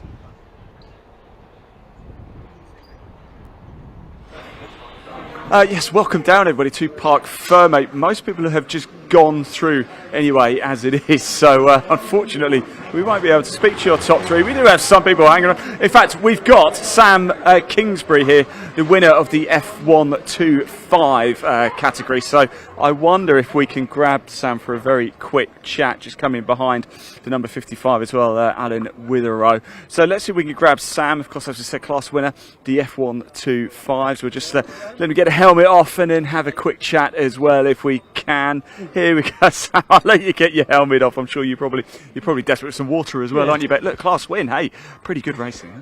Yeah, that was brilliant. Listen, these things, they absolutely terrify me. What are they like to take around here? Absolutely mental. Absolutely mental. The sheer volume of them as well. It's a short circuit. Yeah. That brings its own challenges, doesn't it? Right. There's always people around. Yeah. Always people, whether they're back markers or whether you're racing with them. Do you like that challenge in here at Brands Hatch, or do you prefer like somewhere like Snetterton, like 300 circuit, for example, where you're not going to catch back markers up? No, I think Brands Hatch is probably the best for it, to be honest with you. Yeah, you got karts pretty much in every corner of the track. Yeah. So it's always a bit of something around the next corner, isn't there? I've got to be honest, Sam, you're absolutely mad in a good way, but guys, thank you so much. I don't know how you do it, I really don't, but good stuff indeed. Right, I need to give the world's biggest apologies here because it's Amy.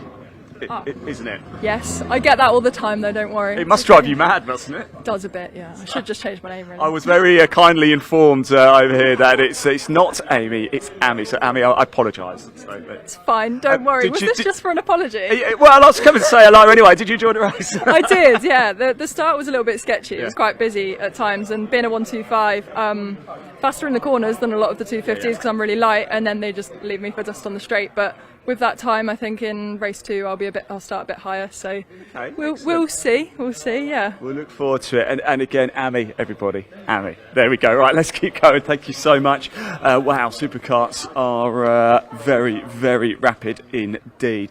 Let's go down if we can, because we do have Super Tourers. A little bit earlier this morning, we caught up with a number of the drivers. Some of the interviews are quite long, so let's just stay as we take a little walk down. You can see the noses starting to stick out. Are you enjoying the day, everybody? Let us know. Live chat is open. Hit that like button, hit that subscribe button if you haven't already as well. We really do want to hear from you. The day is getting on now here at Brands Hatch. Remember, we're back tomorrow live from just after about 10 o'clock in the morning, I think. Wall-to-wall racing action. In fact, if you're coming to Brands Hatch tomorrow, well, I'm just fiddling about with my clipboard here, so apologies there if you heard that. If you are coming tomorrow, we have a grid walk tomorrow, a supporters grid walk for the lunch break, which I'm very much looking forward to indeed. So we will be around for that. So this car you're seeing right here, the number 1, Robert Whelan, fastest of all, say 50.890. I wonder if he's in the car. We can just very quickly, can I just jump in very quickly indeed? Sorry, Robert, I just want to have a quick chat if we can, because I'll tell you what, fastest of all in qualifying, you're getting to grips with this car, right? Yeah, the last time I raced here was the Formula Ford Festival back in 2008. No way! So, wow, this is quite emotional for you then, is it? Yeah, it's nice being back, being Irish as well. It's a place we love coming to. Yeah. And we'll see what we can do. No hopes, we'll just go for it. So where have you, do you do a lot of racing at Mondello? Used to years ago, but not anymore. So I haven't been out in a car in 6 years. Yeah. So it's a baptism of fire. Oh, you only come out for the big events, eh? Absolutely. Best of luck out there. It's like you've never been away, mate. It's like you've never been away. There we go. Let's keep going down, shall we? Not too long before the cars fire up. Colin behind the wheel here of the 406. Hello, Steve. Spoke to Steve a little bit. How you doing? All right? You good? Just want to say hello to Colin. I know he's a massive fan of being on camera, so we'll do it anyway, aren't we, Colin? Definitely my favourite job. Come get me well strapped in. I can't run away from you. Well, I waited. I was lurking around the corner and I thought, oh, wait till Colin's in. He can't get out. Listen, Colin, you must get such a good response for this car. Absolutely, I'm staggered with how popular it is. You know, honestly, it's a sort of crowd favourite. Absolutely, really. Better let you go. I think you guys are fiery. Are you heading out? Are you going? Looks like I'm going to go. Good luck. There you go. You're saved. You're saved. Good luck. Enjoy it. Well, yeah, there we go. Do you want me to shut the door for him? Yeah, there you go. There we go. Colin Sota there in the 406. Cars starting to make their way out onto the circuit, firing up. Oh, listen to this. This sounds good, doesn't it? Out goes the Opel Vectra there of Robert Whelan, the fastest of them all. Here comes Colin Sota now. We'll line up in 5th on the grid for our first Super Tourer race of the week, and they're going to make their way out. Green flags around. So I think that's about it down here in the pits. Let's hand over to commentator Dave Goddard to take you through the action. Enjoy. This is going to be great. It certainly is, thanks Ian. It's now time for a very special nostalgia trip. Classic Touring Car Racing Club Super Tourers on track, celebrating the cars that I grew up watching, and many of the spectators here at Brands Hatch, and I'm sure you the viewers grew up watching as well, back in the 1990s, 1991 up to 2000. That was really one of the great eras of British motorsport. These cars hugely revered today. They're not all Super Tourers out there on track. We've got a couple of super production cars from the early 2000s out there as well.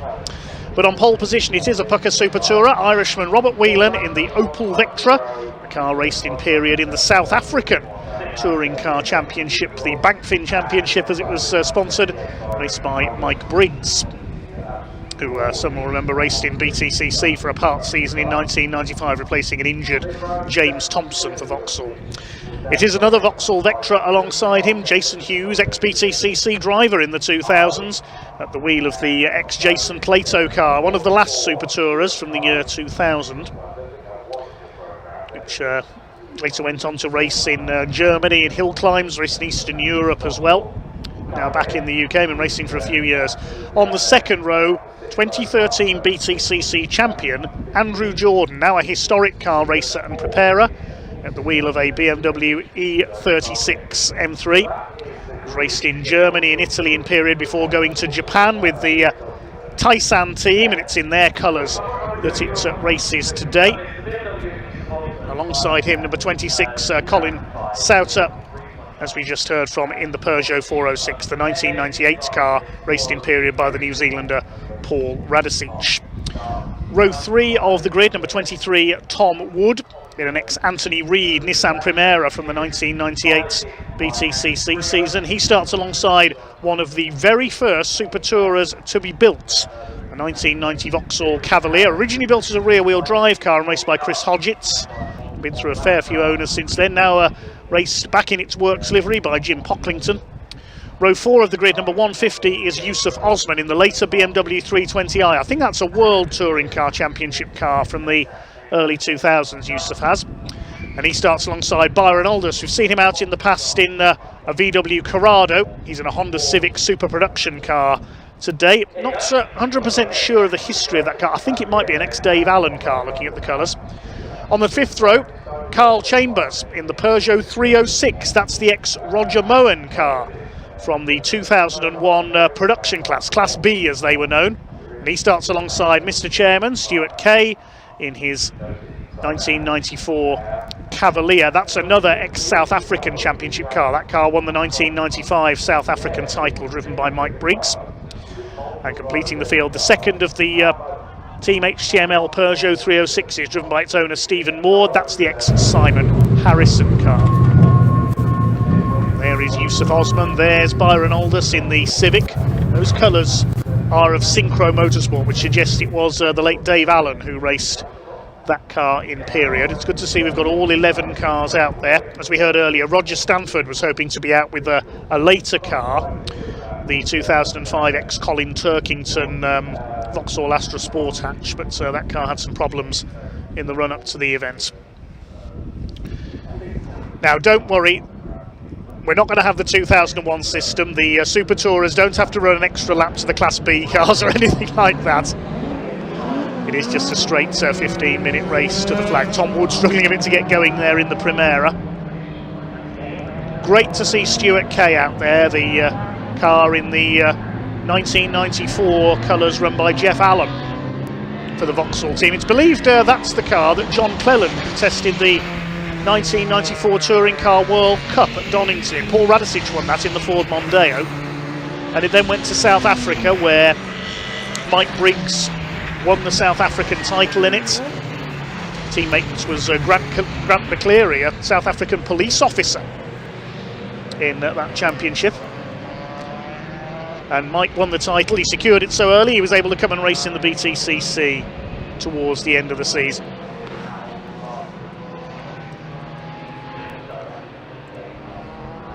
Peugeots towards the back. There is Simon Harrison, aka Stephen Maud.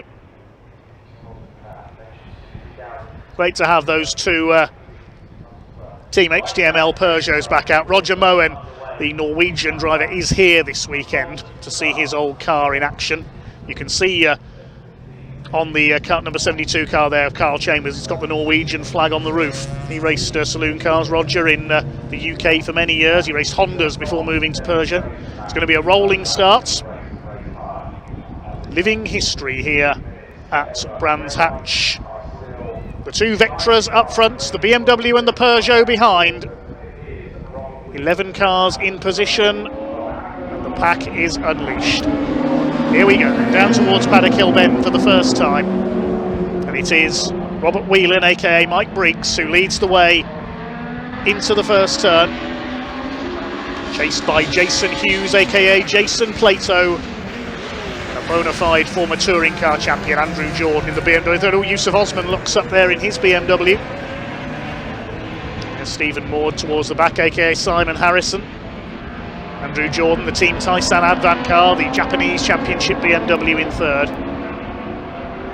But it is just wonderful seeing these cars out on track again. Some of these cars have not raced for many years. There's possibly the original Super Tourer. That's the car of Jim Pocklington, the 1989 built Cavalier.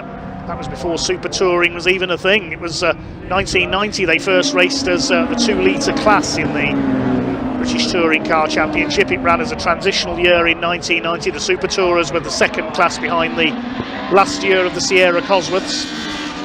And then in 1991 it went to the Super Touring formula. Cavalier, you can see in the background there, was part of that. Chris Hodgetts was among those who raced it, Jeff Allen as well, and John Cleland. Before it passed to Ian Ashley, that was the car he raced in Demon Tweaks colours.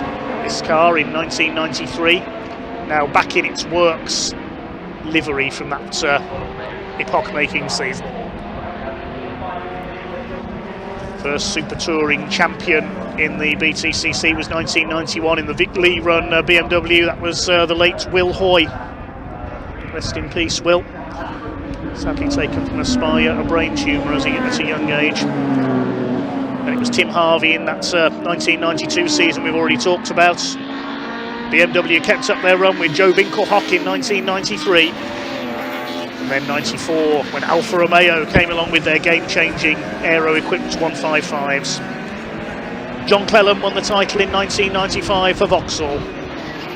Then Audi came in with four-wheel drive and Frank Bieler took the title in 96. 97 it was Alain Menu who blew away his opposition with the most dominant title of all in the Renault Laguna. 98 Ricard Rydell got his hands on the title in the Volvo S40. 99 it was Laurent Aiello in the Nissan before it went on to 2000. Menu took his second title for Ford before spiralling costs ended the Super Touring era in Britain. As the Nissan, it was a Nissan of a different colour that provided some of my fondest memories. The leaders run wide there and damaged the front splitter, so Robert Whelan with damage to the ex-Mike Briggs car. Jason Hughes takes the lead. He's gone through the gravel there, you can see the dust. So Jason Hughes now your leader in the ex-Jason Plato car. Let's have a look at that again in the background. Yep, there he goes, very easy to do at Paddock Hill Bend. Through the gravel, chews up the front splitter. It's going in way too hot there, very easily done. Jason Hughes came through to take the lead. Andrew Jordan still third in the BMW. I know I'm reminiscing, but there is a race going on at the same time. I do apologise, I said I'd get nostalgic today. There's the Nissan of Tom Wood, the ex-Anthony Reid car. And as I was saying, it was the red Nissan of Matt Neal that provided a lot of memories for me in my youth. He was the independent taking on the factory teams. And I certainly celebrated when he got that first overall win at the start of 1999 at Donington Park. Somebody asked me in the comments earlier on YouTube who my favourite BTCC racer was growing up. It was certainly Matthew Neal.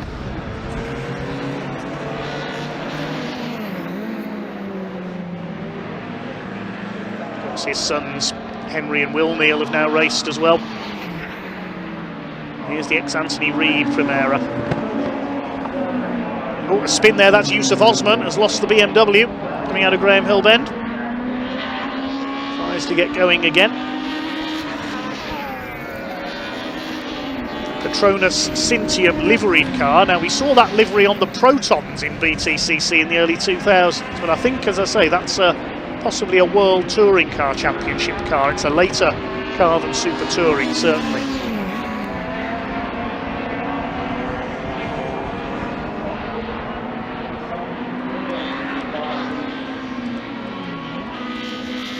Well, Robert Whelan's still pushing on despite the damage. That'll be affecting the handling of the ex-Mike Briggs Opel Vectra.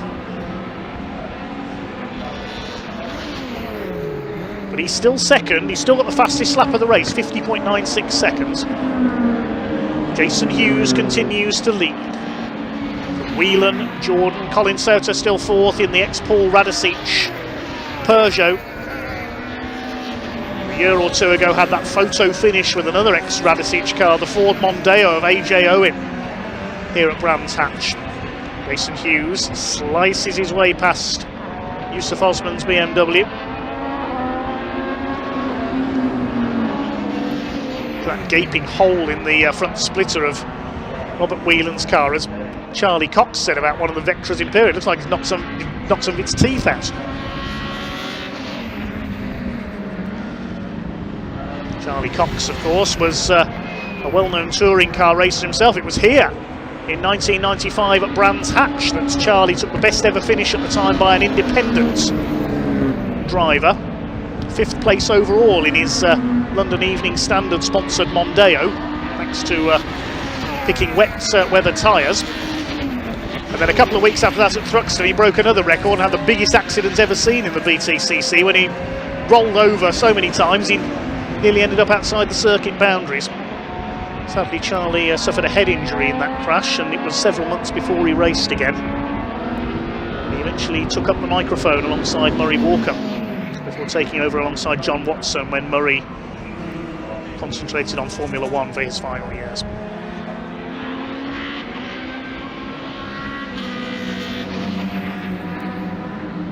Rain light flashing on Andrew Jordan's BMW. No danger of rain today, though.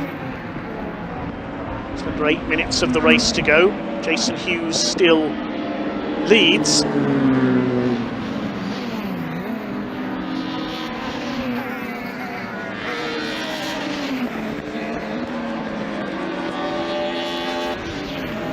Sounding beautiful there, Andrew Jordan's BMW. Sauter 4th, Jim Poplington is still 5th. There are subclasses as well, based on the age of the cars mainly. Of course, we've got the super production cars out there as well towards the back of the field. It's Byron Aldous in the Honda Civic leading those at the moment. In fact, that's just changed as I talk to you. It's Carl Chambers has just taken the Civic. Here they are, side by side. Carl Chambers in the ex-Roger Moen Peugeot 306 taking the lead from the Synchro Motorsport Honda. Through goes the ex-Roger Moen Peugeot. Roger will be cheering Carl Chambers on. Carl is a Peugeot specialist, has raced a variety of them over the years.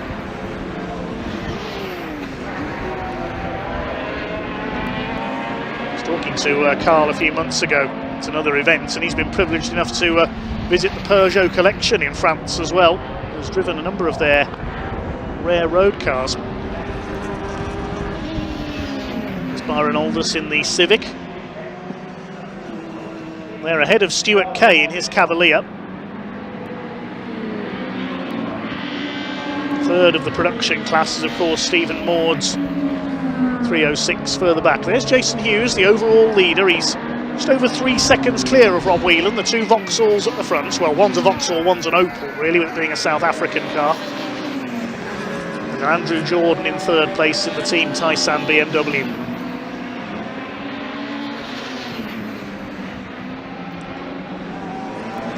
Colin Sauter in 4th place, Paul Radicic Peugeot. Peugeot in the first half of the Super Touring era had the 405, and that was a genuine factory team as well. Without, in their early era Peugeot, it was the only team to actually build their cars at the factory in Coventry rather than have a race team prepare them. Although by the time these 406s came along in the green and gold, it was Motorsport Developments, MSD, who were running the Peugeots. The early ones, the 405s, were built at the factory of Wright and run out of there.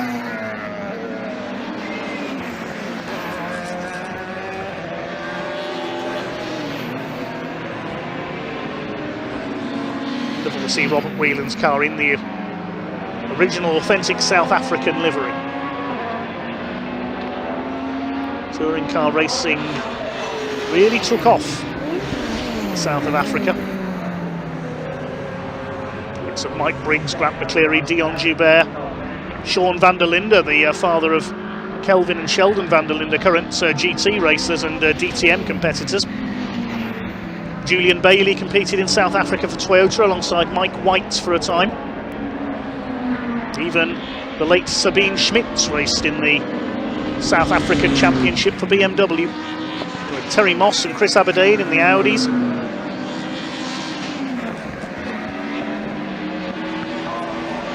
Duncan Voss and Ginelle de Villiers in the Nissans.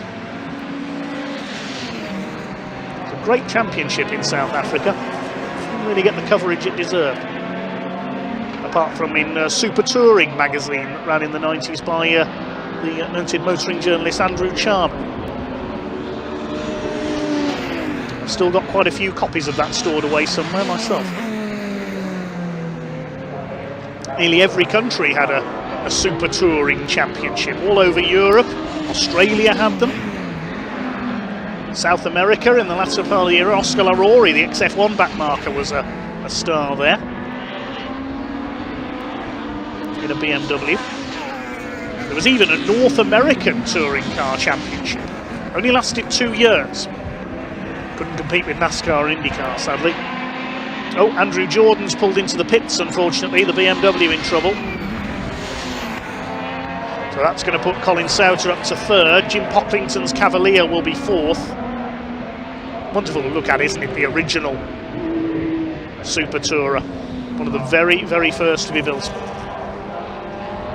In the old Vauxhall Works colours. Dave Cook was the one who built those before Ray Mallock took over. And there's the BMW in pit lane, unfortunately. Andrew Jordan down on the entry list to share that car with Mats van der Brand. So provisionally he'll drive that in race 2 tomorrow. I believe he's the car's owner.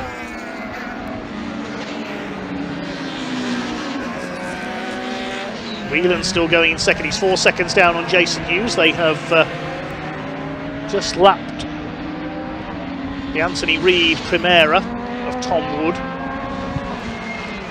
Jake Hill raced one of these Primeras a couple of years ago here at Brands Hatch in the Touring Car Revival events. The, of course, former British Touring Car champion. Richard Wheeler's been successful in them as well. He'll be back out in Brick Car next week.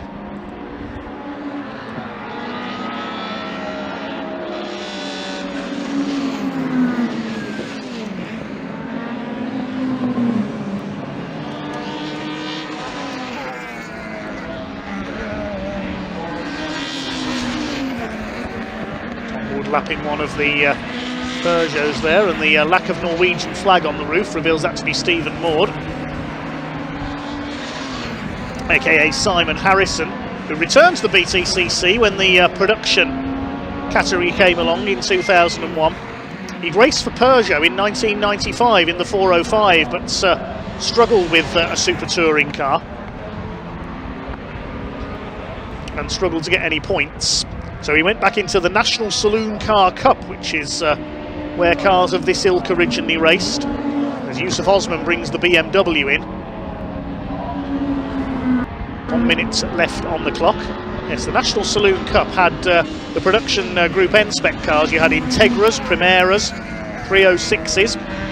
Roger Moen used to race in that. Tony Rookanen, the Finnish driver. Dan Eves, who later graduated to BTCC. And it became a kind of feeder series for BTCC in the late 90s, but then became the production class in the early 2000s because of the smaller numbers in the BTC Touring category. It was in that production class that in Ford Focuses, Matt Jackson and Gordon Shedden made their debuts and went on to become BTCC stars in their own right.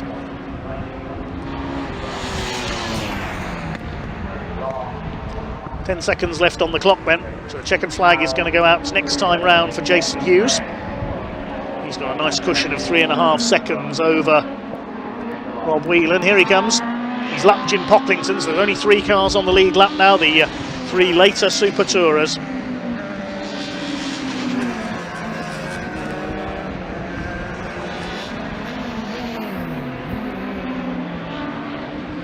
Jason Hughes, the man from northwest of England.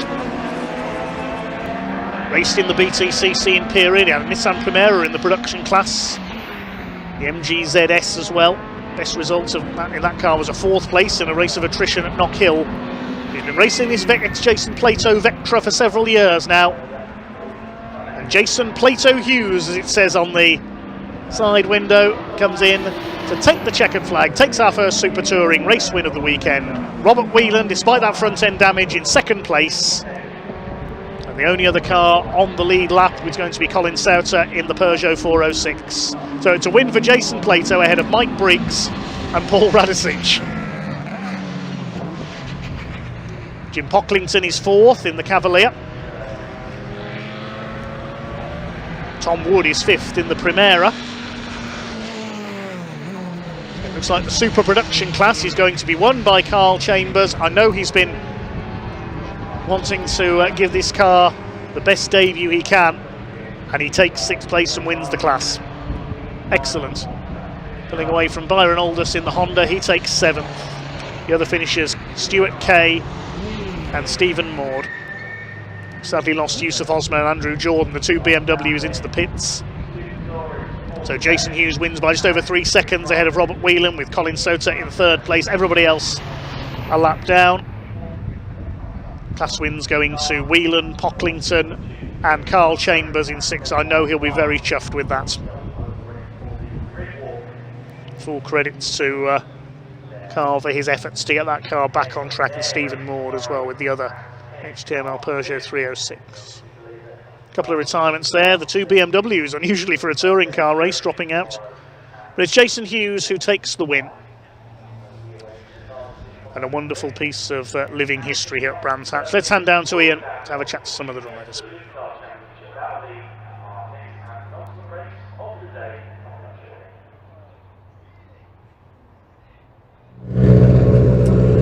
Well, as you can see, all of the Super Tourers coming straight back down to their garages here in the pit lane. Jason Hughes, though, he takes the win. We'll have a quick chat with him as soon as he gets out of the car. What a sight this is. Let's just turn around and watch yourself as well, John. I don't want you to get run over, my friend, but here they all come. A real blast from the past there. And it was, of course, Robert Whelan in 2nd place and Colin Sauter coming home in 3rd. There is Jason Hughes. He gets a handshake from the team. He looks very hot in that car as well. We'll let him have a drink of water, maybe get his helmet off before we have a quick chat with him. Stuart Kay's just coming alongside in the Cavalier as well. And we'll just have a quick chat with Jason as soon as we can. As I say, no Parc Fermé here. Of course, there is no sort of official championship as such for the Super Tourers, so straight back into the garages. We'll let Jason have a drink, because Jason, you look like you need it out there. Listen, a real blast from the past, a real joy, I imagine, to take these cars and win a race as well here at Brands Hatch. Definitely, yeah. It's just a bit hot today, but no, it's good. Car went well, everything went well. Can't complain. Obviously, John went off. He went a bit wide on the into paddock. Yeah. And that was it. And then just get going. I'll tell you what. I think what helped as well is your sausage you were having earlier as well. That's done a job, hasn't it? There you go. You see, it's proof in the pudding, isn't it? Right, I'll come around for breakfast tomorrow. Well done, Jason. Good stuff indeed. Let's just move up a little bit further, shall we? Some of the cars as they finish up here as well. Tim Wood there. I wonder if we can very quickly just jump in with Tim, if that's all right, and say hello. Tom.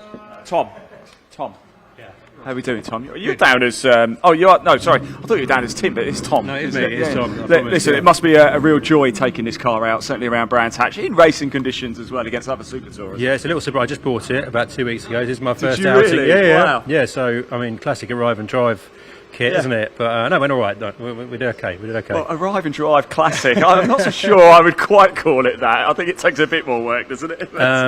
Yeah, no, it's warm out there. It's warm. I normally race in Italy in an older Super Tour, and this is a different animal. So it's, but yeah, wow. Warm all the same today here, isn't it? Well, thank you so much for coming out to play. We really appreciate tomorrow? Back tomorrow? tomorrow. You're not out tomorrow? No.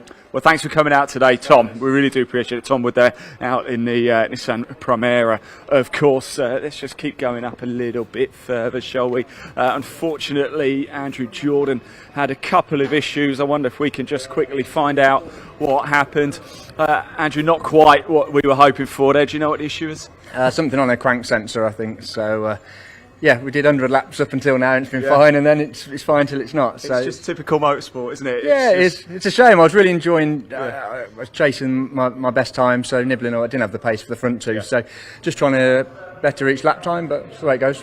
Thanks for coming out to play, really appreciate it. Thank you. There you go, Andrew Jordan, the 2013 British Touring Car Champion. As you can see though, junior saloon cars are on the track already, so it's time to get going for our next race. I did catch up with a little queue of drivers. Tilly Watson actually I spoke to a little bit earlier in the assembly area. Hopefully we might have time to be able to hear from her. If not, I'll hand back to Dave and over to you guys.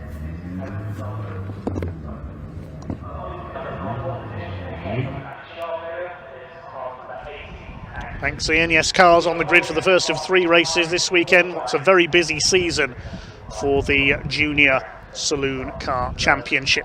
Top 3 times from each driver taken for each of the 3 races from qualifying. The fastest time setting the grid for race number 1. And in pole position it is the championship leader Ollie Smith in the number 80 car with 23 Max Scharfegger alongside him.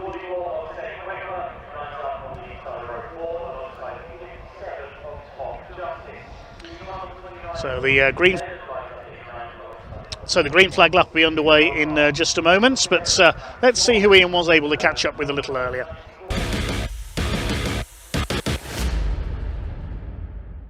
Right, everybody, here we go for round 17 of the Junior Saloon Car Championship, about to get underway. Look, I'm going to come down and have a quick chat with Tilly Watson here. Tilly, how are you? It's good to see you.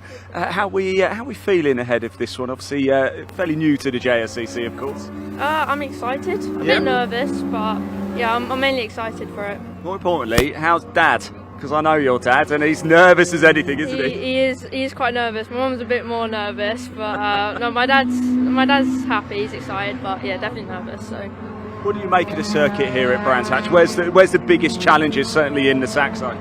I mean, paddock's really fun. Like I tried it for the first time, I was a bit like, all right, but no, I mean, I did test it yesterday. I found it really quite fun. Yeah. But yeah, I just need to focus and do as best I can. You know what? You're pretty much bang on the money straight away, haven't you? You have out-qualified a few more established drivers here, so you must feel pretty confident in the car. Yeah, I definitely am confident in the car. I mean, the aim for this race is just finished, really. Yeah. It's my first one, but yeah, I'm happy. Go enjoy yourself when you have a great time, Tilly. Thank you so much for talking to us as well. If we just move over here, Ollie Smith is your championship leader, of course. Leon Holly has looked quick here as well, as has Max Scharfegger. Martin Wright there, second in the championship in the number 14. How is he going to fare? We are about to find out. It is time to get racing. There's Ollie. Ollie, how are we feeling very quickly before I let you go? Feeling very well. Good? Yeah, starting pole, so yeah, hopefully get a win. Excellent, good man. I'll let you go because we need to get these drivers in the car, get out onto the circuit. Here we go. Time for the Junior Saloon Car Championship here at Brands Hatch. It's hand over to commentators. Dave Goddard to take you through the action. Enjoy.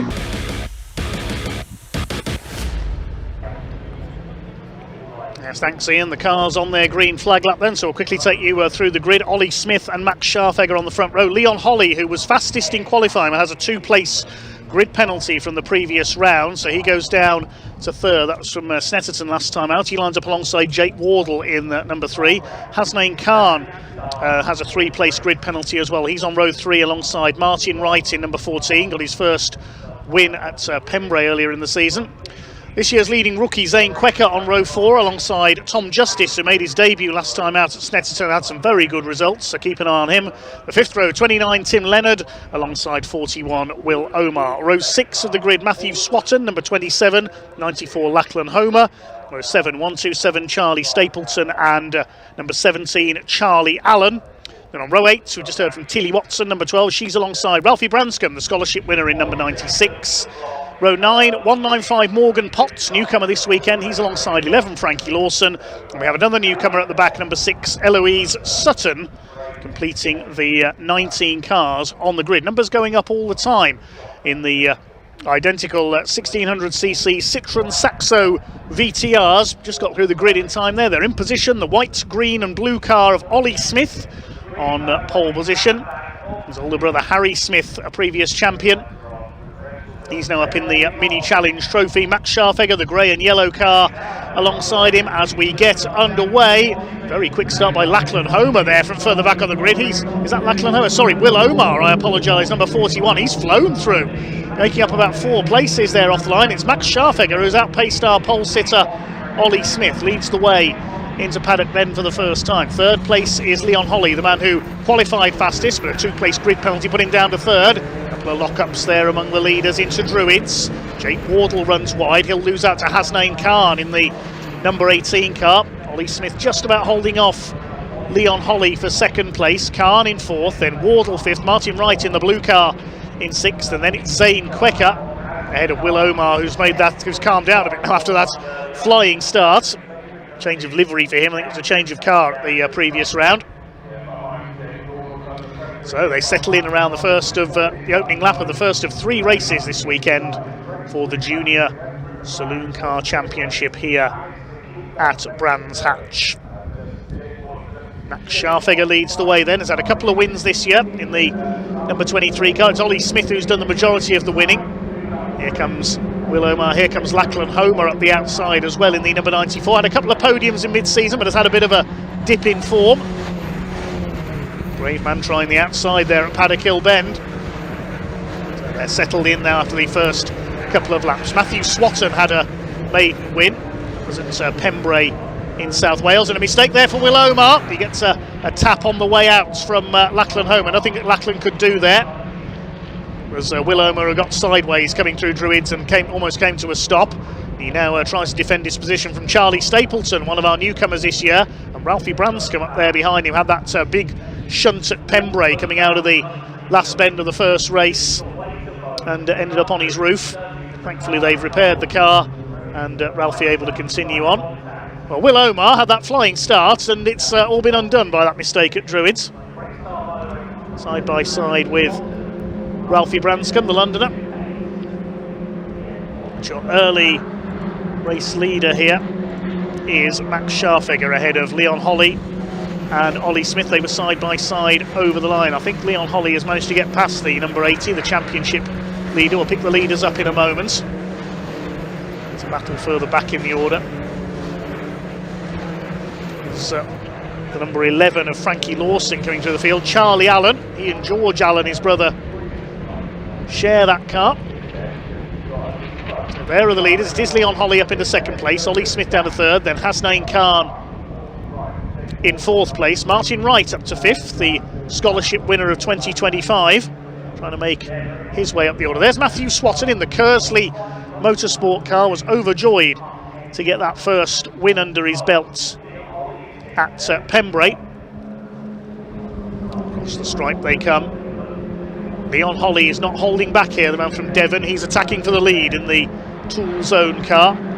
Done the fastest lap of the race, 59.047. He's frustrated to lose his pole position with that grid penalty. He's going for the inside here into Druids. Don't overshoot, Leon.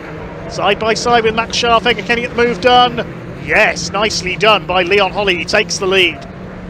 Desperate for his first win in the championship. Ollie Smith in third place, the championship leader, last year's leading rookie. His brother Harry, as we mentioned, is a former champion. Leon Holly who sets the pace. Leon still yet to take that first win. Ollie Smith got a hat-trick at the first round of the championship at Donington. Won the next 2 races at Cadwell Park. Max Scharfegger won race 3, which was only half points because it was red flagged for an accident for Matthew Swatton. And at Croft there was a couple of wins for Scharfegger and 1 for Smith. Smith took 2 at Pembrey, Matthew Swatton took race 1. And then last time out at Snetterton there were 2 wins for Ollie Smith and 1 for Martin Wright, who is now second in the points. Staying ahead of Hasnain Khan there. Martin Wright was relieved and overjoyed to get his first ever win in race 3 at Snetterton. This was red flagged on its last lap when a car went off on the infield. Lachlan Homer holding off Tim Leonard in the 29, who's had a bit of bad luck this year in the Oryx competition car. Just over 10 minutes of this 15-minute race to go. Great to see so many of you cheering on your favourite drivers in the comment thread on YouTube. That's what we like to see. Behind Tim Leonard is Will Omar. He's in 12th place. Lachlan Homer's moved up to P10 ahead of Tim Leonard. Here come your leaders down Paddock Hill Bend. Along the roller coaster comes Leon Holley, Scharfegger and Smith. Martin Wright has got ahead of Hasnain Khan up into 4th place. 6 behind them is Jake Wardle, number 3. Zane Quecker in P7. He's the top rookie in the points at the moment, just behind this trio. 8th is Matthew Swatton. Didn't have the happiest of times in qualifying. Tom Justice and Lachlan Homer round out the top 10. All 19 cars still running. Eloise Sutton, one of our newcomers. She's at the tail of the field along with Tilly Watson at the moment. Morgan Potts just ahead of them. Our 3 rookies this weekend. Great to see new drivers coming into the championship all the time, most of them making the move up from karting. Martin Wright holding off Hasnain Khan for 4th place. Started the second race from pole position at Snetterton, Hasnain Khan, looking for his first win in the championship still. There's Quecker back in 7th place, Swatton is 8th, his teammate Tom Justice is 9th. Tell the 2 Kersley Motorsport cars apart because Swatton has white wheels, Tom Justice has red wheels, as does Will Omar, and he uses those red wheels to throw the car up the inside at Druids and take Tim Leonard under braking. Just about got the car stopped there. He nearly lost it at Druids a couple of laps in. He's up into 11th place ahead of Tim Leonard. Charlie Stapleton is 13th, then Ralphie Branscombe in P14. 15th is Charlie Allen. He and his brother George share that car there. Father Ollie Allen, long-time Ford Fiesta racer. P16 is Frankie Lawson. There he is, just ahead of Tilly Watson. She's got ahead of Morgan Potts. In the Oryx car, I think it was Morgan Potts who went into the gravel at Paddock Hill Bend in qualifying, but managed to get going again. And Eloise Sutton at the back of the field. Learning all the time are 3 newcomers down there at the tail end of the field.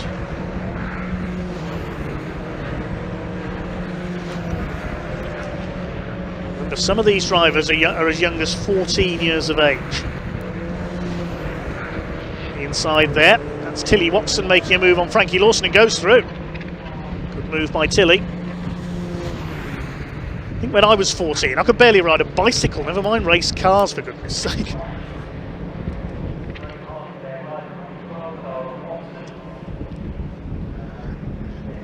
And I haven't been on a bicycle since I passed my driving test over 20 years ago. Some would say I can barely drive a car. But anyway, these youngsters can certainly drive a car, and they are proving it.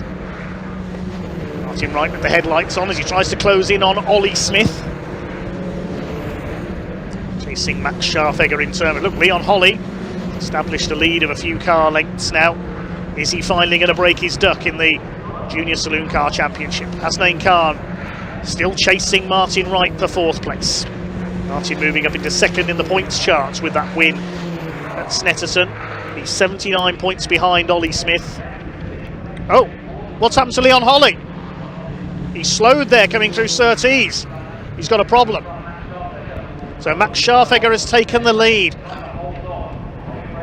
Just as I said, he was looking likely to break his duck. I've put the commentator's curse on Leon Holley. Apologies, Leon. And I think he's heading for the pits. Yes, he's into the pits. Such a shame for Leon Holley. Something's broken there on the 87 car. And what a disappointment. So Scharfegger against Smith for the lead now with 5.5 minutes of the race to go. And this is the fight for the final podium place. Wright, Khan and Wardle. Zane Quecker up to 6th. Matthew Swatton is 7th. Then Then Homer, Justice and Omar round out the top 10.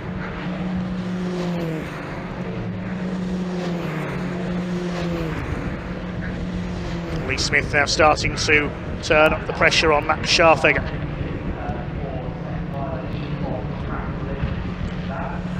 Martin Wright looking for his second career victory.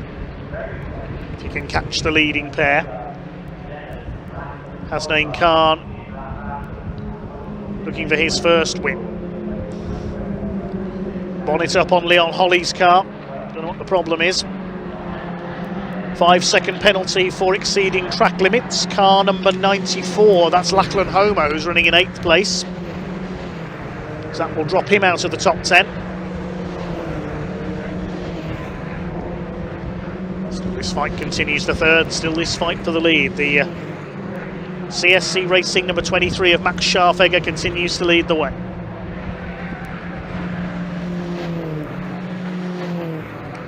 It's third in the points. 3 wins this year, but 2 of them have been for half points after the race was red flagged early. Here's Matthew Swatton in the Kersley Motorsport car, looking for his second career win this weekend. Chasing Zane Quecker. Assistant top 10 runner this year, his first season in the championship. Here's a battle a little bit further back. That's Lachlan Homer. He's got that penalty to come. Just ahead of Tom Justice. Only his second meeting for Kersley Motorsport. Made his debut at Snetterton, was well in the top 10. Should have made his debut at Pembrey, but unfortunately crashed in testing prior to the event. So Will Omar behind him, and Will's going to go up the inside. He's tried this a couple of times in this race. Sends it up the inside at Druids. But Tom Justice is going to have the inside line for Graham Hill Bend and holds the place.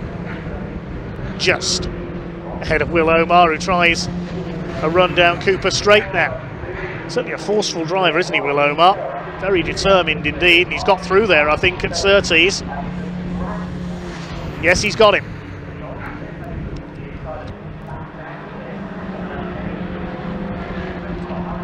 Just under 3 minutes of this first race of the weekend for the Junior Saloon Car Championship to go. You have to feel for Leon Holly. At least with the result not being used to determine the grid for race 2, he won't have to start at the back in tomorrow's first race. It's Tim Leonard, the 29.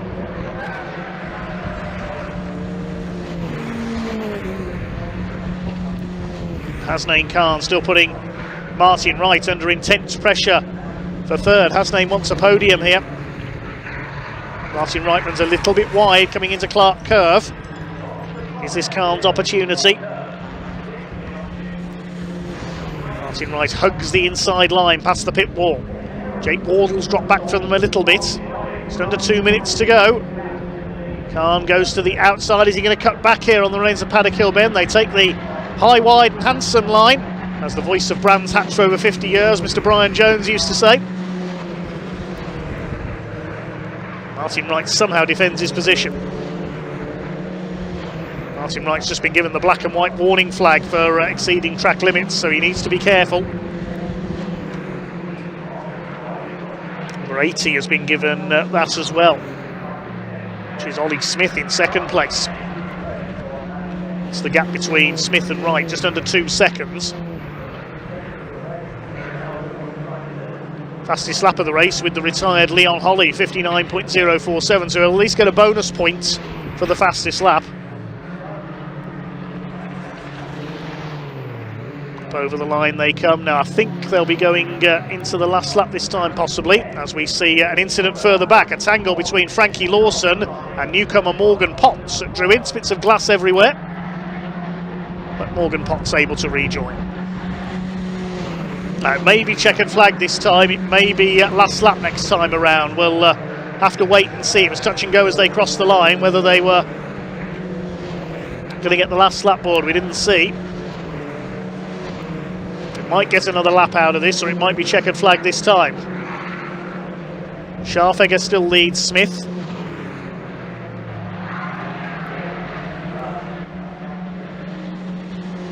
towards Clearways. Ralphie Branscombe has been given a 5-second penalty for exceeding track limits. He's down in P14. Just a few seconds on the clock as they come up over the line. I think they might get one more lap out of this. We'll wait to see as Max Scharfegger crosses the line. The clock counts to 0 just as he comes up to the line. We will get one more lap. So one more lap for Hasnain Khan to attack Martin Wright for third. One more lap for Max Scharfegger to put some clean air between himself and Ollie Smith. Is it going to be win number 4 of the season for Max Scharfegger? Into Druids they come, and Khan sends it up the inside. Jake Wardle hits him. Oh, goodness me. Martin Wright will try and fight back into Graham Hill Bend. He's going to get him back because of the loss of momentum for Khan. Khan got desperate there heading into Druids. And Martin Wright takes the place back in. Look at the mark on the side of Martin Wright's car. He's almost been bump drafted, NASCAR style, by Hasnain Khan down towards Surtees. But it's going to be a win for Max Scharfegger for CNC Racing. Win number 4 of the season for the number 23. He's held off championship leader Ollie Smith all the way and comes up towards the line. Max Scharfegger comes in to take the victory in Junior Saloon Cars Race 1. Ollie Smith second, and Martin Wright will take third despite that contretemps at Druids on the final lap. Khan is 4th and Wardle is 5th. Zane Quecker 6th. Matthew Swatton, a quiet race for him, in 7th. Then Lachlan Homer crosses the line in 8th. Omar and Justice completing the top 10. Wait for the result to be confirmed.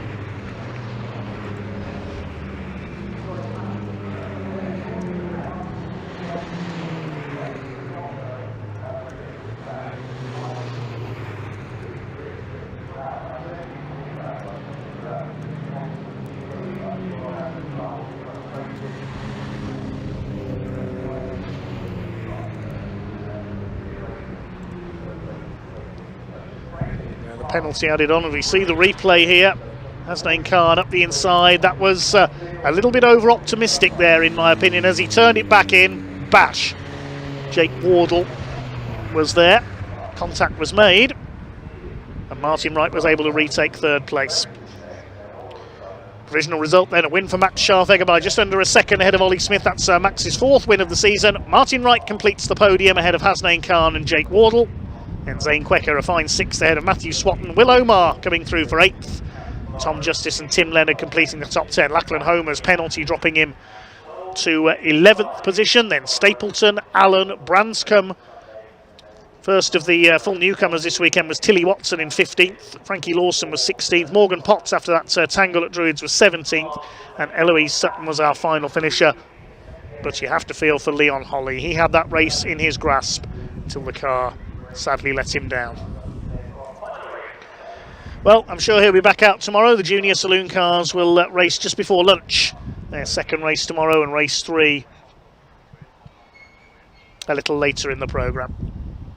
Well, there's just one race to go here today. It's the Classic and Modern Motorsport Club Intermark Silhouette Series.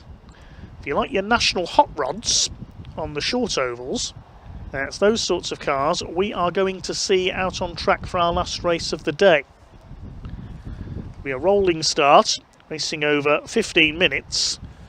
And if you're a short oval fan, there'll probably be a lot of familiar names in there. A number of ex-national hot rod racers are going to be on track for the Classic and Modern Motorsport Club Intermark Silhouettes. Space frame cars with race-tuned engines of 2-litre capacity. And then we do it all again tomorrow, of course. We've got one qualifying session at 10 o'clock, the Adrian Flux MG Owners Club Championship. Apologies for getting the sponsor wrong there. They were sponsored by them for so many years. The Adrian Flux MG Owners Club Championship will have their qualifying session. Then we go into our first race at around 25 past 10, which will be the Blue Oval Saloon Series and Classic Thunder Saloon Series.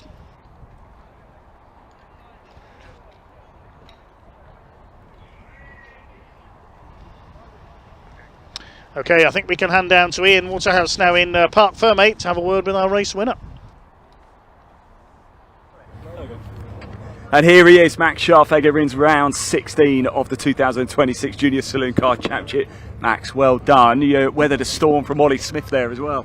Yeah, that was an intense race. Shame Leon had some problems which caused him to back off. He's pretty gutted about that as well, isn't he? Yeah, I'm not surprised. Shame for him. Yeah, that was really good. The car was just perfect. It was in such a good window in that race. Is that what it's all about? That's what you go racing for, these moments, especially here at Brands Hatch as well, right? Yeah, exactly that. Champion charge on? Going for it? Maybe. Yeah.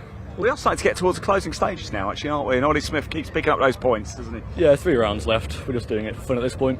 Excellent. Max, congratulations. Enjoy this, won't you? I'm sure we'll seem to. Here's Ollie Smith as well. Ollie, congratulations, P2, but you don't look overjoyed about it, though. Well, no, we struggled with the car a lot in that race, trying to manage the tyres, because this weather ain't very nice on our tyres. But yeah, I mean, we were sitting P3, got a really bad start, so Max got past, and then Leon got past and kind of sat there, and unfortunately Leon's gearbox blew up.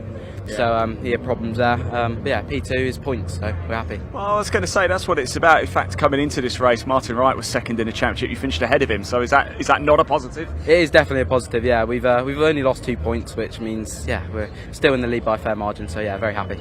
Ollie, well done, congratulations. Maybe even more to come. That's a bit of a worrying sign. It's just very quickly grab Martin for a very quick chat on the podium once again. Martin, congratulations, by the way. You were weathering a real storm throughout that race, weren't you, right behind? Yeah, we just had that sort of slight gap to Ollie in front and wasn't quite getting the toe, so I had quite a lot of pressure from behind there, but managed to deal with it fine and crossed the line in third. I'll tell you what, another podium, more points.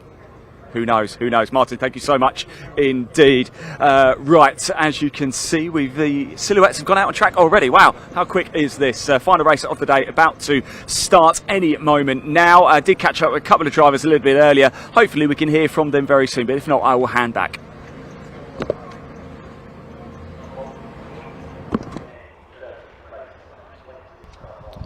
Well, cars on the grid then, ready for a rolling start for the Classic and Modern Motorsport Club's Intermark silhouettes. We'll quickly give you the grid first of all, and then hopefully we can hear from one or two of the drivers. It's the Ginetta G40 of Ray Harris in pole position. He was the series winner last year. It is a series, not a championship, this one. They don't race for points. Alongside him is Warren Farasman, Wiz as he's known, in his Vauxhall Tigra space frame.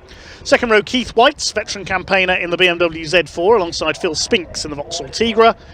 Ruben Taylor and Richard Smith on row 3. Ruben Taylor, one of the series leaders at the moment this year in the Ginetta, alongside Richard Smith's Mercedes SLK. On row 4, the VW Corrado of Mick Robertson, alongside the Audi TT of Joe Russell. Row 5, 306 Jason Waterman in the George Polly Toyota Starlet replica. Stunning looking car. That one is alongside Nick Bass in his Mazda RX-8. Paul Coxedge Tigra and Volker Tim, the German. Hopefully he's there. Had some problems in qualifying, but I think he's on the grid with his Audi. On row 7 is Kurt Russell, number 20 in the Tigra, alongside the Autocross Fiesta of Steve Phillips. Then we've got Avni Ropika, the Albanian descended driver in his Fiesta, alongside Colin Smith in his Ginetta. Had some work done in the break from qualifying to fit a new engine. And Chris Ayling's Vauxhall Tigra should be out there as well. Mick Robertson, I think, is starting from the back. They head round on the rolling lap. We can quickly hear from some of the drivers with Ian.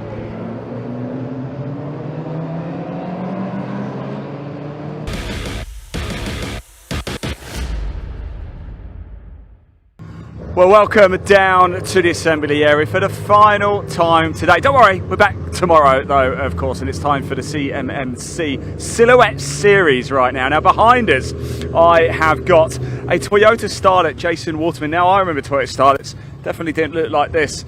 Let's have a quick chat, shall we, Jason? I know, just putting your helmet on. This looks like a bit of a rocket ship, doesn't it? Toyota Starlet definitely did look like this from what I remember. Yeah, it does go well. It goes really well. Really surprised, to be honest, how well it goes. Yeah, yeah. Tell us a story about the car. How did you come to be behind the wheel of it? End of 24, I decided to build it. So I built it from scratch. Nice. Loved the car from years back. Yeah. Back in the early 80s when it first came out. I just loved the shape of it and the colour of it. And I just decided 2024 I'm going to build one. Wow, I love that. That's how it all came about. Do you know, a simple idea and then a bit of effort a little bit of money, and look at what you could create. So I bet it gets a lot of attention, doesn't it? Oh, it's had so much attention.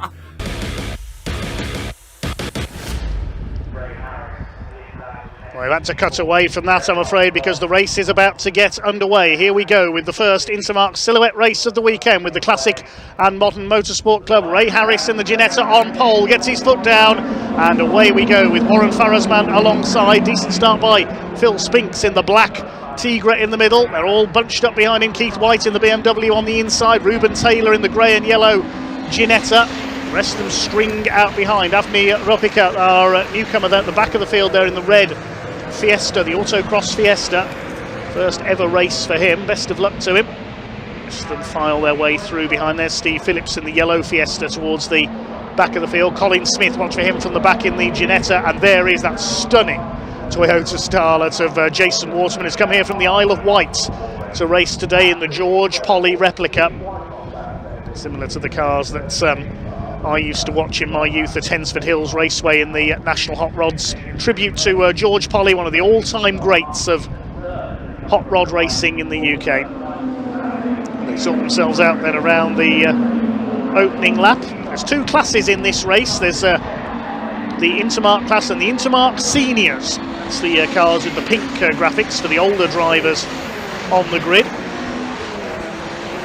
Keith White, that BMW Z4 currently up for sale if you'd like to have a go at this category for yourself.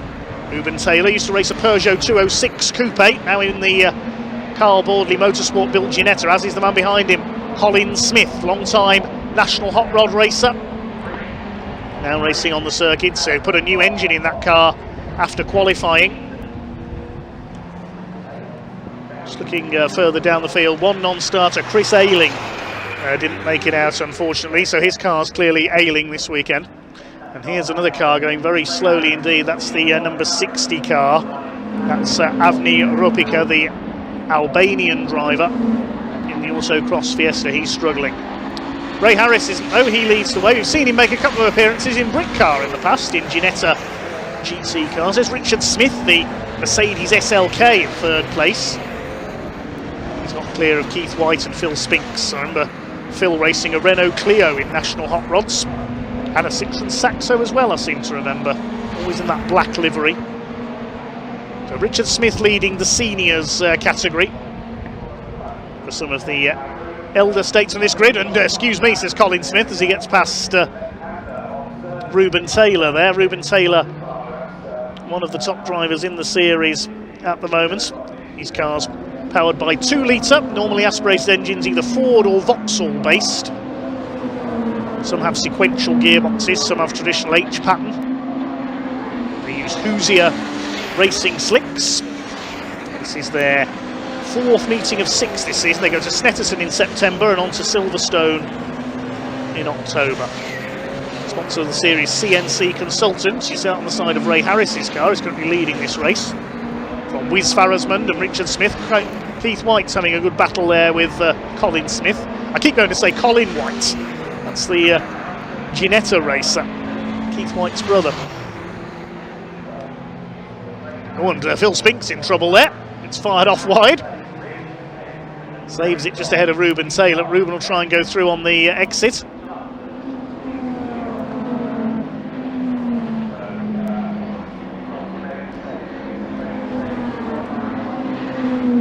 Continue to fight it out, Keith White and Colin Smith together.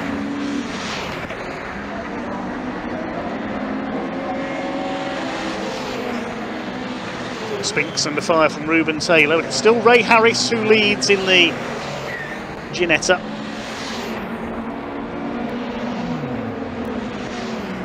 Colin Smith down the inside at Graham Hill Bend past Keith White.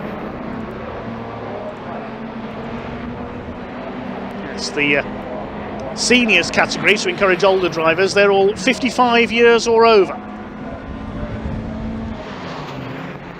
Keith White sliding a bit wide there. He's second in the, was second in the seniors class. He's down to third behind Colin Smith. Has come through very well indeed from the back of the field. Mick Robertson started from the back as well, and Avni Ropika has not surprisingly pulled into the pits. Problems with the number 60 Fiesta. Used to race Alfa Romeo's Avni at the start of his career. The other Fiesta is Steve Phillips at the back of the field, the yellow and blue example. There goes the Scarlet, followed by the Mazda RX-8. That's Nick Bass. Chasing the George Polly tribute tunes, bit of smoke there out of the back of the 306 car. So we've got one of George Polly's cars, at least in tribute here this weekend, and we've got an ex-Barry Lee Escort in the touring car demonstrations. All we need is the Duffy Collard replica Escort. I think Darren Owen still owns that. Places in the Northwest Sports and Saloons in his other space frame Escort.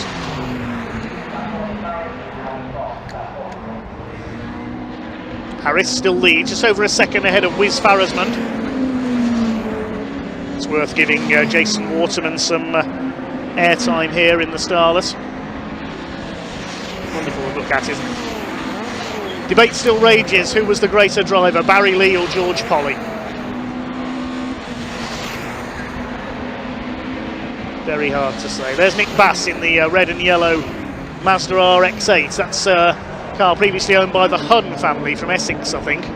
Nick Bass recently got his first ever win in that car at Liddon Hill in a handicap race.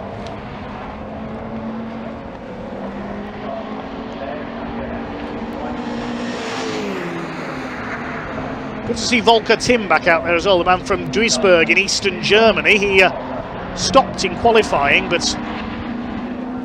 is back in action. Racing national hot rods for longer than I can remember, certainly. Tim's Auto Parts Audi TT's raced this car for many years on the circuits. Chasing down Nick Bass. National hot rods this weekend are racing at Hensford Hills Raceway up in the Midlands, their national championship weekend. Current world champion there, Glenn Bell from Northern Ireland in a Ginetta G40. Won that at Ipswich a month ago. Vauxhall Stadium. There's number 81, that's Paul Coxedge in his Tigra. From Rochester in Kent, a lot of these drivers based here in the southeast. Some from a little bit further away, Reuben Taylor from Ivy Bridge in the southwest. Keith White based in Bridgewater in Somerset. Jason Waterman from the Isle of Wight. Of course, Volker Tim from Germany. There goes Mick Robertson in the Corrado, comes from Slough in Berkshire. I remember in the 90s Mick racing in the National Super Rods division, the V6 engined hot rods in a Ford Sierra. Steve Phillips being lapped there in the Autocross Fiesta. There's Reuben Taylor, the LCW Engineering Ginetta. He's had a fair number of wins this year.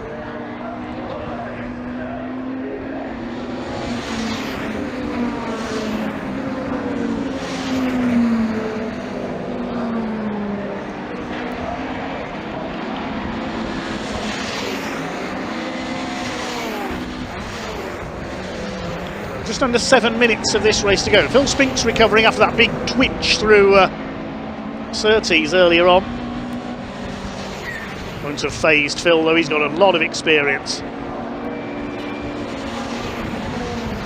Somebody's into the pits. It's the number 20 car. It's Kurt Russell with his Tigra. Harris leads by 1.5 seconds, but Warren Farrisman has got the fastest lap. He took his most recent win at Liddon Hills, having started 15th on the grid. Second race tomorrow, we will see a partially reversed grid. It's done the same way British touring cars do it, with number of places to be reversed being drawn by ballot. There goes Robertson, started from the back of the grid, but he's up to 8th in the VW Corrado.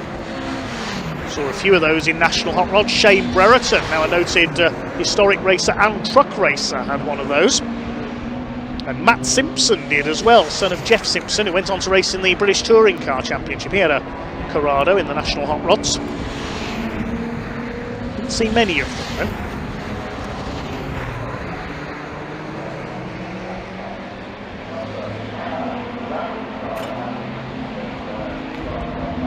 It's great to have the intermarks here. Somebody stopped, and Volker Tim ploughs off. Well, that could have been close. Paul Coxedge is the man who stopped on the exit of Graham Hill Bend, and I wonder if his engine's let go and there's oil down, because we saw Volker Tim go grass tracking there as well.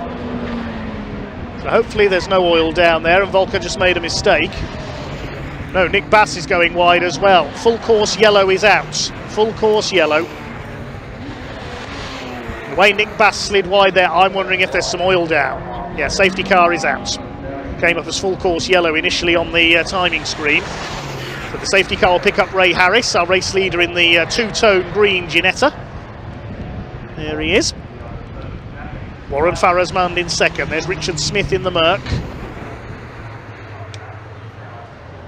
The Audi TT of number 90, Joe Russell, I think is a lap down. So Colin Smith in fourth, then Keith White. That'll close the gap between those two. Then Phil Spinks, Ruben Taylor, Robertson, Waterman. Volker Tim should be rounding up the top 10, then Nick Bass. And the rest are lap down. Just over 4 minutes of the race to go. Hopefully this isn't because of an oil slick. Hopefully it's just to remove Paul Coxedge's car that stopped at Graham Hill Bend.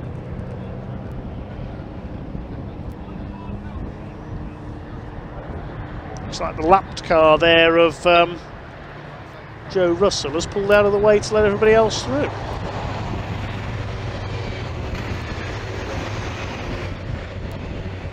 Trackside recovery in attendance to recover the Tigra.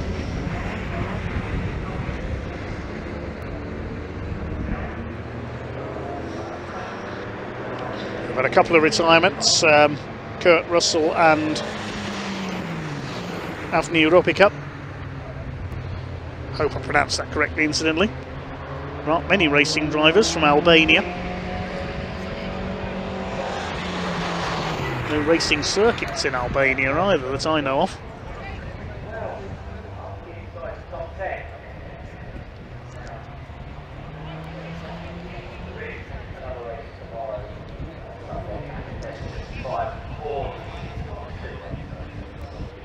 Thanks for all your comments coming in. Lots of shout outs for our junior saloon car racers in particular. Right, to James Olson watching from the USA. Now, will the pack be unleashed this time? Is the safety car going to come in, or are the lights still on? I didn't quite see as it came through there. Yes, I think the pack is about to be released. Oh, and a bit of a mix-up there. What's happened there? I think the car... a few of the drivers thought the safety car had come in, but it hadn't, because the way the pack picked up speed. So confusion there. And that could lead to a few penalties, I reckon. Looked like some drivers further back in the field thought that the safety car was coming in, so stepped on the gas. Richard Smith pulls off.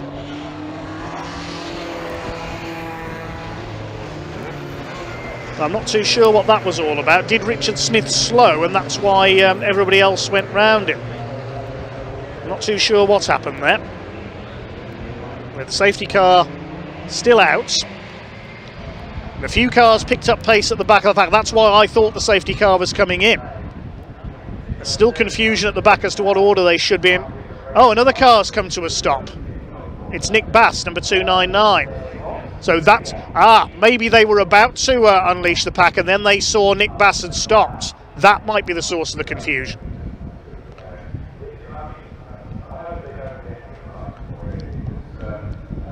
Yes, maybe the officials were about to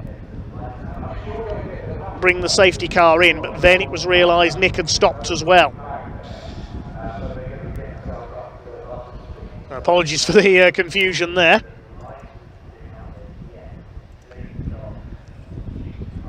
And a few of the drivers were ready to go racing again, but the yellow stayed out. So Nick Bass's Mazda out of the race. It's like just 11 cars running now, or possibly 10 if Richard Smith has pulled up as well. And the safety car stays out. Well, there's only 30 seconds on the clock, so it's going to finish. We're going to finish under yellow.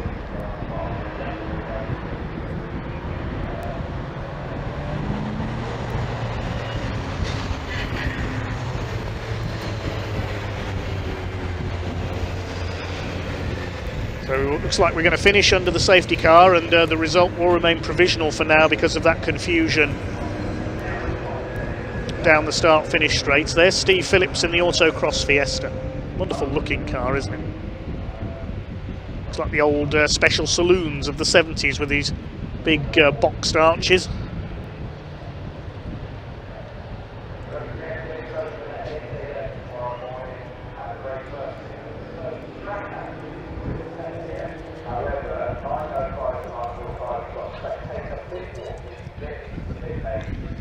So the clock has counted down to 0 in the Classic and Modern Motorsports Club Intermarque Silhouettes.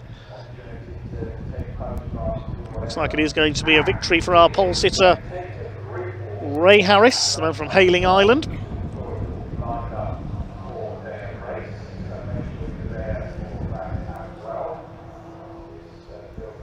Safety car leads them up to the Sir Jack Brabham Straight.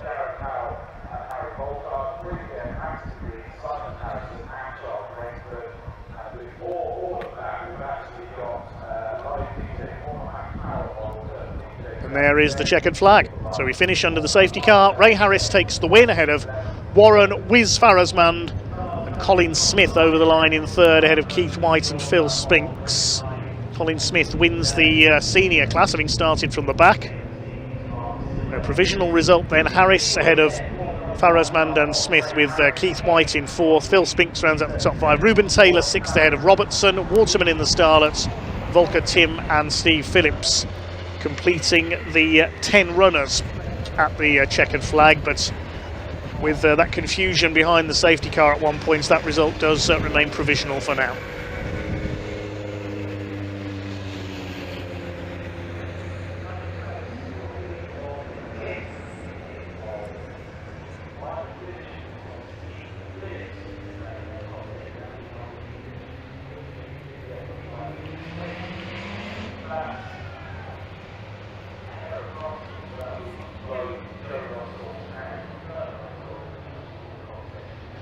Well, that concludes racing for day one here at Touring Car Rewind South here at Brands Hatch. Hope you've enjoyed the action.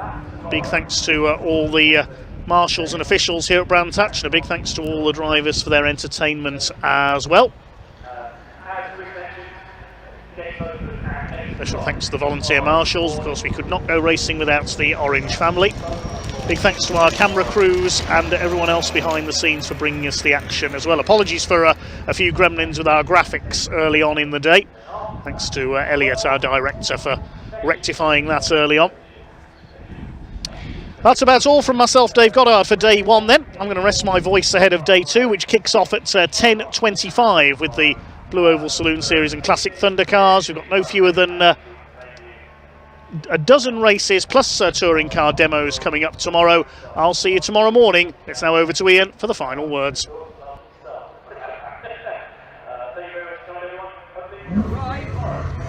Well, here he is. Ray Harris wins our final race of the day here at Brands Hatch. We will grab a word of him as soon as he gets out of the car. Colin Smith, though, in the 491 Ginetta shelled machine. What a performance that was from him. From the back of the grid onto third place. I'm sure we'll grab a word with him as well if we can. As you can see, Ray is just going to move his way into the scrutineering bay at Brands Hatch here, just to get the car weighed. He'll quickly put the rollers underneath, check the ride height, etc. Make sure everything is okay before we can have a chat with him. I wonder where he's going to go. See, bear with us, everybody.